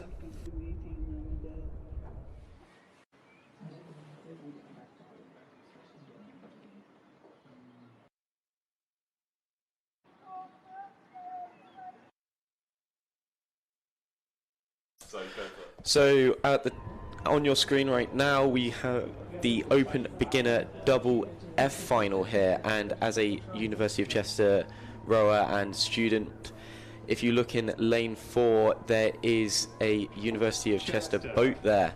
Now, I can talk a bit about Ellis Jones and Sebastian Heminger. They have about, I want to say, less than 3 hours training in this double scull. They actually practiced their first race start from the catch yesterday, believe it or not. But this is a beginner final, so all of our athletes in this final have only been rowing at university for no longer than a year, which is just great to see that they've come to probably their first regatta, certainly first 6-lane regatta, and well, it's an incredible feeling. All sorts of nerves will be going in their heads up there, especially trying to figure out how to get on those stake boats, because it's not the easiest of things, believe it or not. No, definitely not, especially when it's maybe your first or even second time. Attaching those stake boats can definitely be a bit difficult, and as you said, the nerves are jangling. I've said this on commentary before, if you've ever heard me.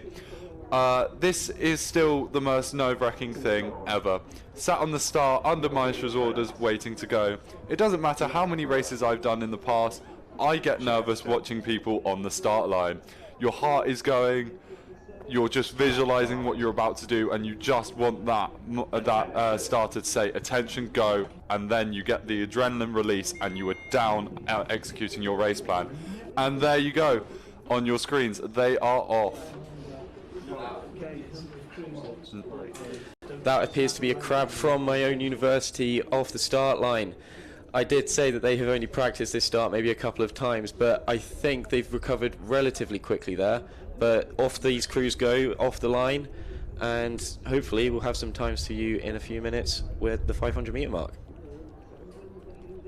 And just to run you through this full lineup in this F final of the Open Beginner Double Sculls. In lane 6 we have Strathclyde.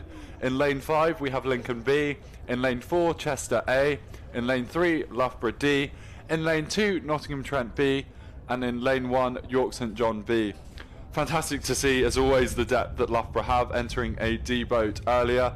I know they took the win in the A final of that race as I was enjoying watching that. As I will introduce my bias as Matthew has introduced his bias. I got to see Bournemouth University take a fantastic bronze with a furious sprint finish in that Open Beginners A final, and now it is great to see all these other beginner crews racing in the F final. And as Matthew said, we will hopefully be able to bring you some time shortly, as these athletes are now underway and furiously marching on towards that 500 metre mark.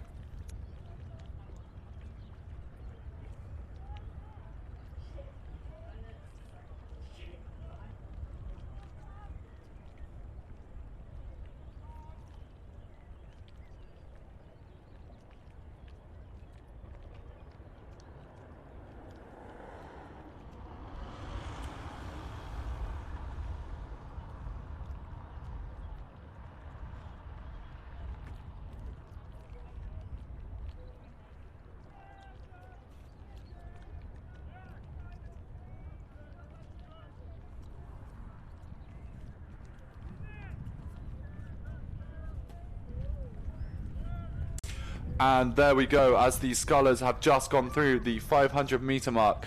It is the double of John Kamara and Sam Rimmer of Nottingham Trent that are out in front in a time of 2:05, and they have managed to put... There's quite a gap there. They have got a 7-second lead over the next placed crew from York St John, Freddie Thompson, and I don't happen to have the other sculler in that. Hopefully he is not sculling a double by himself, because that would be some feat. And then in third, by less than a second, you have the Benjamin Holmes and Kai Griffin of Lincoln. A further second behind them, Finley Ferguson and Sean Cameron of Strathclyde. And then Matthew's beloved Ellis Jones and Sebastian Heminger of Chester in fifth. And then Daniel Webb and James Hudson of Loughborough in sixth. Although then that Nottingham Trent double is out in front by quite a margin, there is only 2 seconds at the 500 metres that separates second to sixth. So all to play for as we come down the rest of this course.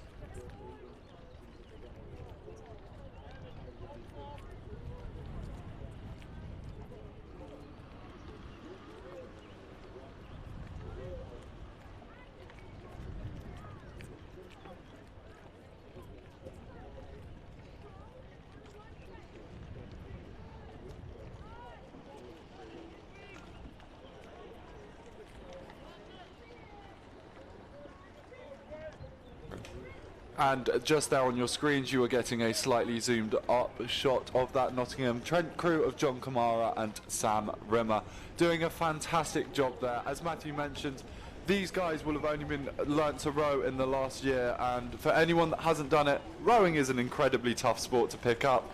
I have many years of experience under my belt, and there are still so many technical things I can improve on. So watching these beginner doubles scull as well as they are is absolutely fantastic to see.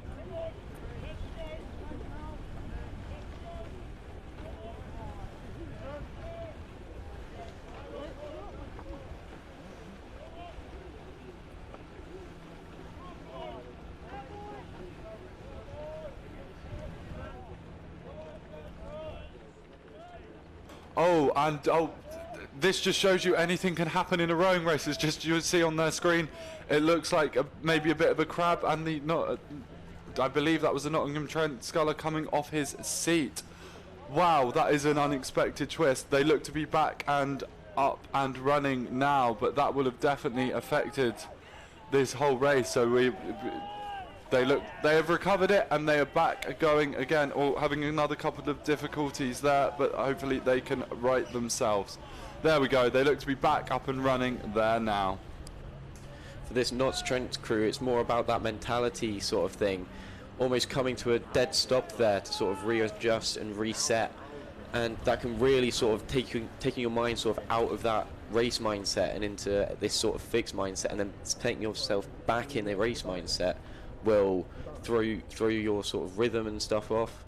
But as far as the next 1500 metre mark, you'll also see sort of York St John, Lincoln or Strathclyde sort of, after they realise that the leaders have sort of fallen behind, that they're now very much in contention for the top 3 spots, and anything, like you just said, can happen. Literally anything can happen. Yeah, it seems to be a phrase, anything can happen and we'll see what can happen. Seems to be a phrase I always say, tend to say when I'm on commentary, but this race is just proving that it is very much true. Catching a crab, experienced crews catch crabs, and these beginner doubles are doing fantastically well, but as they've only been rowing a year, sometimes small mishaps, and as Matthew was mentioning, it is all about how that double comes back from it. Don't let them dishearten it. They've just got to keep their heads in their own boat and deliver a fantastic rest of the race as the crews approach the 1500 metre mark. And I would not like to call anything, but it looks like either that Loughborough boat may have been the ones to capitalise and take the lead, but we will wait for official times as we come into the 1500 metre mark. That Loughborough boat suddenly turning back into their lane. It appears that they've sort of gone on a little bit of a joyride there going into lane 4. They're frantically waving his flag a little bit. Seems to be there straightening up back up again, but that will cost them time, and I think that was Nottingham in lane number 2, sort of ahead. However, times on your screen for that 1500 metre mark, you've got Loughborough leading the pack, followed by York St John and Lincoln. Rounding out the next 3 is Chester, Strathclyde and Nottingham Trent. Yeah, after that unfortunate mishap from Nottingham Trent, all has changed.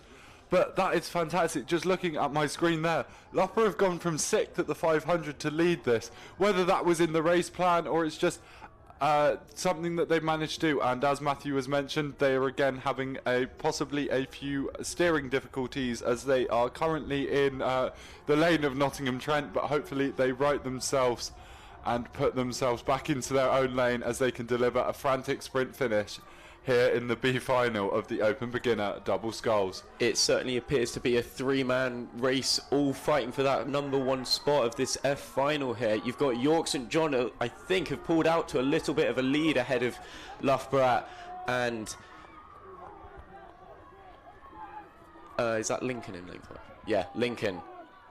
And it appears to definitely be that York St John almost coming out to about a length, a clear water over Loughborough and Lincoln as they cross the line.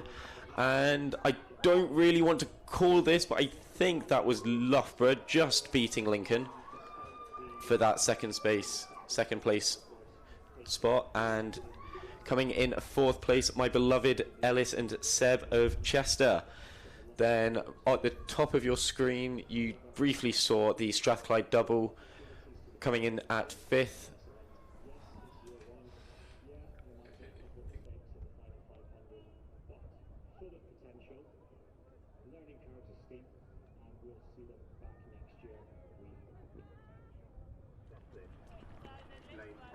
And it's not we will shortly move on to the race on your screen, but I just want to mention this Nottingham Trent crew that is just coming past our finish tower now. May have caught another little bit of crab, but absolutely fantastic from them. Even if it may not have been a perfect race from them, any race is good experience and they will learn from it, and absolutely pleasure to see them just about to cross the line. And now, after they have just crossed the line, we now turn our attention to the E final of the Open Beginner Double Sculls.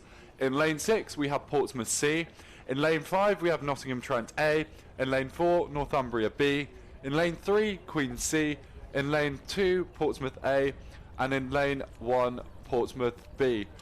So as you can see there, fairly Portsmouth dominated there, which is always interesting to see. What do you think those 3 crews will be thinking going up against each other, Matthew?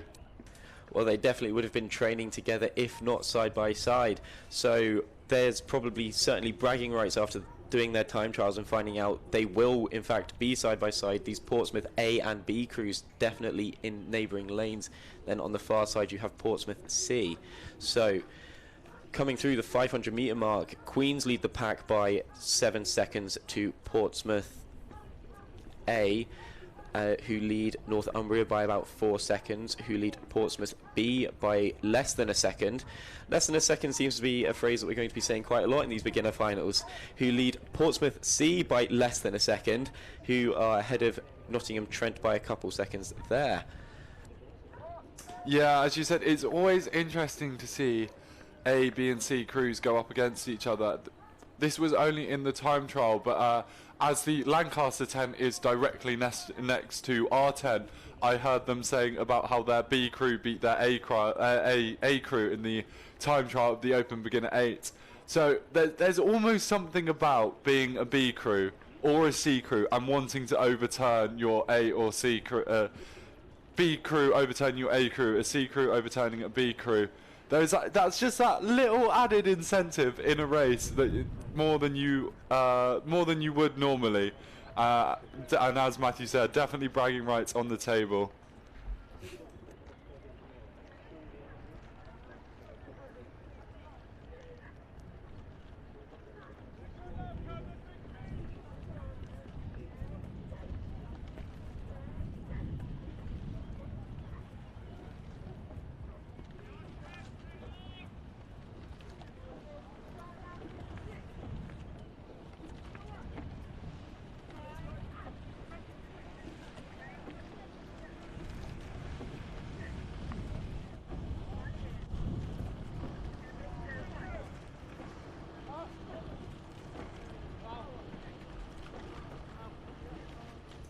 And just on your screen there, as they go through the 1,000-meter mark, you are getting a fantastic shot of that Queen's crew of Christopher Wilson and Horatio Selker, but sculling absolutely beautifully as they look to have extended their lead. And we will see if that is true, as we are just getting the 1,000-meter mark times in there. And as you can see, it is that Queen's crew out in front.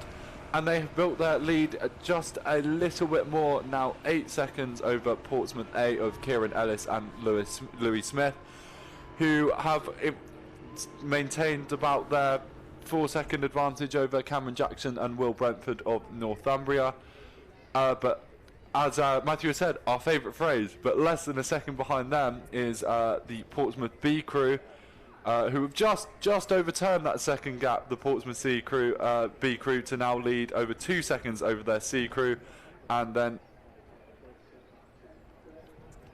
pardon me, I'm just realising Nottingham Trent have made a fantastic move in that 500 metres, as they are now actually sit third in at the K mark. Apologies for my mistake there. So that is an absolutely fantastic move from that Nottingham Trent crew to come from 6th to 3rd in this 1,000-meter mark. It just shows, like, any final, but especially the beginner finals, the positions just seem to change all the time, and anything can happen. I say it's my favourite phrase, but it is. It's actually sometimes impossible to know what can happen in a race, as you get a shot of that Queen's crew of Christopher Wilson and Horatio Selker. And as much as I'm saying anything can happen, they do look to have a very good lead out in front there.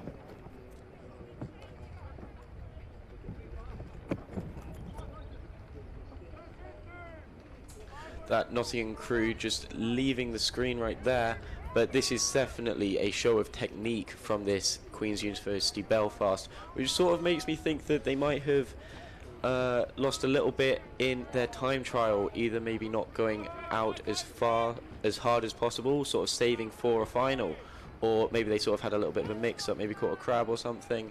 But that Notts Trent starting at the first 500 in 6th, and I think they've moved up to 2nd now, which is an absolutely, might have been part of their race plan, might not have been, but whatever it has definitely worked. They are now definitely in 2nd looking out at this commentary tower. Yeah, I would agree with that. It can be hard to see, but I would say definitely, even if they aren't in 2nd, they're definitely giving it a good go to chase down that Portsmouth A crew. And we will await official timings as we come across the 1,500 metre mark to see what these beginner crews have left in the last 500. Touch wood. It looks like the Queen's University Belfast Scullers will take the win here. And coming through the 1,500 metre mark, you've got Queen's University Belfast with a 6:23.3, followed by Nottingham Trent and Portsmouth B overtaking, or Portsmouth A, sorry, still in the lead, but Portsmouth C overtaking Portsmouth, oh no, sorry, forgive me. That is Portsmouth B and C overtaking Portsmouth A, and then Northumbria rounding out the field. Less than 2 seconds between fourth and sixth there, and only 2 seconds between third and fourth. So there still is all to play for in third to sixth. And coming into this Red Boys, it is definitely that Portsmouth B crew sort of saved a bit against Portsmouth A. And you've got Portsmouth C on the far side, but I don't think they can really see them in that boat. I just saw the stroke man of that Portsmouth B sort of take a quick glance. As you look at your screen, you've got Queen's University Belfast crossing the finish line with a dominant lead there. And coming through with about 15 strokes to go is Nottingham Trent, just to the left of your screen. And then at the top and bottom of your screen, you've got Portsmouth C and B still battling it out. And there you go, that's Notts Trent over the finish line. But I think this might be a podium for Portsmouth C, followed by Portsmouth B. And they will certainly be happy with that. And then that is Northumbria over the finish line in fifth. And rounding out the field is Portsmouth A. Yeah, that was absolutely such an interesting race there with that Portsmouth A crew going from second to sixth, and that Nottingham Trent crew going from sixth to second. All the positions were just all over the place in that, and very interesting to see the different the C crew coming out top in that Portsmouth battle.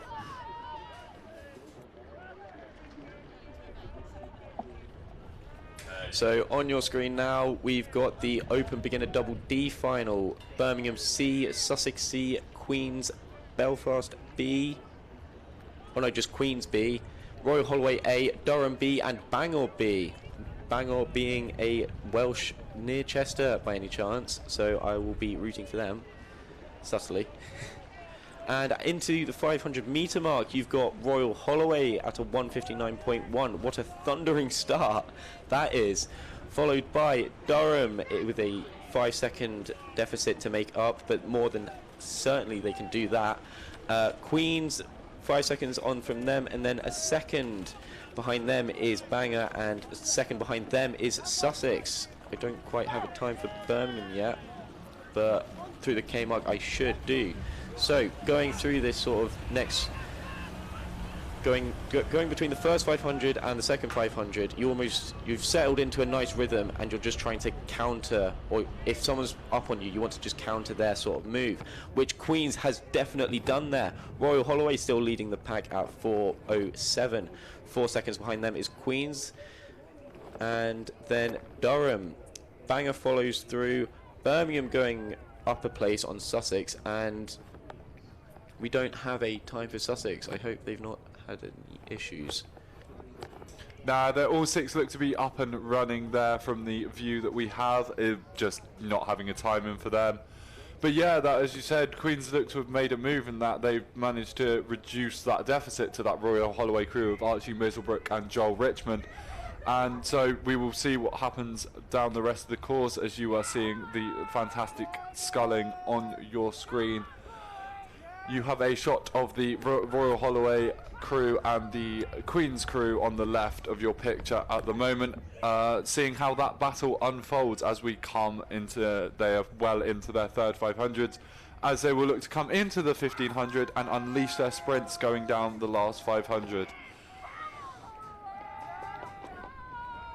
It is always interesting to see in any event, but sometimes these beginner crews, as we just saw, sometimes they falter a little bit at the end. Maybe they went out a bit too hard, but some of these beginner crews just save so much for that last little sprint, and you can get some absolutely brilliant finishes, as we have already enjoyed here so far across these double sculls and the intermediate singles as well.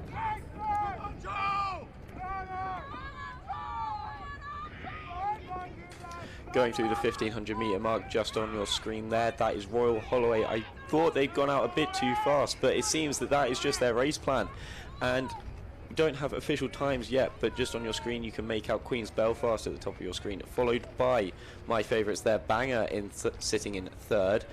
And yeah, hopefully we've got some times for you in a second. Yeah, it seems to be a battle between Durham and Bangor. I would agree, it may look like Bangor have taken third off them, but we will await for official timings just to make sure that that is all present and correct. But it is definitely looks like that Royal Holloway crew are out in front, but being chased down by the Queen's crew. And you are having the 1500 metre times displayed on your screens there, with that Royal Holloway crew of Archie Middlebrook and Joel Richmond are out in front with a 6-second lead over that Queen's crew of Joshua Gibson and Rex Henderson. And Matthew's eyes did not deceive him. Bangor have overturned a 5-second deficit on 4-second deficit, pardon me, of Carl Simpson and Zachary Burney of Durham. So the Bangor double of Henry Aldridge and Luke Kitchener currently sit in third. What do Durham have to respond, if anything? And as we look out in our commentary tower, it looks like Bangor are giving it a right. I'll add commentator's curse. Bangor have just unfortunately caught a boat-stopping crab that you could not make the commentator's curse timing any worse there. Hopefully they get that back under control, as we will turn our attention back to the front of this race as Royal Holloway looked across the line in first. As you see, they're coming into the last few strokes of their race as they cross the line there. And they will be followed up by that Queen's crew that have chased them down all the way to finish in second place. And then just on your coming and you are getting a shot of that Bangor crew. Sometimes shows when these beginner crews are pushing, trying to give it that all into the finish line. At the top of your screen, you can't actually see it there, but what's it, in lane 6, Birmingham just snuck up on lane 5, Sussex. I think Sussex caught a little bit of a crab, but this is Bangor back after that recovery, coming in 4th, and Birmingham's coming in 5th, and Sussex, unfortunately, with that little bit of a crab on 50 metres before the line, coming in, rounding out that field in 6th. Yeah, just as they went over the line there, the bow of Bangor, the head went down a bit. I think they were looking to make a push. Just sometimes that porosity can lead to a few mistakes, but an absolutely brilliant row, and they should be absolutely so proud of themselves. And as I said before, any race is experience, so they will come back and learn from it. And I'm sure next year we may see them in an even higher final, using all that motivation that they've just got in that D final of the beginner double sculls.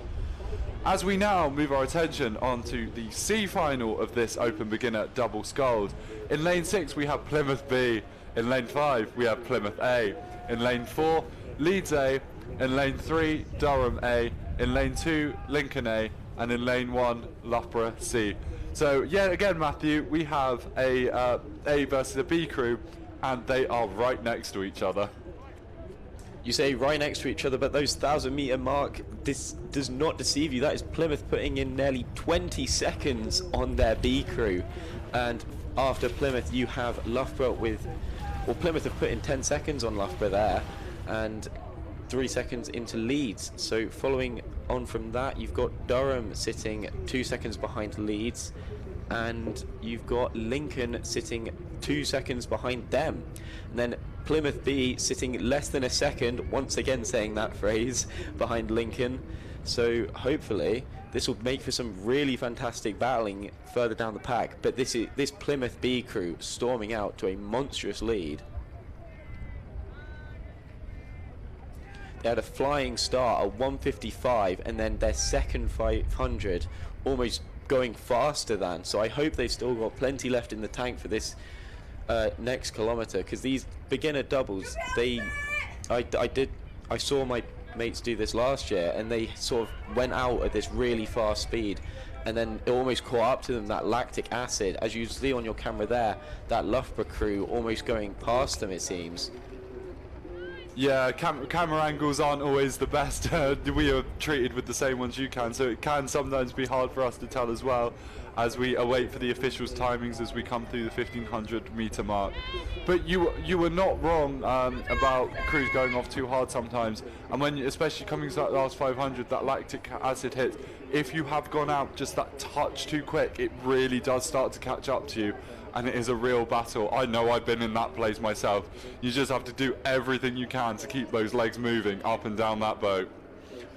But it looks to me that Plymouth A crew have kept that advantage, and now we are just getting the official times. They have kept that advantage.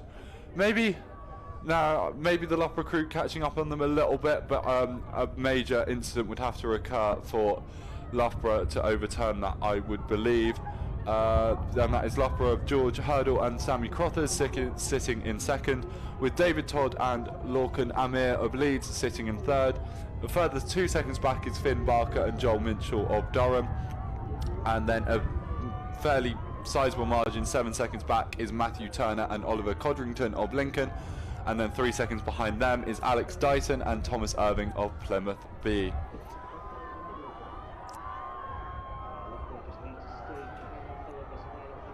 Loughborough just on your screen there, the right of the picture. Loughborough having a little bit of fun in the boys there, but look to have corrected themselves there.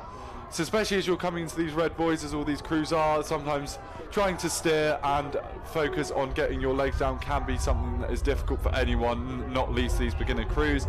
As just on your screen you see a fantastic row from the Plymouth Scullers, Toby Gold and Harvey Bosworth, to take the win in this C final, as there's a fantastic battle approaching there for second, but it looks like that Loughborough crew will take second, and then following them will be the Leeds crew in third, very closely followed by, the Durham crew took third. The Leeds crew did take third, the Durham crew take fourth.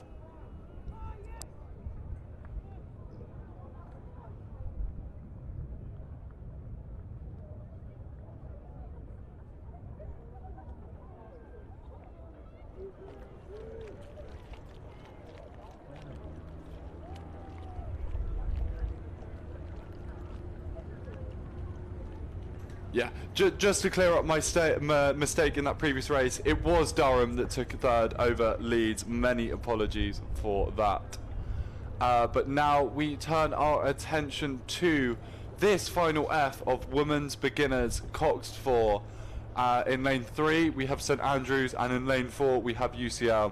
That St Andrews crew comprising of Jemima Chappell, Catherine Brand, Anna Gurney, Arina Pagan and Megan Spittle, and that UCL crew comprising of Ruby Priestley, Shanky Mo, Vidicha Atiaza Garnazen and Victoria Flimanova.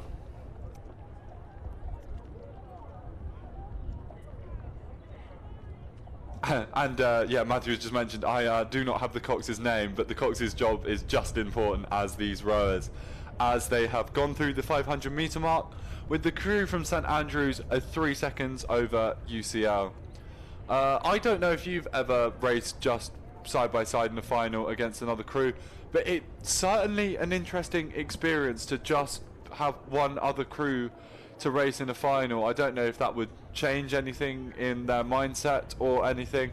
It probably doesn't. It's just it's an interesting dynamic and not one I've ever had to deal with.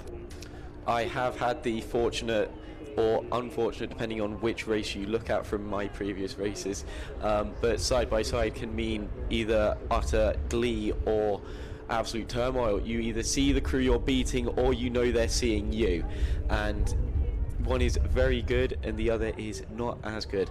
But coming through this 1,000 meter mark in about 30 seconds time, I think, I mean, I couldn't really tell. I'm not a betting man, but I definitely wouldn't want to bet on this, because these both seem to be putting in the absolute work going through this first 500 still. Yeah, fantastic display of sweeping on your screen. And it's impossible to know without knowing these crews, but we mentioned these are beginner crews and have only started rowing in the last 12 months. And most crews will start out sculling. I don't know many programs that will jump row straight into sweeping. You usually scull before you can learn to sweep. So we have no idea how long these guys have actually spent time sweeping. And mastering two different sculling, which is 2 oars, and then sweeping, which is 1 oar. Mastering 2 in a year is a fantastically difficult thing to do, and both these crews are doing a fantastic job as we approach the 1,000 metre mark. And I think the times will agree with me, but it looks like that St Andrews crew are still out in front.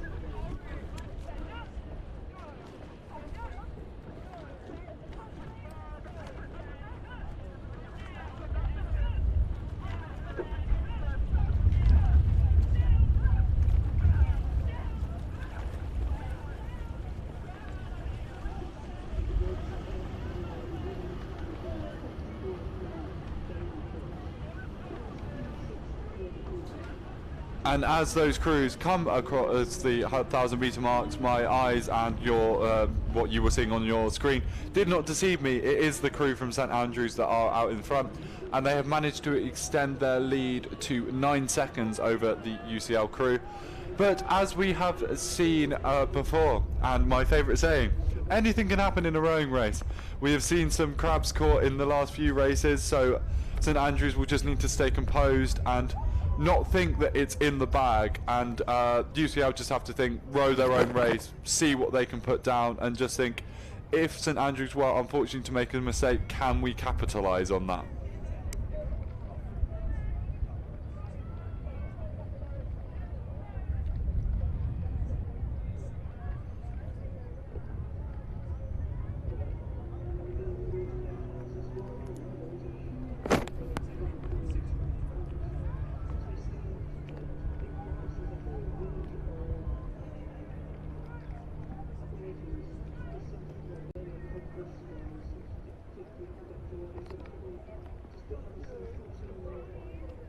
And on your screens there, you're getting a fantastic shot of that St Andrews crew of Jemima Chappell, Catherine Brand, Anna Gurney, Arina Pagan, and we do now have the Cox's name, Megan Spittle. Coxing such an important job. Not only do they keep the boat straight, both these Coxes will be motivating their athletes, telling them how far they have to go, just giving them that push they need. And especially as we've talked about the dynamic of it just being a side-by-side race, having a Cox talking to you, keeping you on your toes, is probably really important for these crews.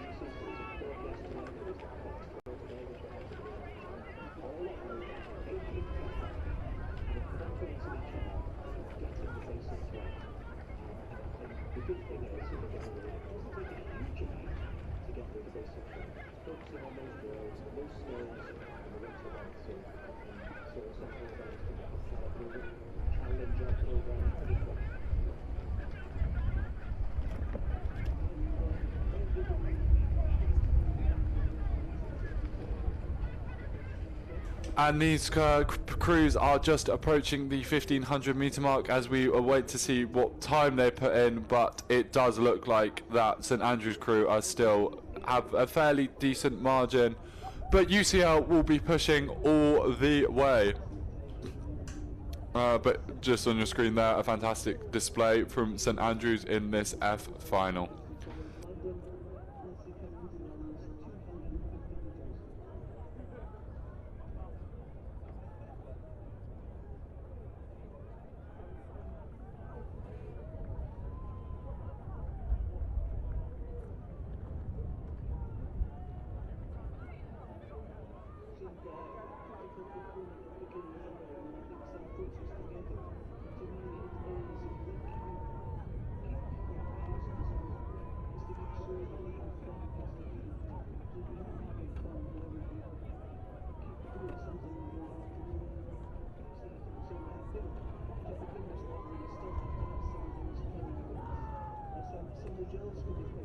And as these crews approach the red buoys, despite being out in front, I can see that this St Andrews crew are jacking up their rate, putting in a furious sprint. They want the best time possible. They want to leave this regatta knowing they left everything out there on this course. And it is a fantastic shot you're getting there. Rates going up. Cox will be screaming at them. I would know that, as they look to come over the line in these next 5 strokes. They will have enjoyed knowing they are up front and seeing their competitors out behind them, as you said earlier, Matt, as they have just come over the line now to take the win in this F final of women's beginner Coxed fours, apologies. And just coming into the line now is the UCL crew of Ruby Priestley, Shanky Mo, Vijayaida Asha Gannason and Victoria Flymanova, and they have just crossed the line now. An absolutely brilliant performance of them, and every single rower at this regatta should be proud of themselves, no matter what final they find themselves in.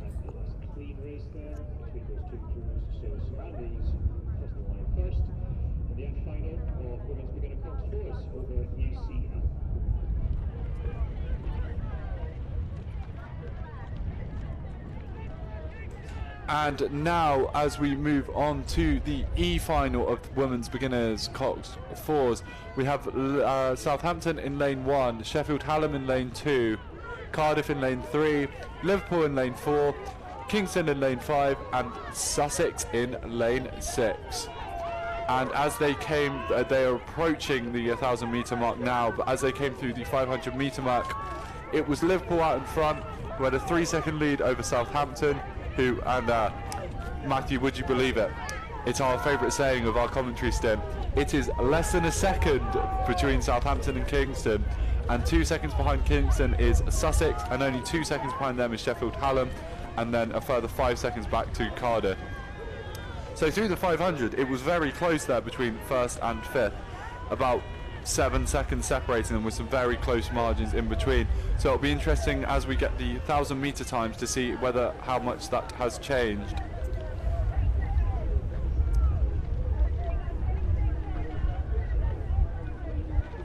And as we go through the 1,000 metre marks, Liverpool have maintained their lead, but Southampton have closed the gap a little bit, now only 3 seconds behind them. And then Kingston still only a second behind them, and Sussex only less than a second behind them. Sussex have managed to put in a little bit of a gap to Cardiff in 5th, with Sheffield Hallam still in 6th. But an absolutely 4 seconds separating first and fourth here as we come down into the next K of this race, as the rows will be approaching 1,500 metres. I am very excited to see who was going to take the win here. It is absolutely all to play for here in this beginners women's beginners Cox Quads E final. I was lucky to see this Liverpool B crew late last year in Liverpool Novice Race Day, and my God, have they improved. And I'm actually quite astounded at how much improvement they have made in those last sort of 6 months. As you said, most crews will start out sculling, so to all of these crews, changing from sculling to sweeping, it is very difficult, especially once you have sort of mastered mastered in quotation marks, mastered sort of that sculling, being given one oar and sort of having to change your body movement. But that camera angle is probably quite deceptive, but seems to almost be Liverpool ahead by a length, and we're coming through your 1,500 metre mark, and I don't think those times are quite correct. So once we do have those times, I'll be sure to mention them. Yeah, but just going off what we can see on our screens and that side-on angle we got as they went through, it does look like Liverpool are still out in front, but I would not be able to tell you a single other thing about who sits in second, third, fourth and fifth. So we will leave that suspense until we get some official times through, or when they get closer to us. But I can imagine we are in for an absolutely storming finish here. And just there on your screens, I could not call anything. I would say Liverpool do look to be out in front, but besides that, I will be waiting for some official times or a slightly clearer angle before I try and declare anything in this E-final of the Women's Beginner Cox 4. just off to the right of the screen there is Southampton in lane 1, and they are definitely still in this race with Liverpool. I was lucky enough to be near those Southampton people, and they make a lot of noise, so despite being on the far side here, they will definitely be hearing their university cheering side by side almost, so it will definitely be who's making the bigger racket. But it certainly seems to be still very quite tight in these fast sort of last 250 in entering the Red Boys now. Yeah, entering the Red Boys now. As you've just said, it looks to be Liverpool out in front, but Southampton are very much in this race. Over there in lane 2, Sheffield Hallam may have actually brought themselves back into the race. It's just impossible to call in this race. I do not know where these positions are going to go. Appears to be Kingston gaining in on Liverpool there, just on your screen, as you're rounding out to about less than probably 80 metres to the finish line here. It is going to be an absolute dogfight if Liverpool can hold on to this. She's taken the rate up there, and Kingston I don't think have enough energy left or water left, as Liverpool are just about to cross the line here, and Liverpool do finish in first with a time of 9:20 seconds, putting in about 4 seconds there to Kingston. Coming in third was Southampton, and fourth Cardiff. And at the top of your screen there is Sussex. And rounding out the field, coming into the screen in just a second. Oh, no, we changed camera. But coming into the screen there and shortly across the finish line is the Sheffield Hallam crew. Yeah, and you just, as we just seeing Sheffield Hallam cross the line there, but just before we saw them cross, we did get that switch to that Liverpool crew. Coxed and the BUCS, I saw the hands there, they were thrilled with that to win that.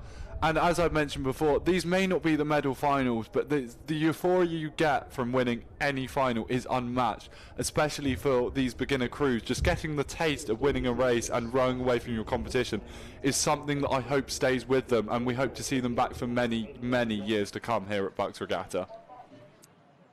Race control from start, over.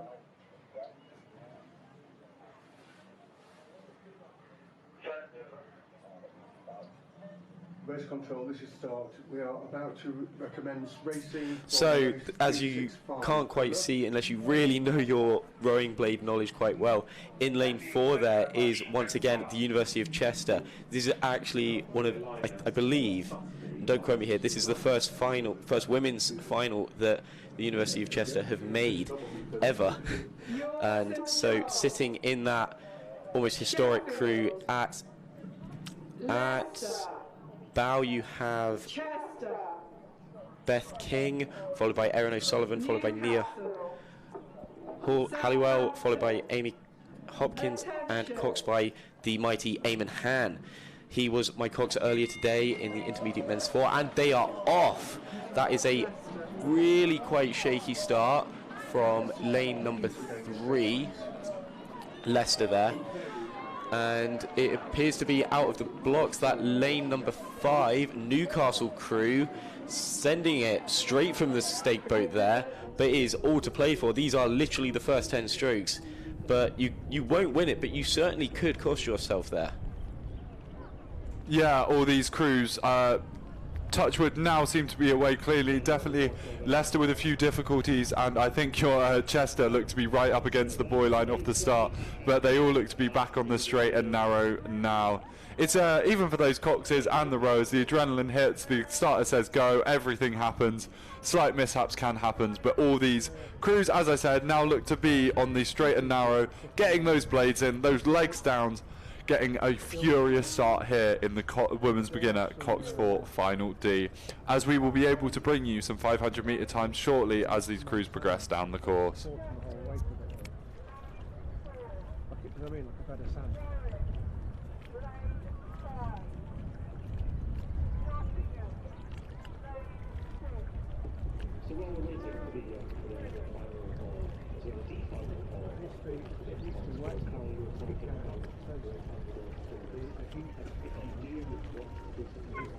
Yeah, just talking about that Chester boat again, this is their, I want to say, second or third time actually in a boat together. Most certainly their second race together, because, well, up in the northwest we don't get much, and we are a small academic university there.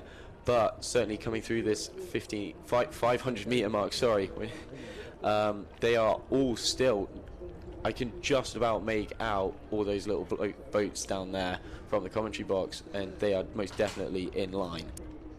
Yeah, it's impossible to tell from this camera angle, but as I was just about to say, we will await for some official times, and here they are.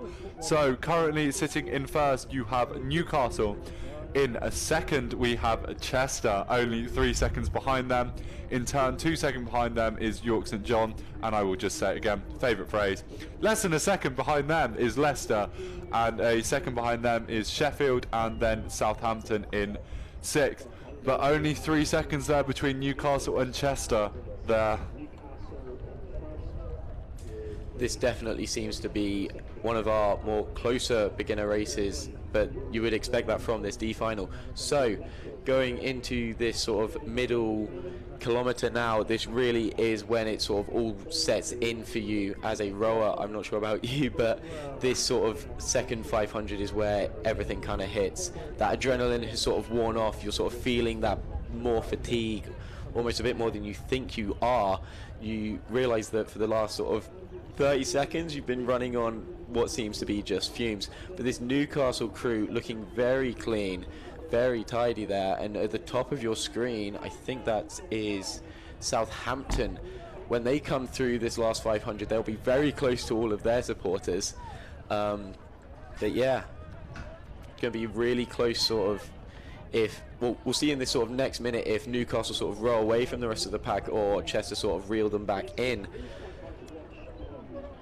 Yeah, it's absolutely all to play for. Like, it seems to be a fantastic race here. Not one that we can call right now from this camera angle. If you had to make me guess, it does look like Newcastle may just be out in front, but I will wait for official timings before I say anything with absolute. And as Matthew mentioned, sure, Southampton have a lot of support here, and so many other crews. We are approaching sort of end-ish of the day, but there'll be so many supporters still out on that banks cheering on these crews as they give it all down the track here at the National Water Sports Centre in Nottingham.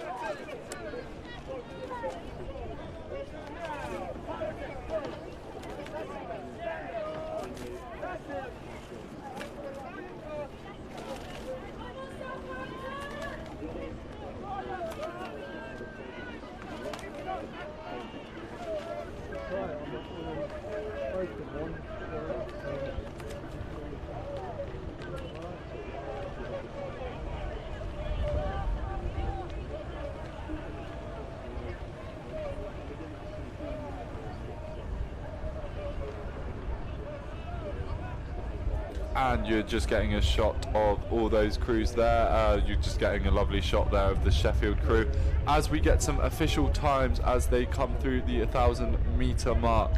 And that Newcastle crew are still out in front, but only by a second, Matthew. But those two crews seem to have built up a little bit of a lead, with Leicester now only 4 seconds, with Chester now building up a 4-second lead over Leicester in third. A further second back is York St John in fourth, and then a further 6 seconds back to Sheffield, and then Southampton's a further 3 seconds by that. What do you think your Chester crew can do to overturn that 1 second deficit to Newcastle in this next 1,000 metres?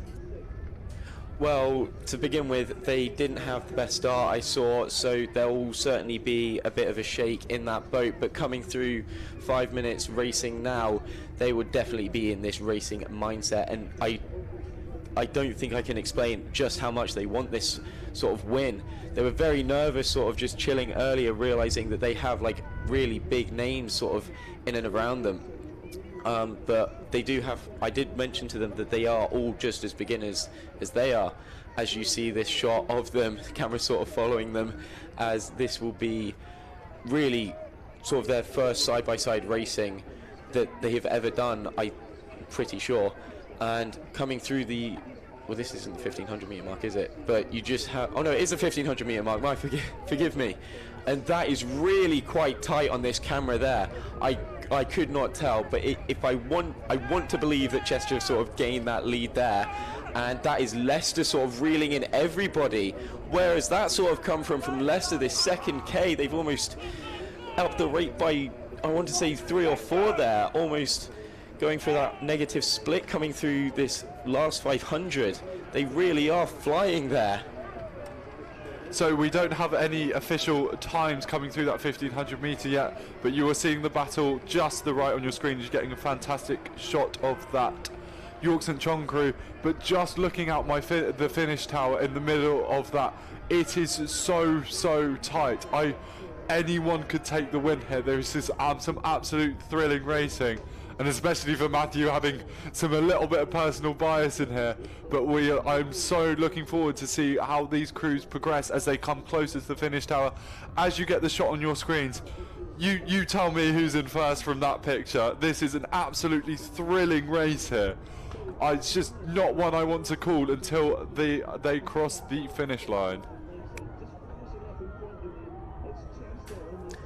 And much to my relief, that is Chester sitting in first going to the last 500, and followed closely by Newcastle, followed even closer by Leicester.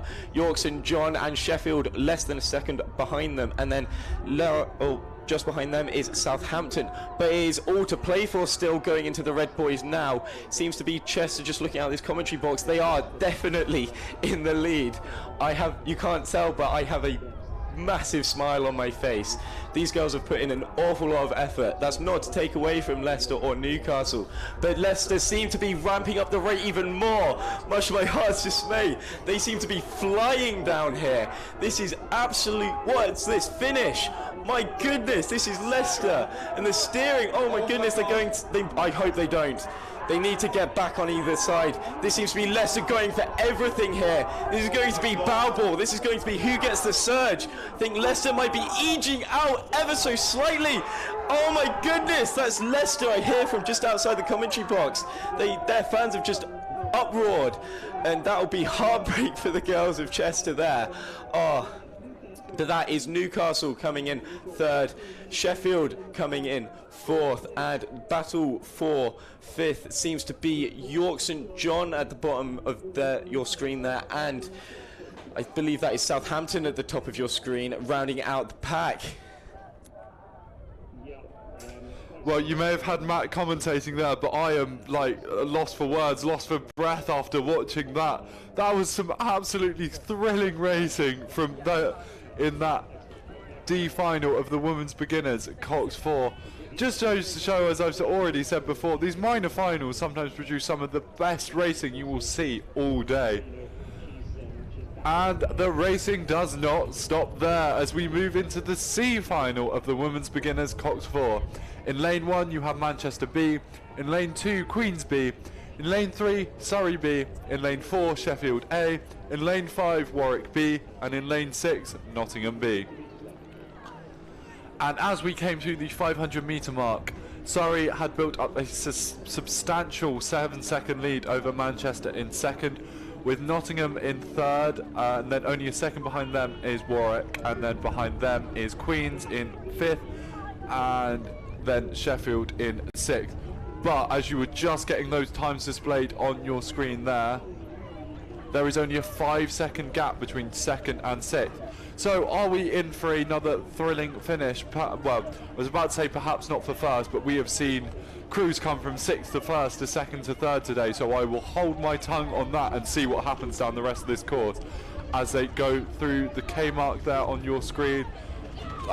It does look like the Surrey do have a decent lead there. That was very, very precise rowing from Surrey there, and at the bottom of the screen just going past, I believe that is Manchester, and at the top of your screen you've got Nottingham. It is still very much all to play for. That camera angle just being not quite as accurate as I'd really like, but times coming on your screen there, that is Surrey, followed by Manchester, followed by Nottingham, followed by Warwick, followed by Sheffield, followed by Queens.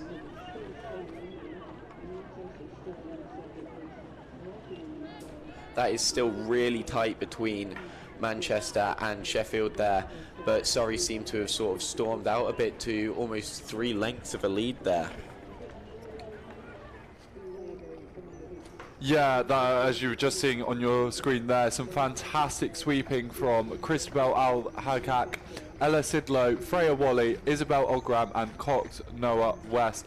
It does look like they built up a bit of a lead, and as you see on your screen, it is clear to see why. It is very together. It is very neat sweeping here in the C final. It's sweeping that wouldn't be out of place by the looks of it in the A or B final, but they are stamping their authority on this C final as we approach the 1500 metre mark here in the C final of the women's beginners Coxed 4.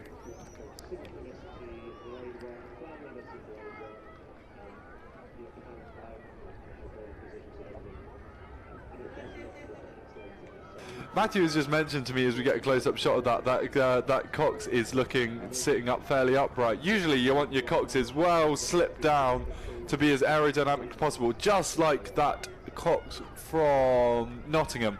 That is your more usual position.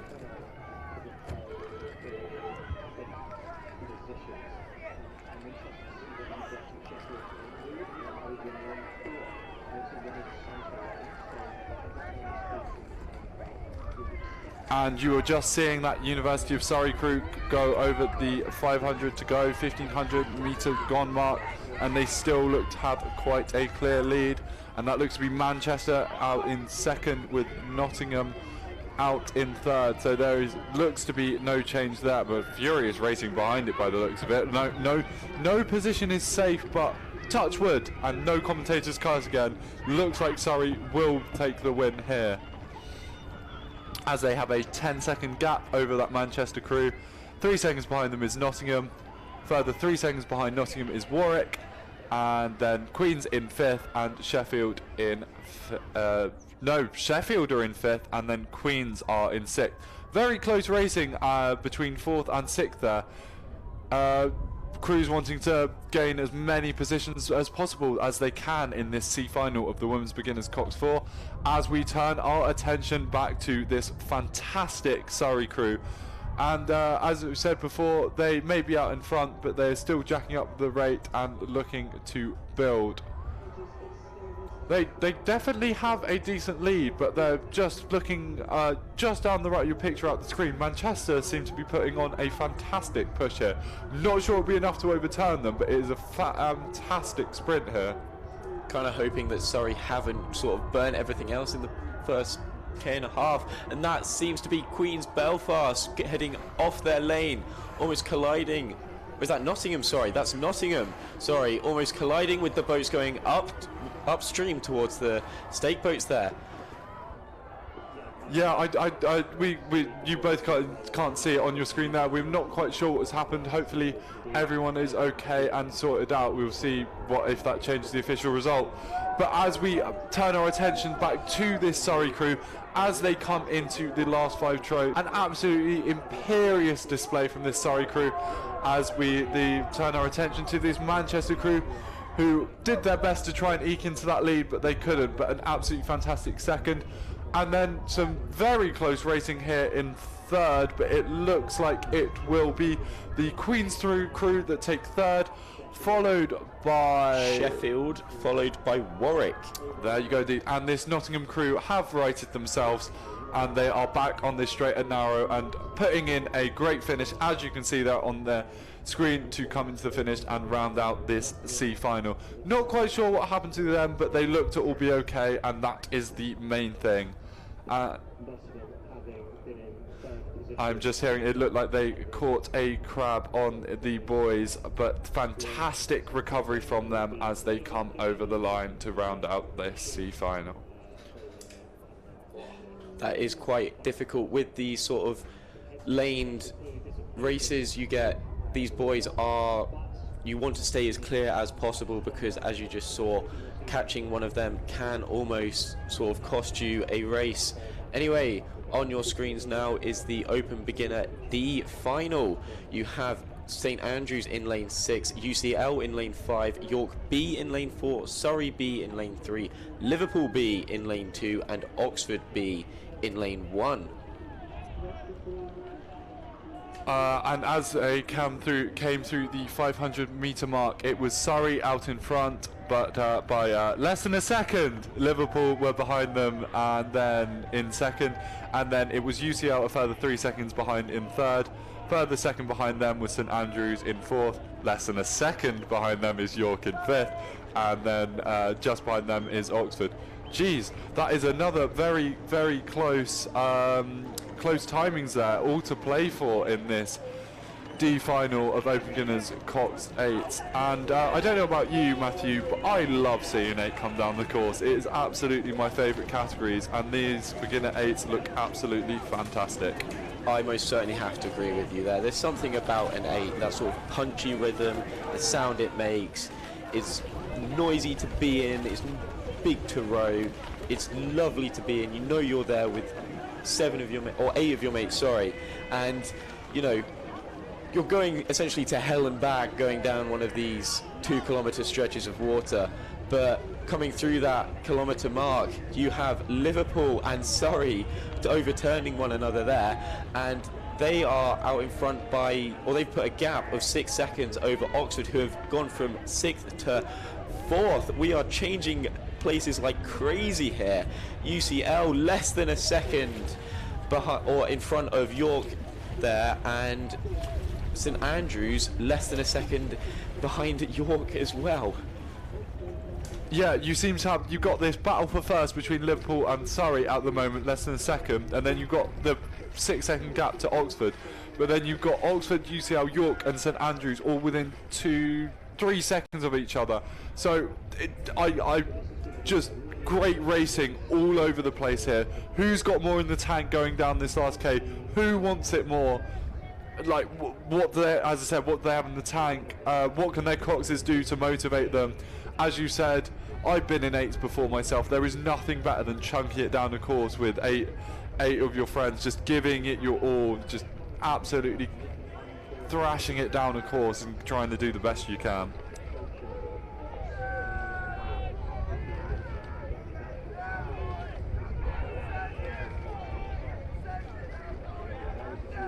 And we are approaching the 1500 metre mark as we look to bring you some 1500 metre times, but my God, as you were just seeing there, that is fantastically close between Liverpool and Surrey.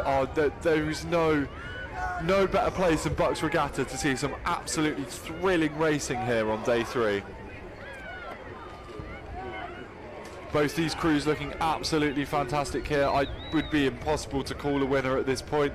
Be interesting to see what happens as they come close to the finish tower as we get some official results, and it has changed again. It is Surrey out in front, but it's a 0.4 of a seconds back to Liverpool, and they have now got a 10-second gap over Oxford, and Oxford now managed to put in a 3-second gap over UCL, and less than a second behind them is St Andrews, and we are waiting a time from York. But I am absolutely thrilled to watch this. These two crews of Liverpool and Surrey come into the final stages. What are your thoughts on this race? Well, that is 250 metres left, and this next 250 is going to be a battle between Liverpool and Surrey there. They are both, I guarantee you, both crews will be sneaking peeks at every chance they get. Both bowmen will be thinking, oh, we're up, oh no, we're down. Once again, this is going to be a side-by-side to the finish. It might even be who gets the surge on the bow there.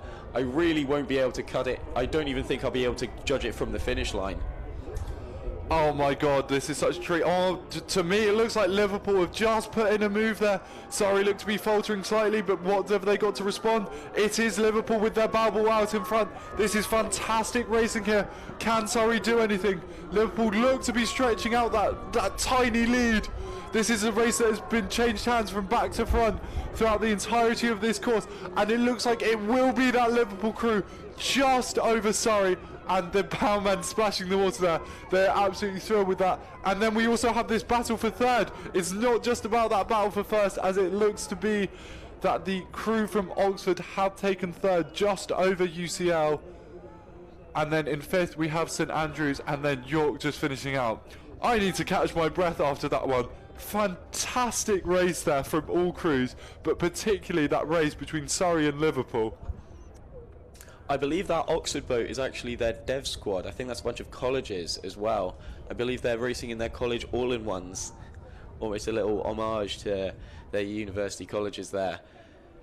So anyway, this is the Open Beginner 8C final underway. You have Newcastle B in lane 1, Exeter B in lane 2, Lancaster A in lane 3, Oxford A in lane 4, Oxford Brooks in lane number 5, and East Anglia in lane number 6. Yes, and we await those 500 metre times.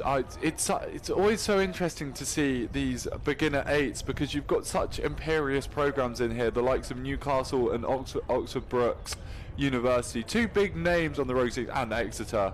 But it's just fantastic to see how they develop the future. Obviously, Oxford Brooks are known in this rowing circuit, and they have had a fantastic regatta, as they always tend to do. They believe they won Champ 8, Intermediate 8s on the men's side, and I watched them win Women's Champ 8 as well as I think they won Intermediate Women's 8s as well. But just a fantastic regatta for them, and this Brooks crew in the beginner 8s final C will be looking to see what they can do, as we can give you the 500 metre times. And as much as I've been picking up the big crews of Oxford Brooks and Newcastle, it is the University of East Anglia that have taken the lead over Oxford. That is probably colleges, as another college crew, as Matthew mentioned earlier. And in 3rd is Lancaster, who I know will have big support on the banks, because they are right next to my tent, as I mentioned earlier. So there's been massive support for all the Lancaster crews today, which has been great to see. And then in 4th you have Oxford Brooks in in 5th you have Newcastle, and then you have Exeter in 6th. But another very close field here, Matthew, only 5 seconds separating the whole field going through that 500 metre mark. Oh, most definitely. This is East Anglia in lane number 6, so they will be closest to the side with all of their fans. And, well, I think it actually does make a difference when you can hear people, or people's voices that you actually recognise, cheering you on, as opposed to just ambient, just cheering and noise in a sense. But these Oxford and Lancaster crews, once again, less than a second going through that first 500 metre mark. And as we enter the 1,000 metre mark, as you look to your screen there, that is 4 boats all having overlap. And, well, you try and say who's where.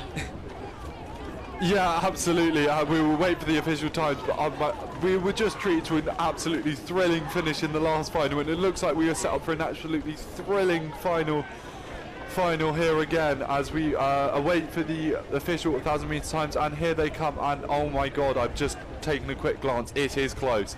It is Lancaster out in the lead at a time of 3:30, and we will use our favourite phrase again. Less than a second behind them is Oxford, and just behind them is Oxford Brooks, and just behind Oxford Brooks is East Anglia, and then only 2 seconds behind East Anglia is Newcastle, and Exeter just behind them. We have 4 seconds separating all 6 crews in this C final of the Open Beginner 8. This is just absolutely fantastic to see, and as Matthew just said, I would hate to call this race right now. Be interesting to see, has anyone gone out too hard? Is anyone saving a furious sprint as we come down this last K and we get towards the 1,500 metre mark? And then when they approach those red buoys, when those legs are screaming, those lungs are screaming, who has more in their legs to deliver the winning push?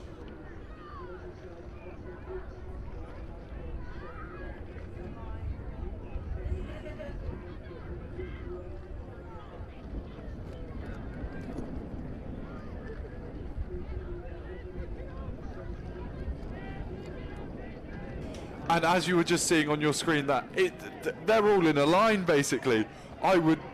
You sit here and call this race. This is absolutely thrilling. I mean, if you're going to make me call it, it does look like Lancaster are still just out in front, but there is Oxford Brooks and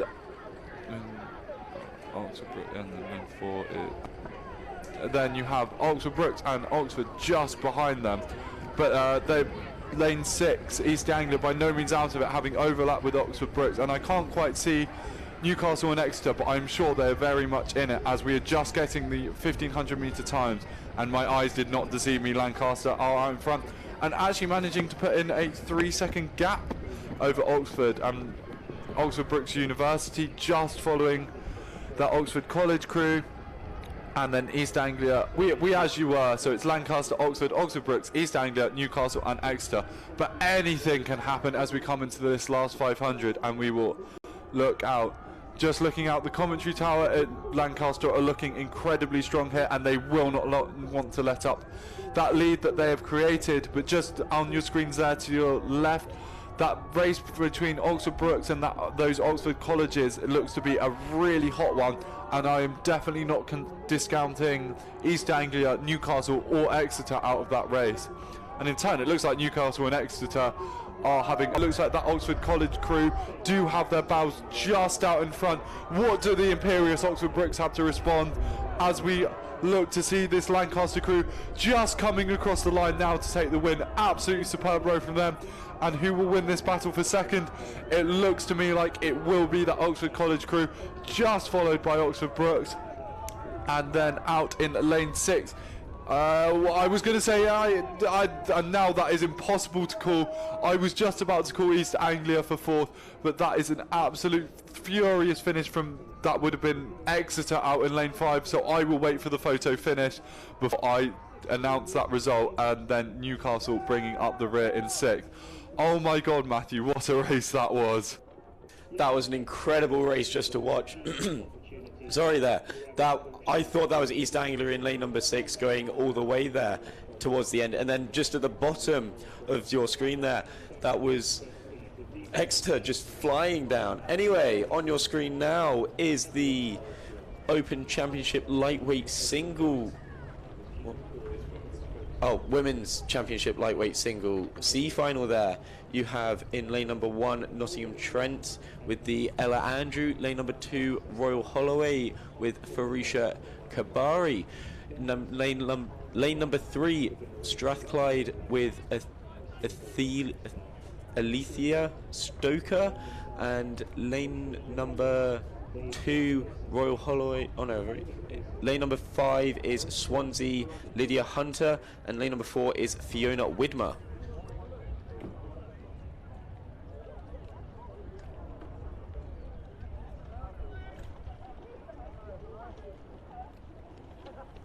And just just to turn your attention away briefly from this, I will just mention, of that furious race of the Open Beginners Final C, it was Exeter with a furious sprint that just nipped into 4th over East Anglia. I was about to call East Anglia in 4th, and then that Exeter boat came out of nowhere. And now I will turn my attention back to this race of the Women's Championship lightweight single sculls Final C.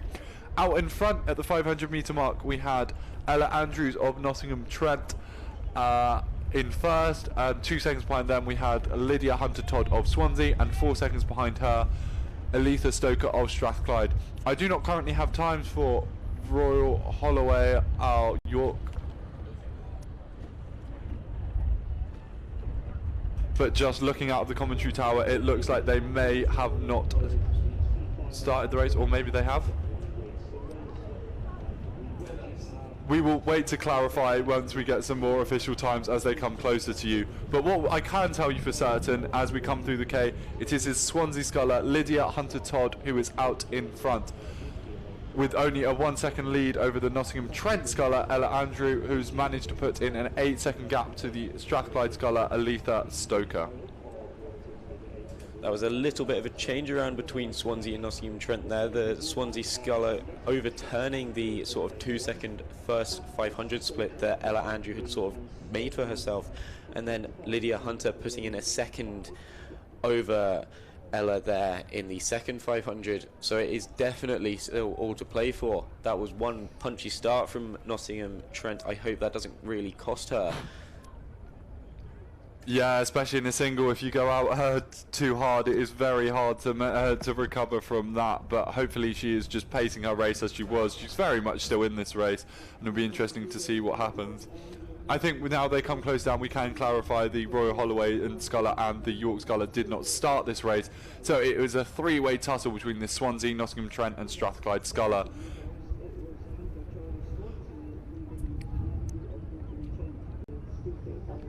And I am just getting information that unfortunately the Royal Holloway Sculler, Fraser Kabari, capsized at the start. So we hope that she is all okay. And it just goes to show these are championship lightweights, and she is capsized. Anything can happen. I would just reaffirm, I really hope she is okay and everything is sorted with her. As we turn our attention back to the front of the field, as you were getting a shot of this fantastic sculling from Lydia Hunter-Todd of Swansea, who is out in front, sculling absolutely beautifully here. Can definitely learn from the sculling that she is putting on show here, as she has just gone over the 1500 metre mark.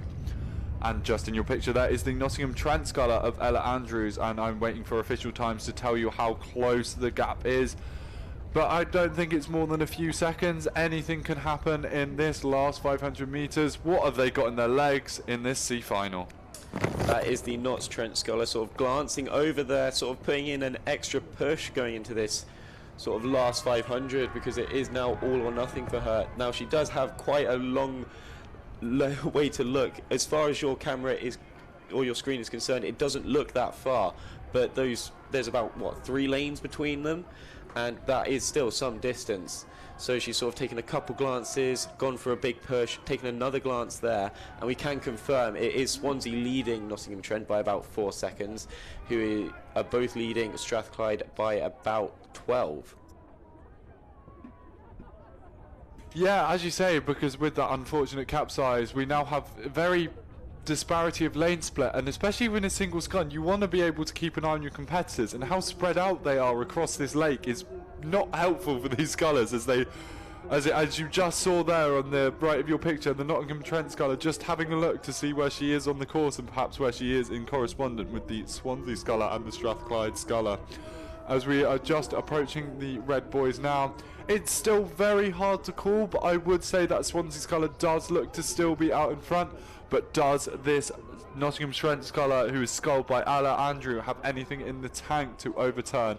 Although to my eyes, and you were just seeing on your screen there, the Swansea Sculler Lydia Hunter-Todd sculling really, really nicely, and to me I don't think she will be caught, but I have been caught napping saying phrases like that, so I hope the sculler from Ella Andrew proves me wrong in a sense, as you still have on your screen this beautiful sculling as we come into the last 10 strokes, and I do think she will take it, but I will wait for her to actually cross the line before confirming this.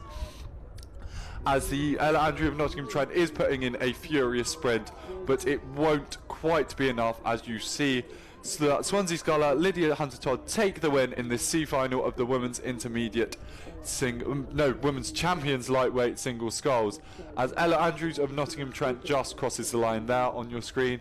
And coming into the last 10 strokes of her race is Alethea Stoker of Strathclyde to round out this field in the Women's Championship Lightweight Single Sculls C Final. Between those two placed scullers there over in lane 5, Swansea rowing much longer arc than Nottingham Trent, who were much shorter than Swansea, but Andrew placed about. And now we turn our attentions back to some more Cox 4s, but this time it is the Open Intermediate Cox 4s, and in this G final we have lane 6 Swansea, lane 5 Glasgow, lane 4 Surrey B, lane 3 Warwick A, in lane 2 UCL A, and in lane 1 Bristol B. And as these crews came down the 500 metre mark, it was Warwick out in front in a time of 1:43. Just behind them was Surrey in second, and just behind them was Glasgow in third. Just behind them was UCL in fourth. Further, another second back to Swansea in fifth, another less than a second back to Bristol in sixth. So yet again, we have 3 seconds separating the crews at the 500 metre mark, and I'm interested to see what has happened as they come closer to the 1,000 metre marks.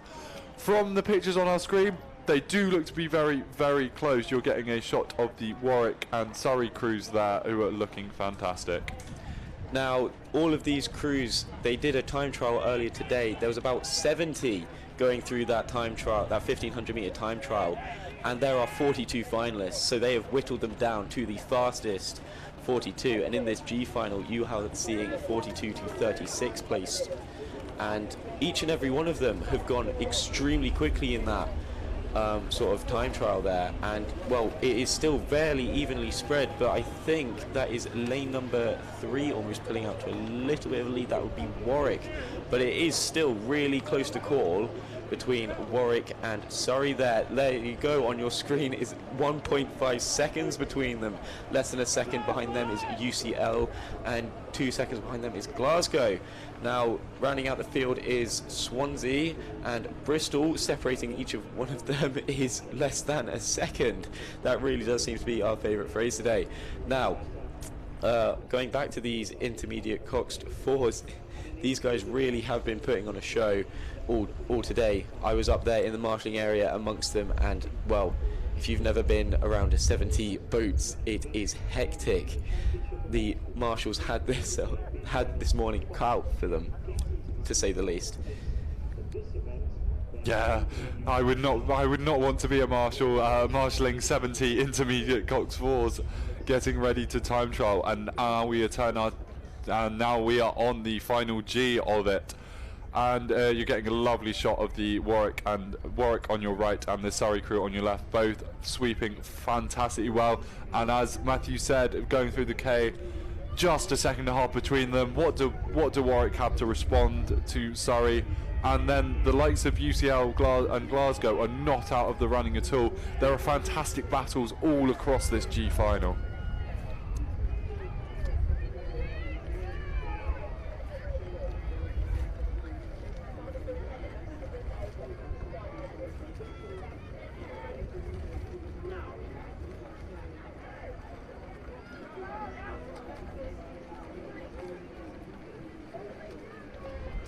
So, of those 42 placement finalists, we do have another event here, the Champion Coxed 4s. Now, I guarantee you, none of you will guess how many of these 42 finalists in the intermediates could have actually qualified for those championship spots.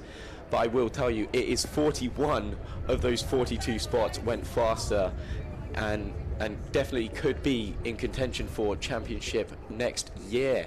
Now, coming through that 1500 meter mark, it is Warwick still leading. That seems to be closing the gap to 0.6 seconds there, so they've definitely found an extra gear. UCL have stuck in third, less than a second again. That is Glasgow still in fourth, Swansea still in sixth, and Bristol still in sixth, but they are seconds, literally seconds between each other. It is all to play for coming into these red boys, and we really cannot call it. I want to say Surrey have put on a massive push, but that will just be the effect there. Yeah, this is absolutely furious and like almost impossible to call. You were seeing that battle on your screen. I would agree with Matthew that Surrey did look to have put their bows ahead, but I am just watching a furious sprint from Warwick here, and it is UCL that are not done with this conversation either. As we come down to the line, last 5 sort of strokes, will this be a photo finish? Who will get their bows ahead as we come into the finish line? And it looks to be that it just about will be Surrey.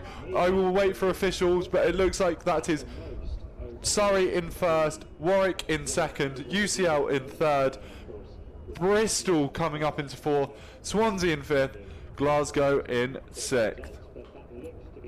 An absolutely fantastic race there.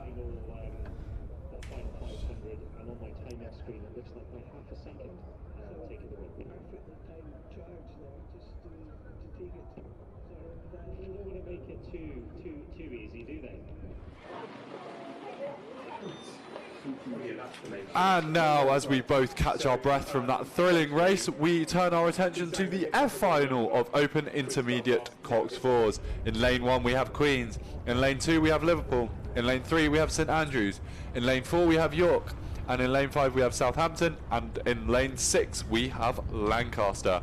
These crews are just off the start. That cacophony of noise as they power from 0 to 100 as they look to make their mark down the first 500 meters of this course. And I look forward to bringing you the 500 meter times, and hopefully these crews give us a thrilling race in this F final as we just saw in that G final.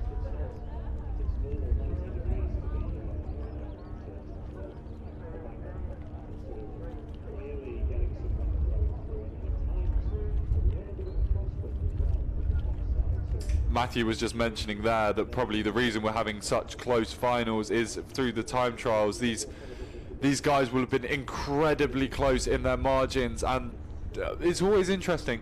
Some crews time trial better, and some crews are much better at side-by-side racing. It's just sort of a mental thing. In general, everyone in Rome prefers side-by-side racing. That aspect of going head-to-head with another crew, giving it your all, knowing you're catching up on another crew is a fantastic feeling.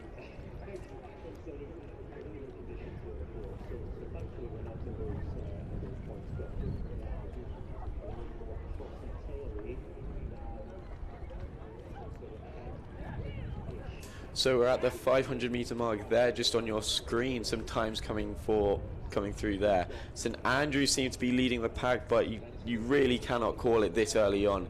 Followed by Lancaster, followed by York. There'll be a little bit of a rivalry there. I know they just had their varsity this week. Followed by Liverpool and Southampton, and rounding out the field, I want to say Queens. However, we don't have an official time for them yet.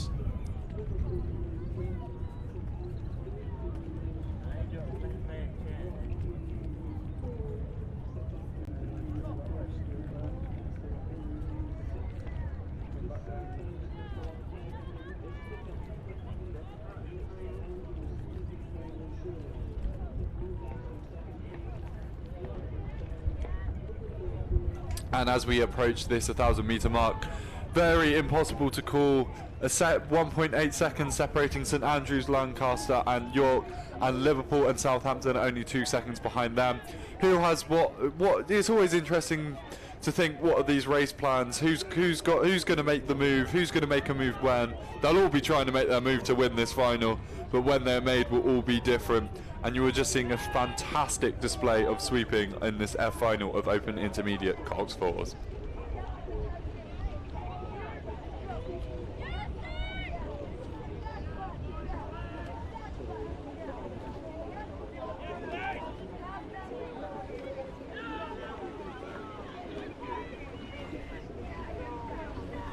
And the crews have just gone over the 1,000 meter mark. We will await for the official times, but it does look like that St Andrews are still out in the lead, but then it is all to play for as the times start rolling through. And it is St Andrews out in first at the K in a time of 3:26. Just 2 seconds behind them is Lancaster. So they've managed to build up a little bit more of a lead, but not by much. And then a second behind them is Southampton, followed by York, followed by Liverpool. But that is still only 5 seconds separating the whole field, and that seems to be a phrase I've said a couple of times today. There is battles all across the field here, and it is absolutely all to play for as we come into the, what I call the most important third 500. This is absolutely when crews will be looking to make their definitive moves. Lancaster will be trying to break St Andrews, Southampton will be trying to break Lancaster, York will try to break Southampton, Liverpool will trying to be breaking York, and even further up each of them will just be looking to pick off a crew one by one, and I'm so excited to see what happens down this next K. In that second 500, it appears that Southampton went from 5th to 3rd there, certainly flying up, taking I believe that is York and Liverpool by surprise. However, they are right next to York and Lancaster, so they will definitely be feeding off of both of them. Now, leaders St Andrews and Lancaster are about half the course apart from each other, width-wise that is. So they will definitely be able to take quick glances. The bowman, was that the St Andrews bowman there, just doing what I say. He might even be listening to this. The Lancaster crew very much following each other's rhythm there. Coming through the 1,500 meter mark there, that still appears, I can't confirm, that appeared to be St Andrews still leading. but there still looks to be contact with Lancaster there, so it's still very much all to play for. And even further down the field, I guarantee you Liverpool, York and Southampton will be very much in contention. There are times coming through now. St Andrews leading, it's extending to nearly over 2 seconds there onto Lancaster. Lancaster still in second place, a second and a half over York. They'll definitely be happy about that. York 0.3 seconds ahead of Southampton, getting back that fourth or third place position, and Liverpool 2 seconds behind Southampton, hoping that they have a big sprint finish in them. Yeah, St Andrews have built up that 3 second gap, but behind them, not saying that Lancaster or no one else could catch them, but it looks to be a furious battle for second between Lancaster, York, Southampton and Liverpool. No one can be counted out of this race yet as the race unfolds and it comes closer to our commentary tower. As you're getting a shot of all the battles out there, does look to be St Andrews out in front, but there is jacking up of rates all over the place. Closest to us in the commentary tower here, Liverpool look to be putting in a furious push, an absolutely furious push here from the Liverpool crew. I'm not sure if it'll be enough for them to get into contention for first, but perhaps first or second, but perhaps they can take third. But I will wait for them to actually cross the line before I say anything definitive. St Andrews are absolutely flying here with the race. Same with Lancaster. It is a dogfight for this first place position. That is St Andrews in the lead by just about half a length there. They steal it from Lancaster. Then this is Liverpool here with an absolute flying third place. I want to say they finished in third. That was an absolute incredible finish there from that Liverpool crew. That is then Southampton coming in fourth and York rounding out the field in fifth. That was an absolutely thrilling sprint finish from Liverpool to go from fifth to third, sorry. But absolutely shows you how anything can happen here at BUCS Regatta. And now on your screens you have the E final of Open Intermediate Cox 4s. In lane 6 you have Surrey, in lane 5 you have UCL B, in lane 4 you have Nottingham B, in lane 3 Imperial B, in lane 2 Bath C, and in lane 1 East Anglia C. And these crews have gone past the 500 metre mark, and I can bring you the times, and just brief look, it is incredibly close again. You have Imperial out in front in a time of 1:39, and I will use our catchphrase one last time. Well, maybe not one last time, but again, it was UCL in second, East Anglia in third, Nottingham in fourth, Bath in fifth, and Surrey in sixth. And we are just getting the 1,000 metre times in for you, and Imperial are still out in front by only 2 seconds. And then you can just see on your screens there, Bath, UCL and East Anglia all in the 3:26s. What a thrilling finish we have in store again, it looks like. Sorry, we appears to be having a pretty slower start than everyone else, but definitely catching up to the rest of the field in that sort of second 500 there. I guarantee you they'll still be pushing through this third 500 and probably trying to take as much that they lost out of everyone at the start of this. But Imperial looking really strong out there, I can see on that screen, just like you. Now, want to mention once again, each and every one of these intermediate crews could very well succeed in these championship crews. And, well, the caliber is on display here, much to our relief. And, well, it is beautiful to watch all of these sweet boats just going absolutely flying down this course as you come through the 1,500 metre mark. That I don't want to call it, but as you see in the back, all those coaches on those bikes there definitely were yelling down there. That looks to be Imperial still out in front. Hopefully you're waiting a few times in just a moment. Yeah, it's impossible to call just from that shot. It does look like Imperial out in front, but then that battle for second between Bath, UCL and East Anglia looks to be as close and ever as we await for official times and for the race to unfold closer to us in the commentary tower. The best place to be for a final like this. And just on your screens there, you are getting a shot of the Bath crew on your left and the Imperial crew on your right. It's a hard camera angle to tell, but I do think the Imperial crew are just nipped out in head, but I will wait until they come a little bit closer, and as that picture little more conclusive. Does look like Imperial are out, but to me it does look like Bath are putting in a push there. And then you also have, as all sorts of pushes going on here, as East Anglia are still very much in it. As you get the official times there, Imperial are out in front and have built up a 3-second gap over Bath. Second behind them, East Anglia. Second behind them, and less second behind them, Nottingham. So it's still all to pay for as we come into the Red Boys. So this is the sort of last 30 seconds or so of racing. It is very much Imperial out in front. They have played this race very much to perfection in their eyes. And now, this battle for second and third, and even fourth now, and even fifth now, sorry, there's 4 boats in contention for these top 4 spots, or top 2 spots now, and this appears to be at the bottom of your screen. So that lane number 1, East Anglia taking a second place, and I can't tell whether that was Bath or Nottingham. And then I've got your finish times in now, and appearing on your screen you've got Imperial 6:53, followed by East Anglia, followed by Bath, followed by Nottingham, followed by UCL, followed by Surrey. That is an extremely close final 2 till 4 there. And after that final, I will now be handing over you to the capable hands of Will Hadlin Horrocks and Sasha Costel Branco.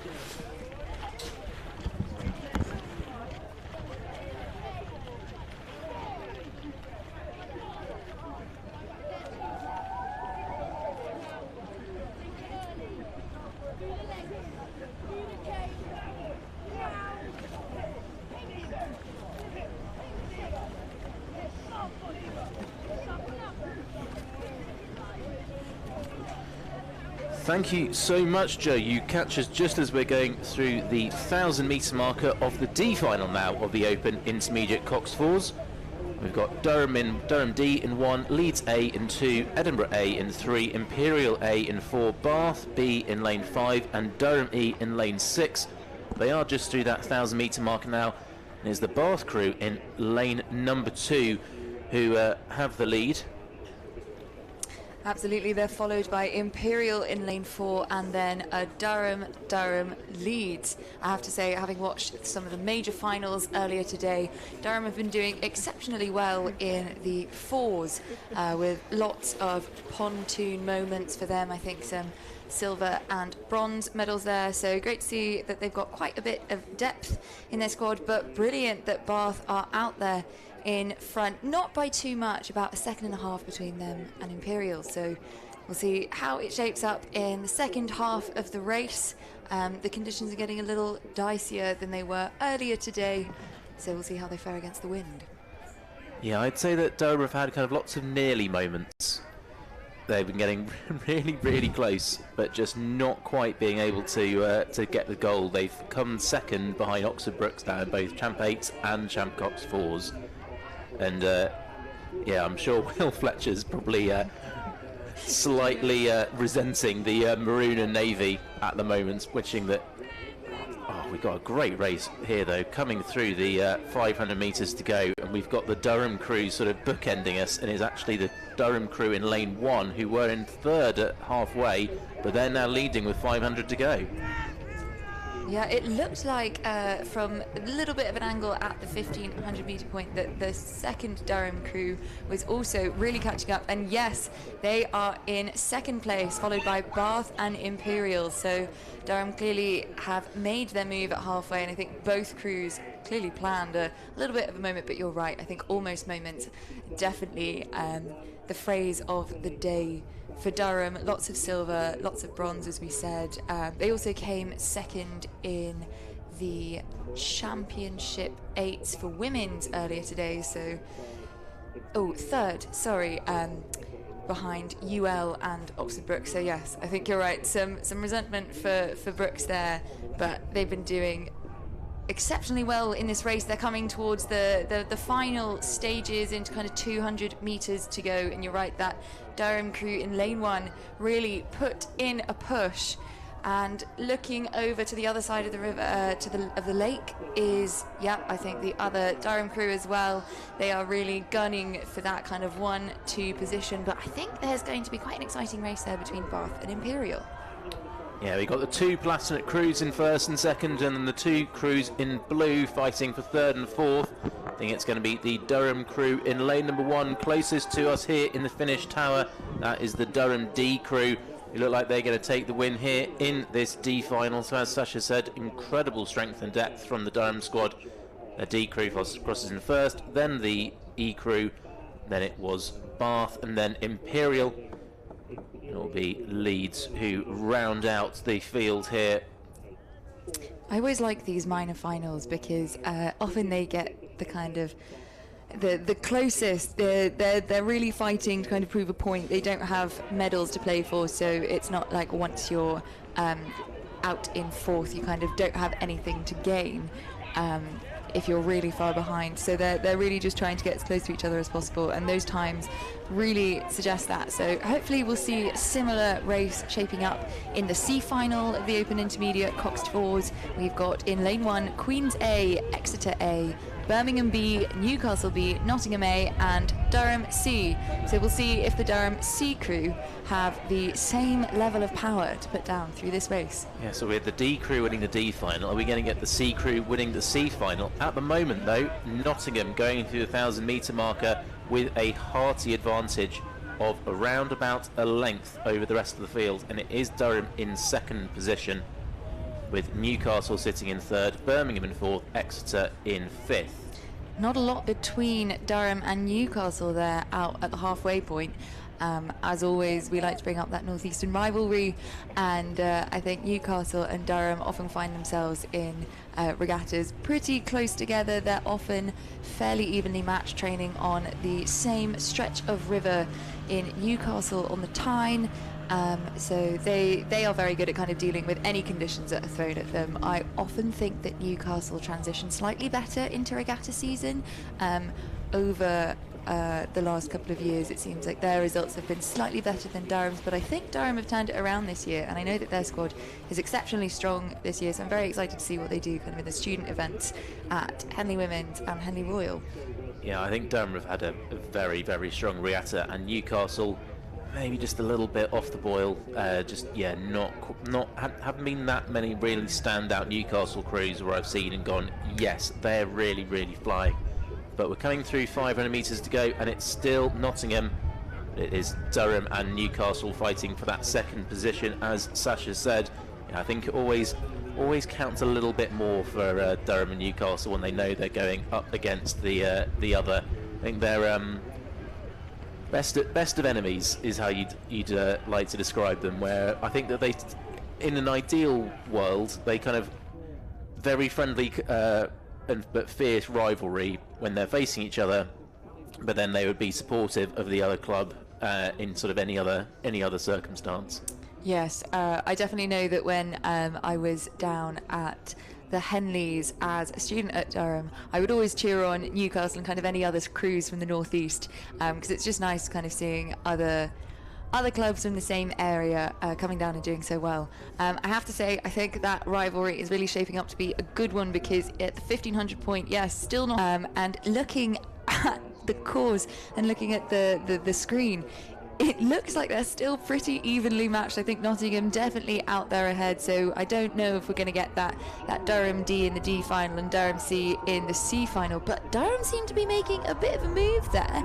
And might actually be catching up with Nottingham. I don't know. What do you think, Will? It's so hard to tell where we're looking from in the tower. We're going to have to wait until they're right up underneath us. I think Newcastle might still be in that second position as the crews come round with that parallax effect. It's neck and neck still between Durham and Newcastle. Nottingham are going to take the win, but who's going to take the second spot? Newcastle or Durham? It's Newcastle. Unofficially, it's Newcastle. As you can see, the line we've got there isn't kind of perfectly lined up with the finish line, and I think Newcastle on the surge seems to have it. But we'll check back in a couple of minutes once the photo finish team have been able to have a look and just make sure. But yeah, Newcastle had pushed through. They were in third place at the halfway by a second or so. They managed to just get their bow balls in front with 500 metres to go, and I think, emphasis on think, that they managed to hold on. I would agree with you. But still that kind of just under half a second between the two crews. As we said, very exciting racing in the minor finals. So stay tuned. If you've been watching since the start, I hope you've been standing up and stretching, or otherwise your Apple Watches will get very annoyed with you, your Garmin's as well. But thank you if you have been tuning in all day, and we're very excited to bring you some more minor finals. This is the F final of the Open Intermediate coxless quads. We've got Cardiff Met B, Queens B, Sussex F, Heriot Watt F, Reading F, and Hertfordshire. Now, Reading is always a kind of a big name when it comes to these sculling events, isn't it? So what can we expect from them, do you think? Yeah, they really have been. And just thinking about the kind of level of strength and depth that Reading have had, I think they had 2 crews in Championship 8s, and then this is their F crew in Intermediate. So, quick maths, I think that means this is their 8th open weight quad that's been racing today.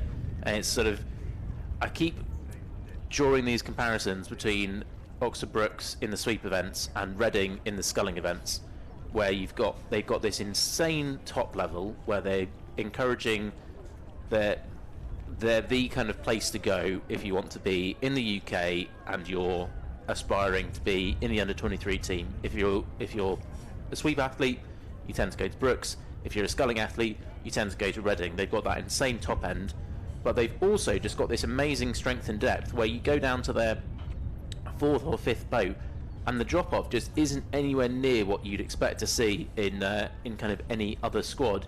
And I think there's just a huge amount of it about the culture, the training ethos, having those top-level crews to aspire to.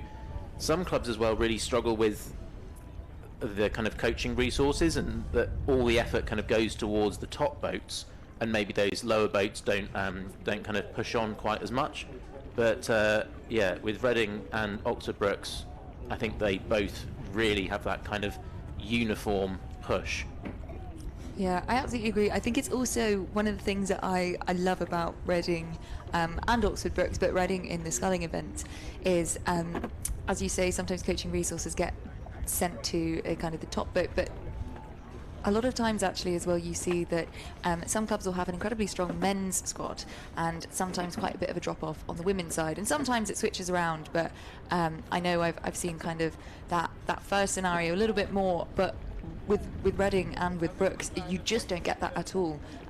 They are superb on both sides. I think it was women's championship singles earlier, there were 4 Reading crews, and I think when we were doing time trials earlier as well, you know, every single sculling event you've got at least 5, maybe 6 Reading crews, sometimes 7, and so it's just, yeah, really brilliant that they not only do so well but really prioritise kind of that squad depth, because that's what allows you to continue having a great squad year over year, isn't it? Is when you have athletes across the board that are always kind of moving up and pushing forward and pushing each other.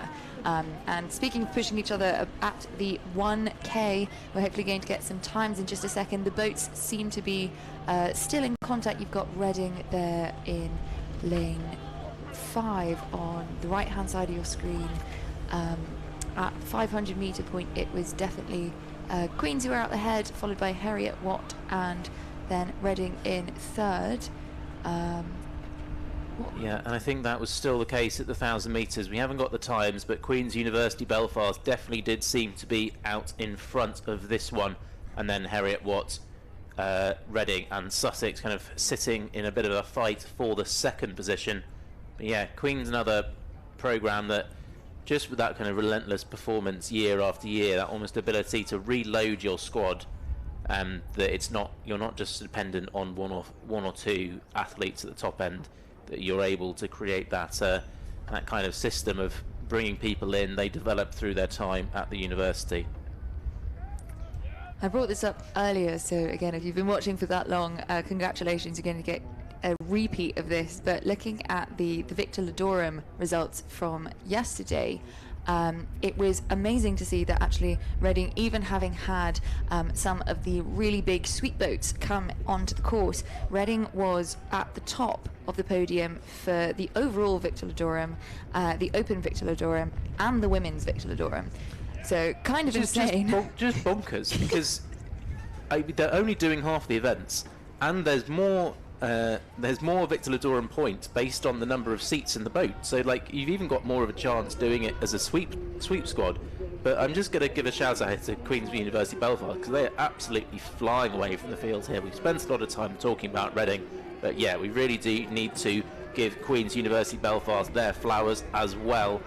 We then got Sussex in second, Heriot Watt in third, and the Reading F crew here showing that there is a limit to their powers. They are currently sitting in the 4th position with 500 metres to go, but Queens have just absolutely left the rest of the field for dead here. They've got a good clear water advantage, perhaps frustrated with their time trial results. I think sometimes you see, especially these intermediate events where you only have your time trial, there's no semi-finals, anything like that. You've got to get that time trial completely right, and you do get 1 or 2 crews who really stand out in their minor final. I think that just shows they maybe didn't quite optimize their time trial first thing, and the only thing you can really do in that situation is then go and dominate your minor final and show that you do have a bit more in you, and that you didn't quite get everything out of it that you could have done.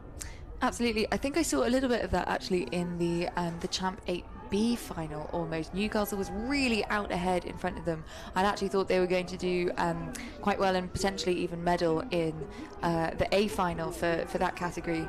But, you know, they were out ahead, so I think maybe something went a little bit wrong with their time trial, or they just wanted to prove that they were still made of good stuff. And so are Queens as they come down through the Red Boys in the final few strokes of their race. They have got, I want to say, clear water over Reading, but I think it is Reading that are going to cross the line in second. A real change and a shift for them in the final part of the race. But this is another very exciting race. Gosh, they're in lane 3. Sussex, I think, on the surge. I mean, it might have been on the surge, it might have just been from our viewpoint, we didn't quite have it right, but I mean, very tiny margins there between Sussex and Reading. So yeah, Reading showing they're still made of good stuff at the bottom end of their squad, and Queens showing that they are still really on top as a sculling program. Actually, a shout out to Queens. I always think of them potentially as a slightly smaller program. You don't tend to see I think as much of them, I don't know, maybe at BUCS Head, but they're in the top 5 for both open and overall Victor Ladorum. And I think I've seen them in a lot more sculling events than sweep events this weekend so far. So yeah, they're not primarily sculling quite to the same extent that Reading are, especially at the beginner levels. They do have a good amount of sweep athletes. They were contesting with Nottingham in that fantastic A final for the Open Beginner 8 earlier, where it was less than a second separating the gold medal. But yeah, I think where they really come to the fore in the championship and intermediate events is in sculling. We're moving now on to our E final, which is on the course, where we've got Cardiff in lane number 1, Sheffield Hallam in 2, Birmingham B in lane 3, University of the West of England in 4, Loughborough C in 5, and Nottingham Trent B in lane number 6. At the 500 metre marker, it was Birmingham who were leading by almost 2 seconds, and I think you can see it is the red lycra of the University of Birmingham. They've got a really commanding advantage as we're coming up towards the 1000 metre marker. They shoot through that marker now, and yeah, I think it's going to be a little bit of a wait until we see our next boat. Yeah, it's the crew in lane 2, so that's Sheffield Hallam who are in 2nd, Loughborough in 3rd, and Cardiff in 4th. Yeah, it looks like a repeat of the 500 metre times that were just there on your screen a second ago. UE at the bottom end of this field, with Nottingham Trent, I think, taking up the back end. But yeah, Birmingham really shooting off, I think, with clear water in the first half of the race is quite impressive, given how close some of the other races have been. But yeah, you can see there a lovely shot of the sculling of Birmingham, maybe not quite as kind of in sync as you would expect in the champ levels of this category when you come to quads. But yeah, no, they're doing a really excellent job. I think you can see a good comparison there between the UE crew on the right of shot and the Birmingham crew in the centre of shot. The Birmingham crew, the boat just running a lot flatter. It's not losing as much speed by kind of bouncing up and down. It's sort of running a lot smoother. You can now kind of compare it a bit with the Loughborough boat now on the left. which you're probably getting a little bit more check in the boat. And by check, what we mean is as just before the blades go in the water, you see the boat just start to drop down a bit, and that just means that you're kind of losing a bit of that speed on the boat, and then when you then get the blades in the water, you have to get that speed back up again. So it's quite an sort of inefficient way of rowing, and in a quad where you can kind of sit a little bit more upright, you don't kind of swing back quite as much, and that's a lot of that is to kind of try and make sure that you're allowing that boat speed to stay as high as possible in between strokes. And I think Birmingham, you can see a good sort of visual representation of where they're performing against the other crews in this final between Cardiff and Sheffield Hallam, who are in that very, very tight battle for second and third. I think we might get some times through now for 1500 meters if we haven't seen them already. But oh yeah, here they come in. Yeah, you're right. It's Birmingham still out quite far ahead, almost 10 seconds ahead. Loughborough now in second, Cardiff in third. 0.1 of a second ahead of Sheffield Hallam, then slightly further back Nottingham Trent and UE. But a gorgeous shot there. I think if there are any Birmingham fans watching at home or on the bank, you'd be very proud of the shift that has been put in throughout this race. They have clearly taken kind of go out fast and stay in front quite seriously. Yes, I think we've had a couple of races in a row now where the a crew that perhaps not in the final they thought they should be and looking to really put down a marker. You can of course do a little bit of comparisons again of times between finals. Obviously conditions can change ever so slightly and a whole load of other different factors, so it's not a exact science, but it would be interesting to see where this Birmingham time sort of racks up against those that are in the D final, which will be our next race on the course. But yeah, you can just see from that shot there how much of an advantage they have opened up. We're into the closing stages. Birmingham crossed the line, that was never in doubt. But between Loughborough and Cardiff, who's going to get it? Coming up to the line now. Ooh, very, very tight. I'd suggest Cardiff, and they look pretty happy with that performance. I think that is the closest one that we've had so far, Will. That I actually cannot call at all. We don't even have a time yet for any of the rest of the field. As you said, no doubt about Birmingham being large and in charge. But yeah, Loughborough and Cardiff really putting in a great show for everyone watching. Yeah, and I think the reason why we don't have a time is probably because the judges downstairs, who we get our times by the umpires downstairs doing things by eye. They've now put Cardiff in that second position, but they're often, they don't have the photo finish equipment, so they're sort of trying to give their best estimate, and I think they're probably saying that we don't know. Obviously, everything does then go and get checked by the photo finish, which is sometimes why you might see those positions change, is what is being done by eye, and then the photo finish might go in and correct it. But we're going to pick up the D final now, and again we've got the crew out in front. So we've got Bournemouth, Durham, Nottingham, Loughborough, Newcastle and Portsmouth in this one, and with Loughborough doing well in the previous race, and again it is Loughborough who are out in front and they've got that clear water advantage. So this is the Loughborough B crew as opposed to the C crew we saw in the last one, and they couldn't quite pick up who was fighting for the second position through that 1,000 metre marker. At the 500 it was Newcastle and Nottingham who were in that second and third position, and that's pretty much as it was. There we go, we've got 1,000 metre times now, so Newcastle in second. It was Bournemouth who'd moved themselves up into third ahead of Nottingham. Looking at the time trial results, I think it looks like it's going to be quite a tight race, because between Nottingham at the top of that field and Portsmouth at the bottom, there was only about 5 seconds, and especially between Loughborough and Durham, a shame that they're not racing in this, there was only 0.4 of a second, so they could have really done some damage here. But I think that leaves some room for Newcastle to really push through, and we can see that they definitely did that, coming in second both at the 500 and the 1K. But yeah, hoping to see Nottingham perhaps move up the ranks slightly, but this might have been another case, as we say, of Loughborough, who did come in second, just wanting to really take names. Yeah, these intermediate finals, you really do get that sort of really tight grouping. The intermediate 8s yesterday, we had one of the finals, the time trial was only separated by 1.7 seconds between the 6 crews. So really, really tight. Loughborough ahead of Newcastle there, with Nottingham in that. Sorry, not. Yes, it is Nottingham. But interestingly, Bournemouth. My apologies, I'm getting that wrong. Yeah, so it's the crew in lane 1. Bournemouth who are in that 3rd position. Yeah, and Nottingham just dropping back a little bit in that 3rd 500 of the race. But yeah, I'm going to be boring and talk about distribution curves now. So in these intermediate events where you've got such a massive entry, these minor finals, you're getting those crews that are all really, really tightly distributed together, and it does mean you can get some really, really tight racing. Yeah, those open intermediate races we had yesterday, where you'd have kind of all 6 crews with just about a length separating them.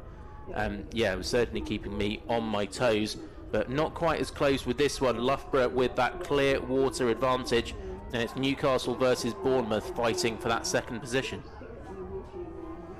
Newcastle doing a really good job. Again, it's great to see the demonstration of their depth as a squad as well, and it's exciting to see. I think I have historically been slightly less interested in the sculling side of things as someone who didn't hold sculling blades until, I want to say, about 2 weeks before I graduated. But I think getting more into commentary and seeing just how brilliant, especially quads, can be, it's been incredibly exciting. And Loughborough putting on a real show in their pink and purple for the banks, crossing the line in first, but gosh, Bournemouth put in a massive shift there with clear water over Newcastle to come in second in this D final over Newcastle, followed by Portsmouth and then Nottingham. Wow, that last 500 from Bournemouth, they were, I'm going to take a look, they were almost 5 seconds behind with 500 metres to go, and then it was down to 0.6 of a second by the finish. So they picked up over 4 seconds in that last 500 metres. That really was some sprint. Maybe they'll be a little bit frustrated that they let that gap get so big early on in the race, because it's all great having a good sprint, but if you're going to be that far behind, it's not going to be very useful. That's the thing. It did look like they were going to they ran out of water before they could really push through to come in first, because yeah, there was just about half a second separating them from Loughborough. So it would have been very exciting, but great to see them racing so well as well. Yeah. I'm very excited to see what happens in this C final. Everything that we've had so far has been really quite tight. So in the C final, we've got Exeter A, Northumbria A, Nottingham Trent A, Newcastle A, and Edinburgh B. So I'm quite excited to see what the Newcastle A crew does. But at the 500 metres, yes, it was Newcastle out ahead, about a minute and a half in front of Northumbria.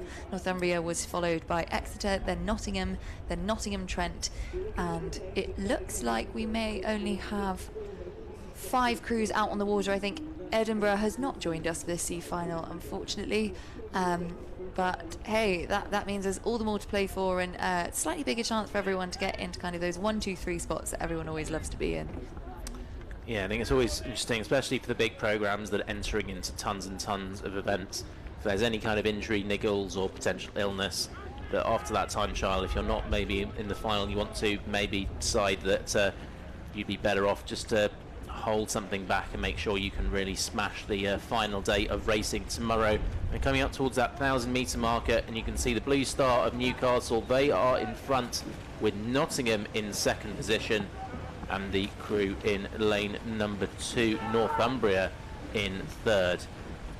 Yeah, exciting to see what the times are, because it looked like Newcastle were really quite far out ahead, so they might be racing their own race, and given that they're in the C final, this again might be one of those moments of, you know, we could have been up there, we should have been up there, but either way, you know, they're going to be in the top 15 quads of the day. which I think is no mean feat when there is such depth to the field.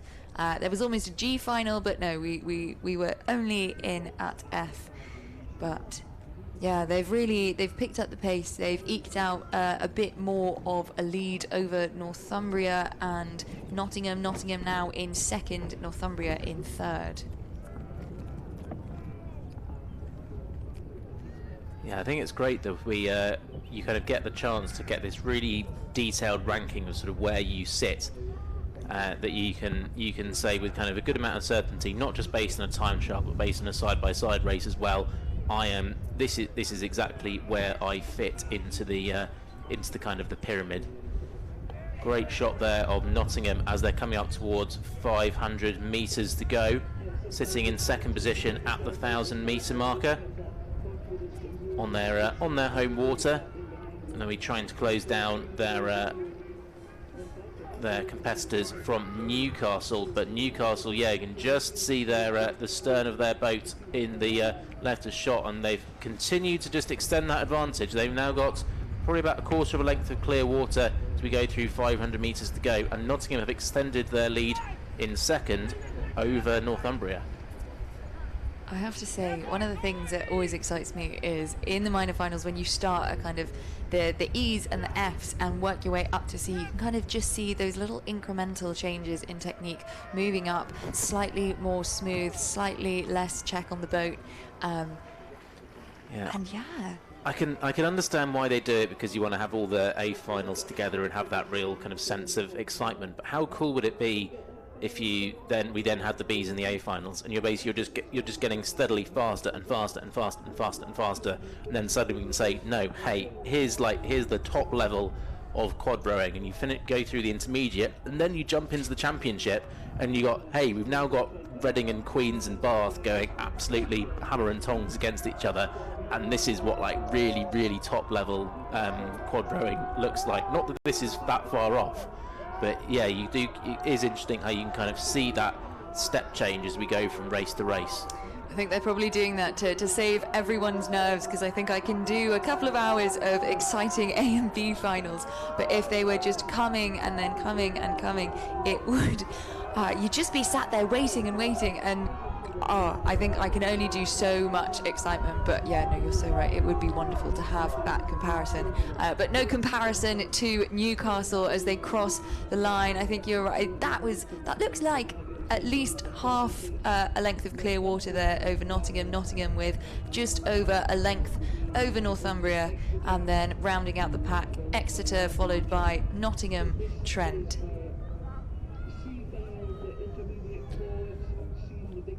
So congratulations to Newcastle there. That is our final open intermediate quad. So we are our little celebration there from the three-man little gesture to the fans on the bank. We always have the Newcastle supporters. They base themselves on the tower side of the lake as opposed to the scoreboard side of the lake. So we see most of the gazebos on the far side in our camera shots, but Newcastle stay over here, and it then means that their supporters can always come down to the banks, and we hear them very, very loudly from the up in our position in the finish tower. We can go down to the start now, where we can see our G final of the women's intermediate 8 just getting loaded. You can see the kind of task that crews have to go through to get themselves attached. We can see that some crews have got themselves attached nice and quickly. Some of the other crews may be taking a little bit of time to get themselves spun around and hooked on. But if you're not used to racing on a 2-kilometre rowing course, which some of the crews in these smaller minor finals might be, it is a little bit of a challenge, because you've kind of got to spin, you've got to row yourself across the lake, then you've got to stop, you've got to spin, you've got to make sure that you're sort of facing, you're sort of pointed in the right direction, and then back it down very gently onto the stake boats, not going too fast, not getting the angle wrong so you miss it.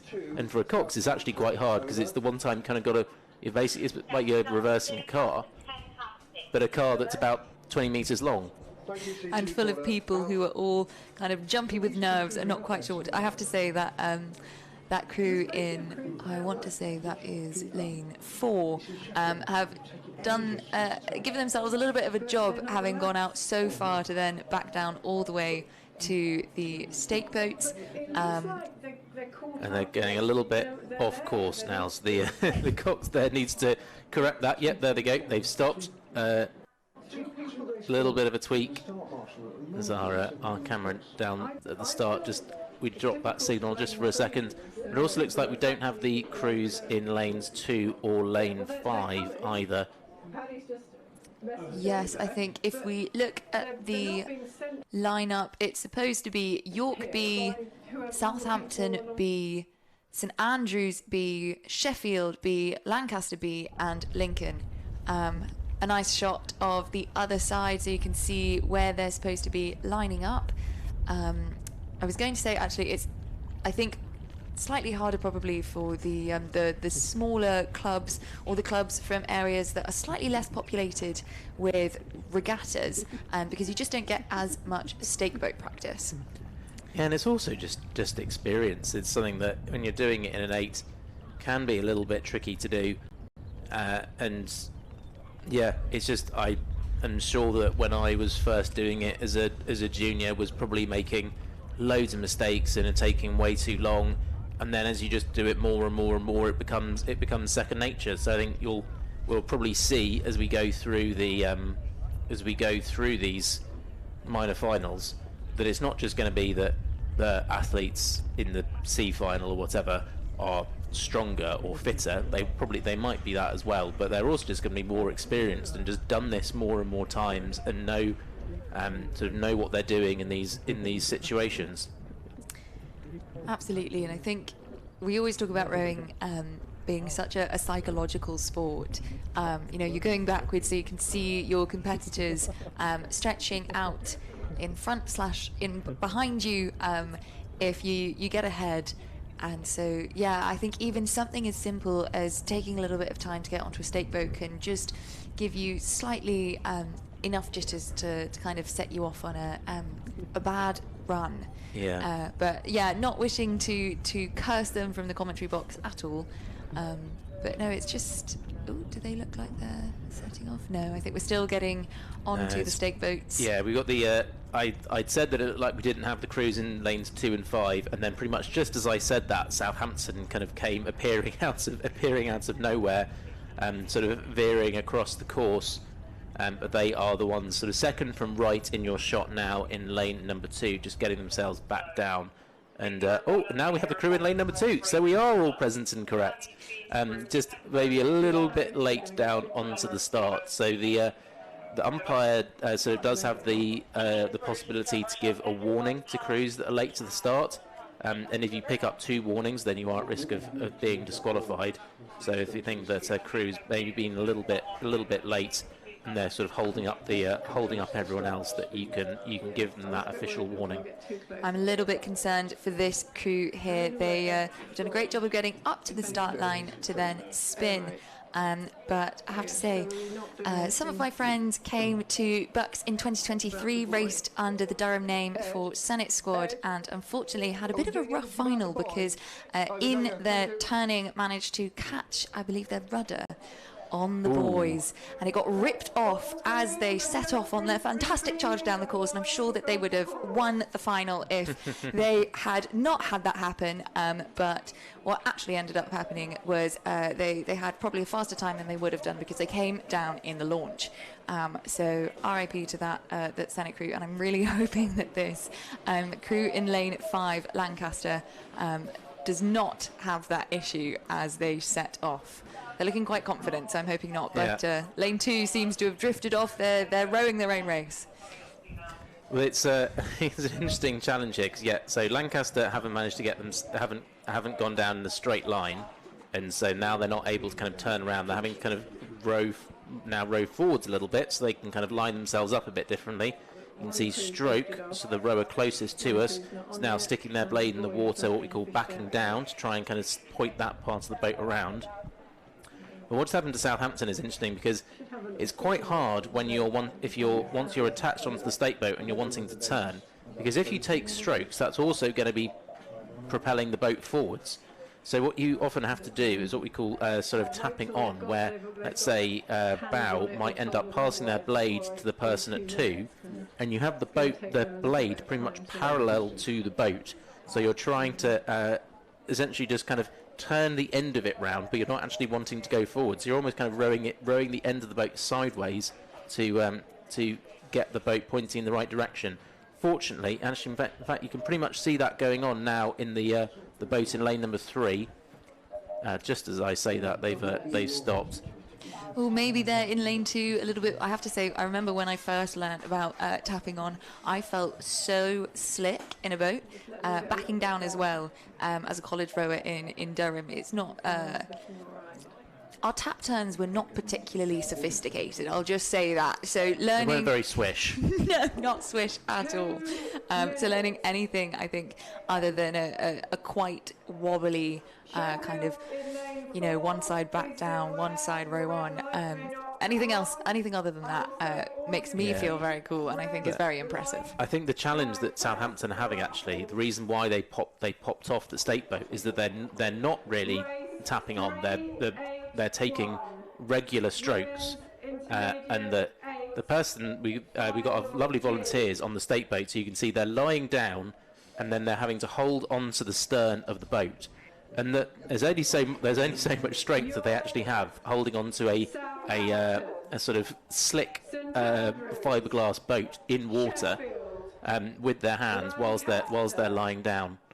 I will just bring your attention to the screen. You've been waiting so patiently back at home, but all the blades seem to be squared and buried. The tapping on seems to have stopped, and yes, they are off in the G final of the women's intermediate 8s. I've said it before and I'll say it again, you shouldn't have favourites, but this is definitely mine.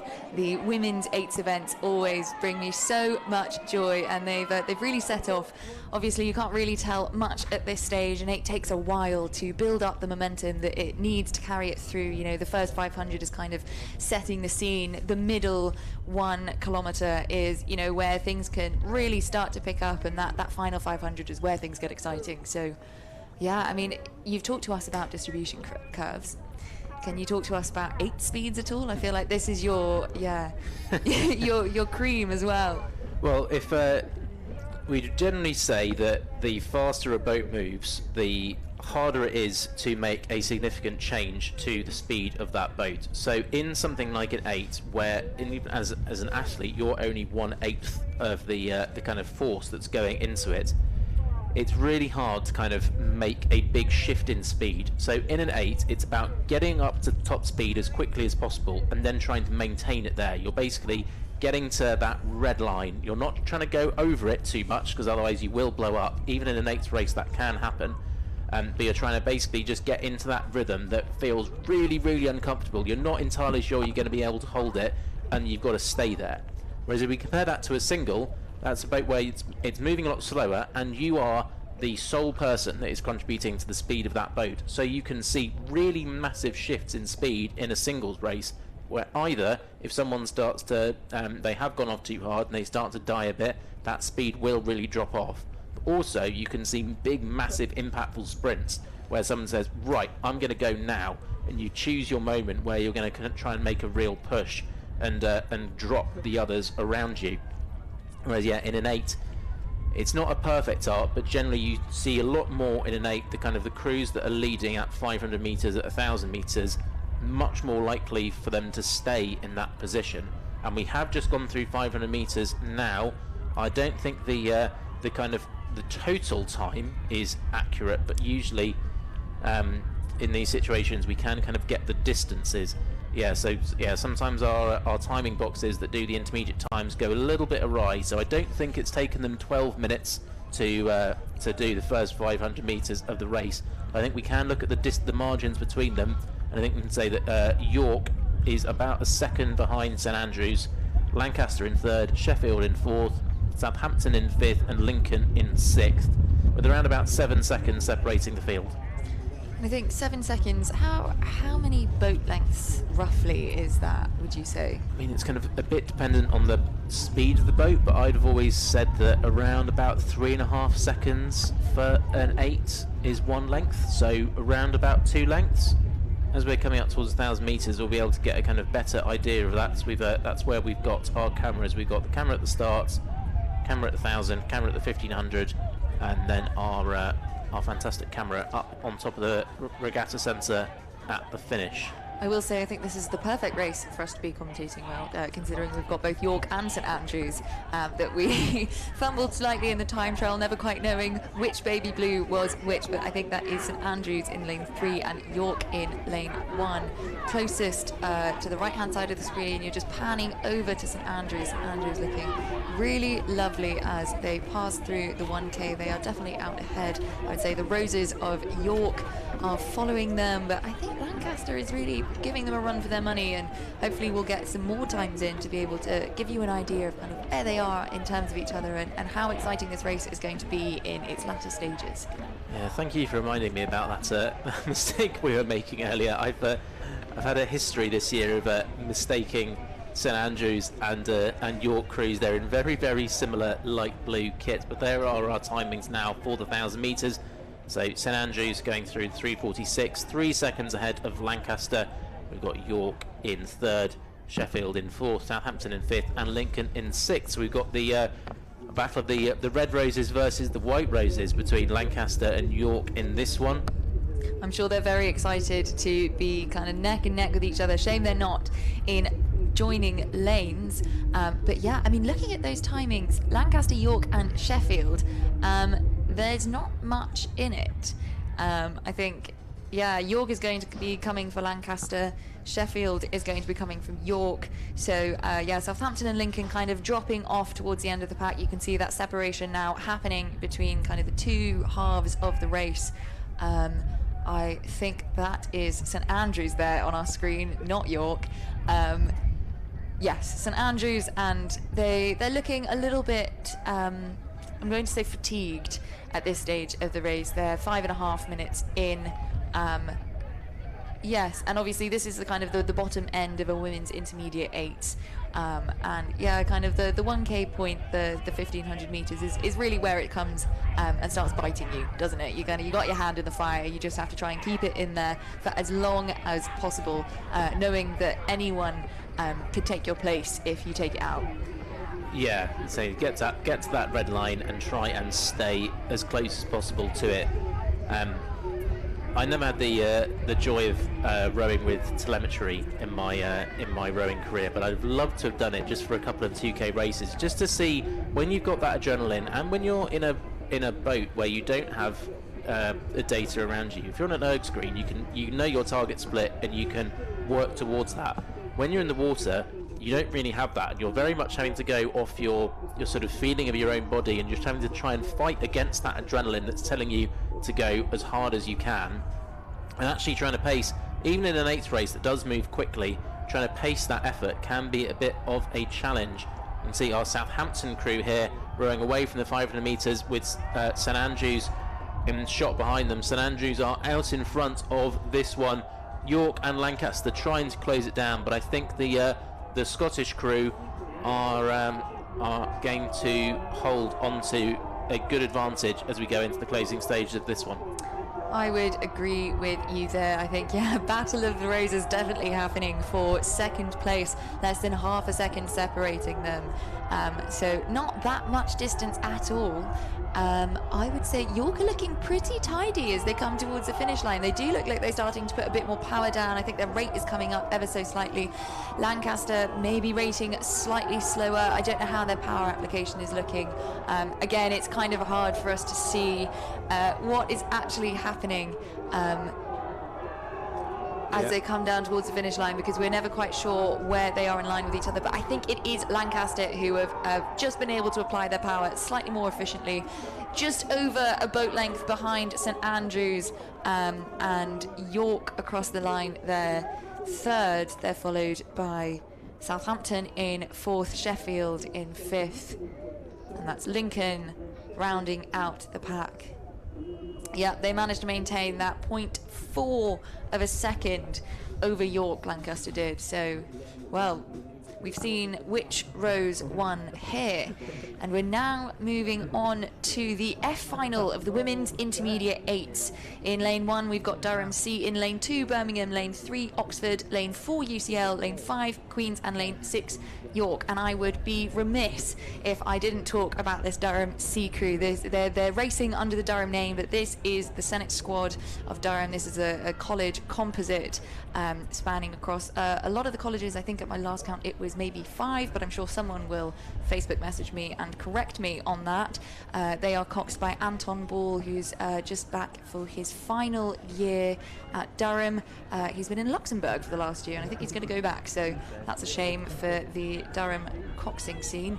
But yeah, so this is very exciting. They don't have any coaching, they kind of just exist, but this is very exciting as they come through 500 metres. Durham actually down in 5th, but it is Oxford, York and Birmingham out in 1, 2, 3. Yeah, I think we've actually got a battle of the kind of the college composite crews, because this Oxford crew that are in the yellow boat, they are a Oxford University development crew, and all of those athletes aren't sort of yet fully fledged members of Oxford University Boat Club, so they are also in their college kit. And the Senate do actually now have some nice flashy Senate squad kit, so they do stand out. But going to that 1,000-metre mark, it is that development crew from Oxford ahead of Birmingham, with UCL in the 3rd. Now, there were some challenges for this Oxford crew earlier on today. I think I heard that they were short of 4 of their blades. Sorry, not 4 of their blades, 4 of their riggers. So they were supposed to be going out for their time trial, rigging their boat up, and realising that they weren't going to be able to go out in the boat that they wanted to. They ended up borrowing the Oxford BUCS A boat. Oxford BUCS raced their time trial. They were the first boat to go off. They came into the landing stages where Oxford were waiting for them. Oxford jumped straight into the boat, changed the footplates around, maybe did a couple of other little things, got underway, rowed up the lake, and because the intermediate events 8 is so long, it took so long to get all of our crews down, Oxford were then able to jump onto the sort of the back of the queue and do their time trial, and here they are. It does now look like they are in Oxford boats. I think they've been able to acquire one from somewhere. I wonder if it was the Championship 8 boat. Yeah, I mean, what a story that is, and that might be why they are leading so happily here. And we'll see how it pans out for the rest of the race. They're only 5 minutes in currently. But yeah, I can imagine that all of that kind of stress and adrenaline and maybe not being quite so used to the equipment wore them down slightly for the time trial, but they are not letting them stop. They're not letting that stop them here.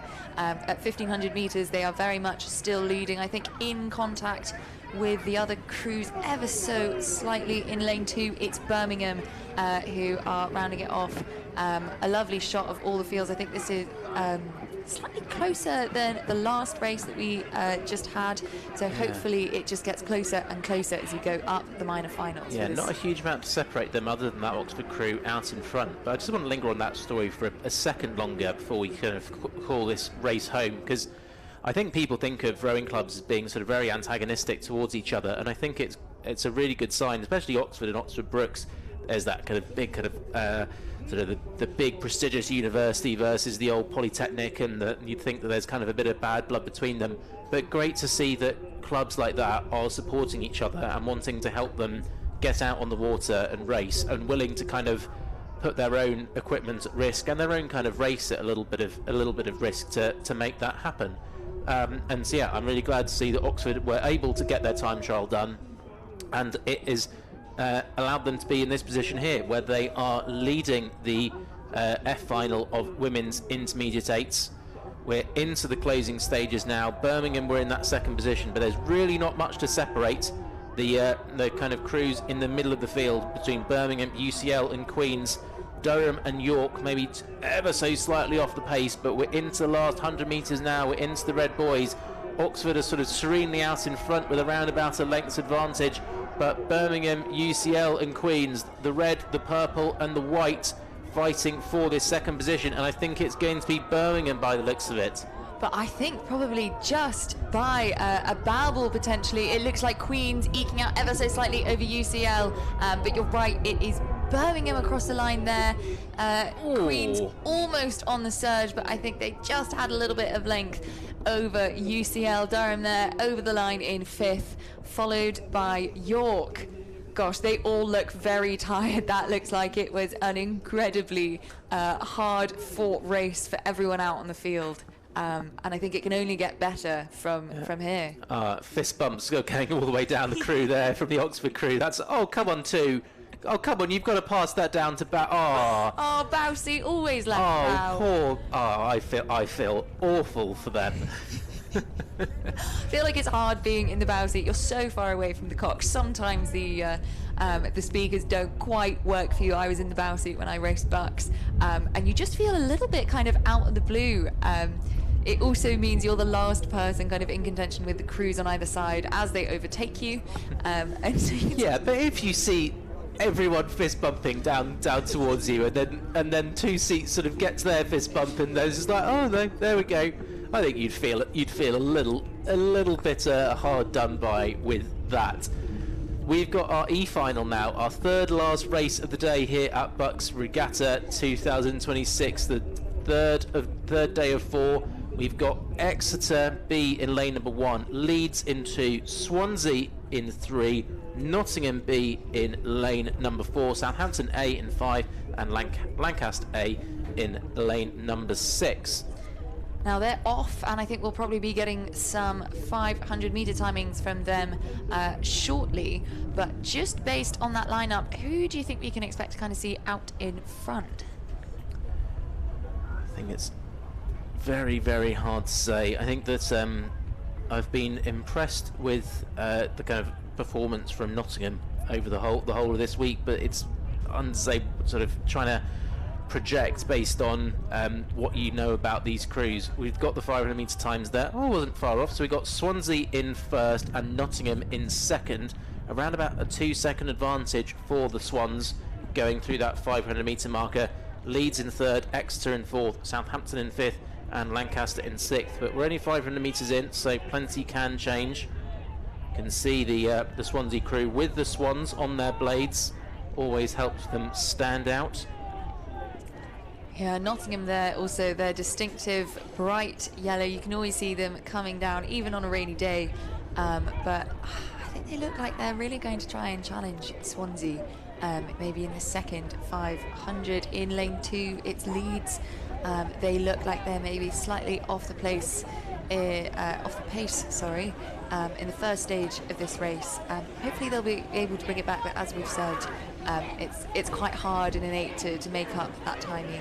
I think that's Exeter there, closest to the camera, also just falling behind ever so slightly. Yeah, but Leeds were in third position, 3 seconds behind Swansea at the 500-meter marker, and we haven't got the times at the 1,000-meter marker yet. They're just starting to come through now. Yeah, 1.7 seconds now. So Leeds did gain a good amount of ground on Swansea through that second 500 metres, and will be interesting to see if they can kind of maintain that. Just notice we've got a lot of green going on in this race. We've got Exeter in lane 1, they're green. We've got Leeds in lane 2, they're green. We've got Swansea in lane 3, they're green. We've got Nottingham in lane 4, they're green.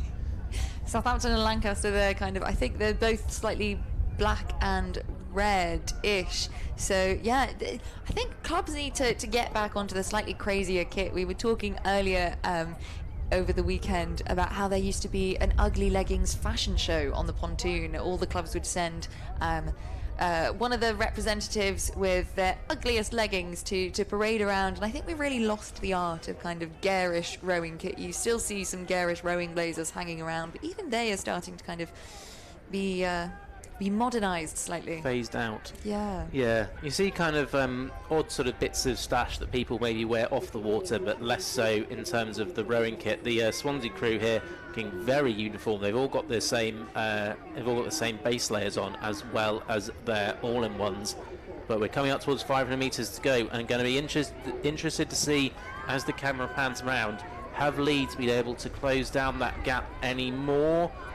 No, I'd say it still looks around about where it was, round about half length. Maybe they've closed a little bit, but that's going to be hard to try and overhaul that in the last 500 metres.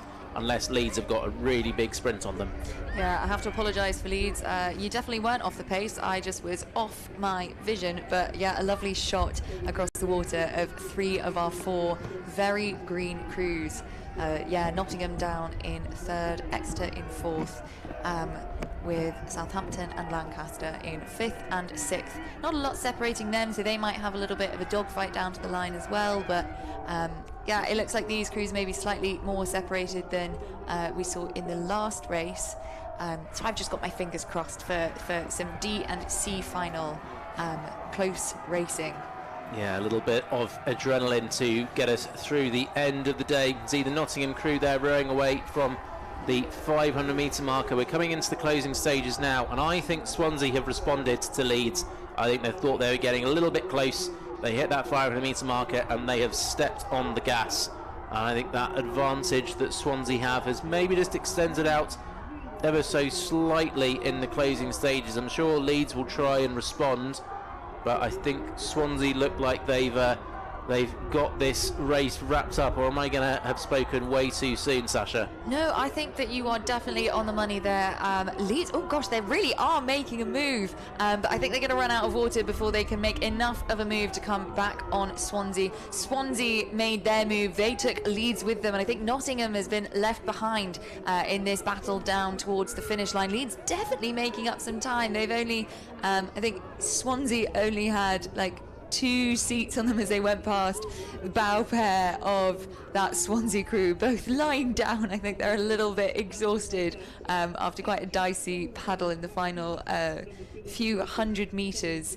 It was then Nottingham who came over the line in 3rd, Exeter in 4th, Southampton in 5th, and Lancaster in 6th. Yeah, I think Leeds will just be ruining the fact that they just let that lead get a bit too big. Right, we're coming up towards the 1,000 metres in our penultimate race of the day, the D final. So we've got Cambridge C in 1, Cambridge D in 2, Queen's University Belfast in 3, Cardiff in 4, Warwick in 5, and Liverpool in 6. And again, we've got some college action going on. So we've got a development crew, college composite in lane number 1, and then we've got Jesus College in lane number 2. So the two Cambridge crews, none of them are in the kind of the light blue kit. One of them does have the light blue blades. But we're going through the 1,000 metre marker, and I think it was actually the Cardiff crew in the middle of the course who had a slender advantage. Yeah, Cardiff moving up from 2nd place at the 500 metres to 1st, with just under a second between separating them from that Cambridge development crew in lane 1, but Jesus College Cambridge in lane 2, about half a second behind that development crew. So I think they're definitely going to be battling down to prove something there, to go back to Cambridge with the bragging rights of the D final of Women's Intermediate 8s. But it was Warwick, Queen's and Liverpool who were then 4, 5 and 6 in the lineup at the halfway mark. There's some fun telemetry there, I think. Oh no, that's a... I think it's a camera. That's a camera. I think it's another Insta 360. I keep getting very confused by this, and I think it's making me feel slightly old. Will, you're clearly slightly more in touch with how to create content from a rowing boat. Many years ago, I managed to make a sort of a homemade tripod for my GoPro that I could stick onto the back of our 8. I sort of got a tripod and some suction cups, and then bought a little adapter to be able to put the GoPro onto the top of it, so we could row up and down the weir and have some lovely footage of our 8. But we're coming up towards 500 metres to go, and it is Cardiff. And they've got the bucket going on in 7 and 6. But it's the Cambridge composite actually just coming out of nowhere in our camera shot. You can see they've got the light blue blades, but they've all got their different college kit on, so they're sort of selected by the CBC, but they're not yet sort of fully fledged members of the clubs. They're racing as their colleges, and with 500 metres to go, they've opened up a 0.6 of a second advantage over Cardiff. Gosh, some very exciting racing here. Cambridge, yeah, that crew was actually in third at 500 metres, so they've kind of been slowly crawling back up the ranks over each of the 500 metre sections of the race. It looks like, who's that in lane 2? Jesus College may have just taken a slight steering turn as they come down into the final kind of 200 metres of the race. They look like they'd veered slightly towards the boys. We've seen quite a lot of that in lane 2 across the last couple of days. You've got a conspiracy theory about lane 2. You think there's something going on in the water? Yeah, maybe there's some sunken pirate treasure in lane 2 that as you go over, it's because it's always by 250, you get into the red boys and you swerve, and especially in the smaller boats it's significantly more obvious. But yeah, there's something going on there. There's something in the water, but there's something in the water there for who is that in lane 4? Yeah, Cardiff, I think, have pulled it out the bag. I don't know if the Cambridge development. I think Cambridge have got it. I think the parallax is doing you over here, Sasha. Closest to the camera in the yellow boat, it is the Cambridge development crew who do cross the line in first, ahead of Cardiff, Queen's University Belfast, then Jesus College, Cambridge, Warwick and Liverpool rounding out the field in that one. High fives in the Cambridge crew. They look pretty happy with their performance there, taking the win in our penultimate race of the day, the D final of the women's intermediate eights. I think I'm going to have to get myself a t-shirt or a water bottle that says victim of a parallax, because it gets me every single time. That sounds like an indie band. Well, hey, if you're watching, I'm actually going to trademark that name, so please don't take it from me. I want to put it on a t-shirt. We've got the C final now, the last race of the day. Women's intermediate eights, still very exciting. We've got Sheffield, Bristol, Exeter, Oxford, Brookes University, Nottingham and Newcastle. We've got some times through at 500 metres. It was Bristol leading by not a lot over Nottingham, followed by Oxford, Brookes, Exeter, Newcastle and Sheffield. But a real battle there between Sheffield and Newcastle at the bottom end, about half a second in it. Exeter also in the 144s. Really not much to separate between all of them. There's only a second between third and sixth going through that 500 metre marker. We're coming up towards 1,000 now, and we've got Bristol in lane number 2 in the maroon and black checkerboard. They're out in front. And then it was very close between Nottingham and Exeter for second position, and then kind of behind that, it's pretty hard to say. We'll wait for those times to come through to see what the judges down at the 1,000 metre marker thought it was. But yeah, I can say with a reasonable amount of certainty that it was the Bristol crew still leading. Yeah, as I said, I think I've got my wish now, which is that I was hoping as we got up the finals in the intermediate eights that we did get some slightly closer racing. I really hope that they continue like this. And yeah, about 4 seconds in it across the field to separate them all. 1 second between Bristol and Nottingham there. So Bristol and Nottingham still retaining their 1-2. Newcastle dropping back to 6th there, with still not a lot between them and Sheffield, but I think a slight lead is opening up there with the middle crews. Yeah, and a small advantage in an eights race, especially if you're kind of at a sort of higher performing end like these crews are. You don't need a huge amount. Once you can get that kind of quarter of a length, it is amazing how hard that can be to close, and Bristol are in a good position. We're coming up towards 500 metres to go. They've got Exeter over their left shoulder. Now just be trying to hold off against them. They got Nottingham a few lanes over. They got Brookes as well. You can never count Brookes out.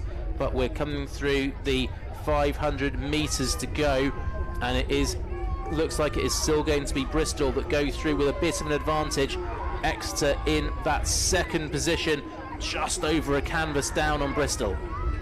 It looks like Brookes might be sitting there in 4th, but I think that they're going to pull something out the bag. The famed Brookes sprint always, I think, gets people, and yeah, That's still not a huge amount separating at least the top 4 crews. Sheffield and Newcastle just falling back ever so slightly, but it's quite exciting when you look down the course, not at the screen, but from our tower. We've got some beautiful big windows, and normally at this stage there's quite a big gap that has opened up, at least between kind of the top 3 and then the bottom 3. But everyone is still looking pretty good. The outside lanes obviously slightly further behind than the rest. But yeah, definitely some spicy racing going on for this last race of the day. We've got a humdinger of a race coming into the last 250 metres. Battle of the Southwest. Exeter trying to close in on Bristol. We've got the umpires' launches following behind. We've got a peloton of bikes alongside for this last race of the day.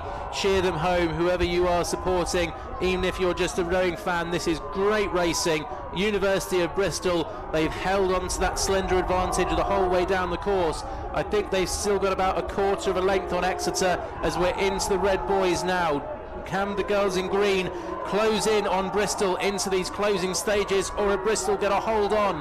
Nottingham and BUCS trying to close in as well, but I think they're going to run out of water, and it is the maroon and black of Bristol into the last few strokes that are going to cross the line in first position here to round out day 3 of BUCS Regatta 2026. Exeter across in second, Nottingham. Then, wow, what a sprint that was from Sheffield. They came through to finish 4th ahead of Oxford Brookes. We were saying that those outside lanes were out of it. Newcastle crossing the line in 6th. Sasha, you got your wish. We had some super tight racing into the last race of the day.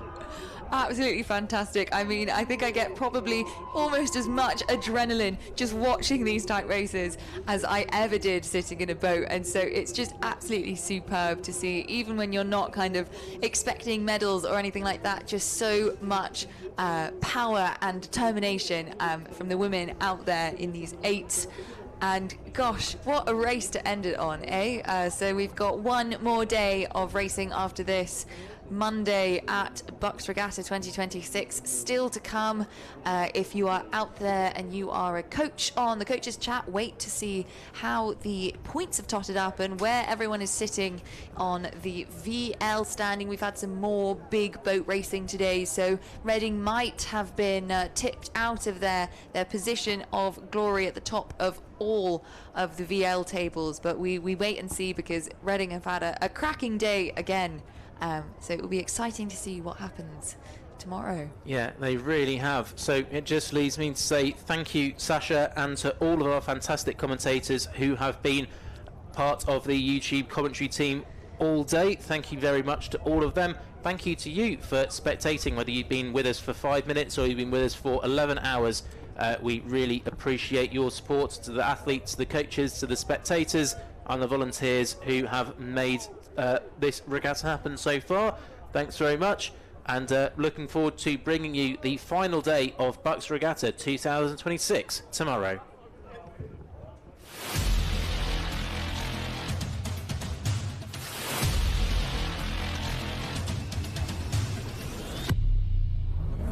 BUCS is back, and it's bigger than ever. We've got a man in the corner, and it's caught! Can he hold them off? The roof will be raised in front forward. Like an enemy in the night, mission impossible for 2.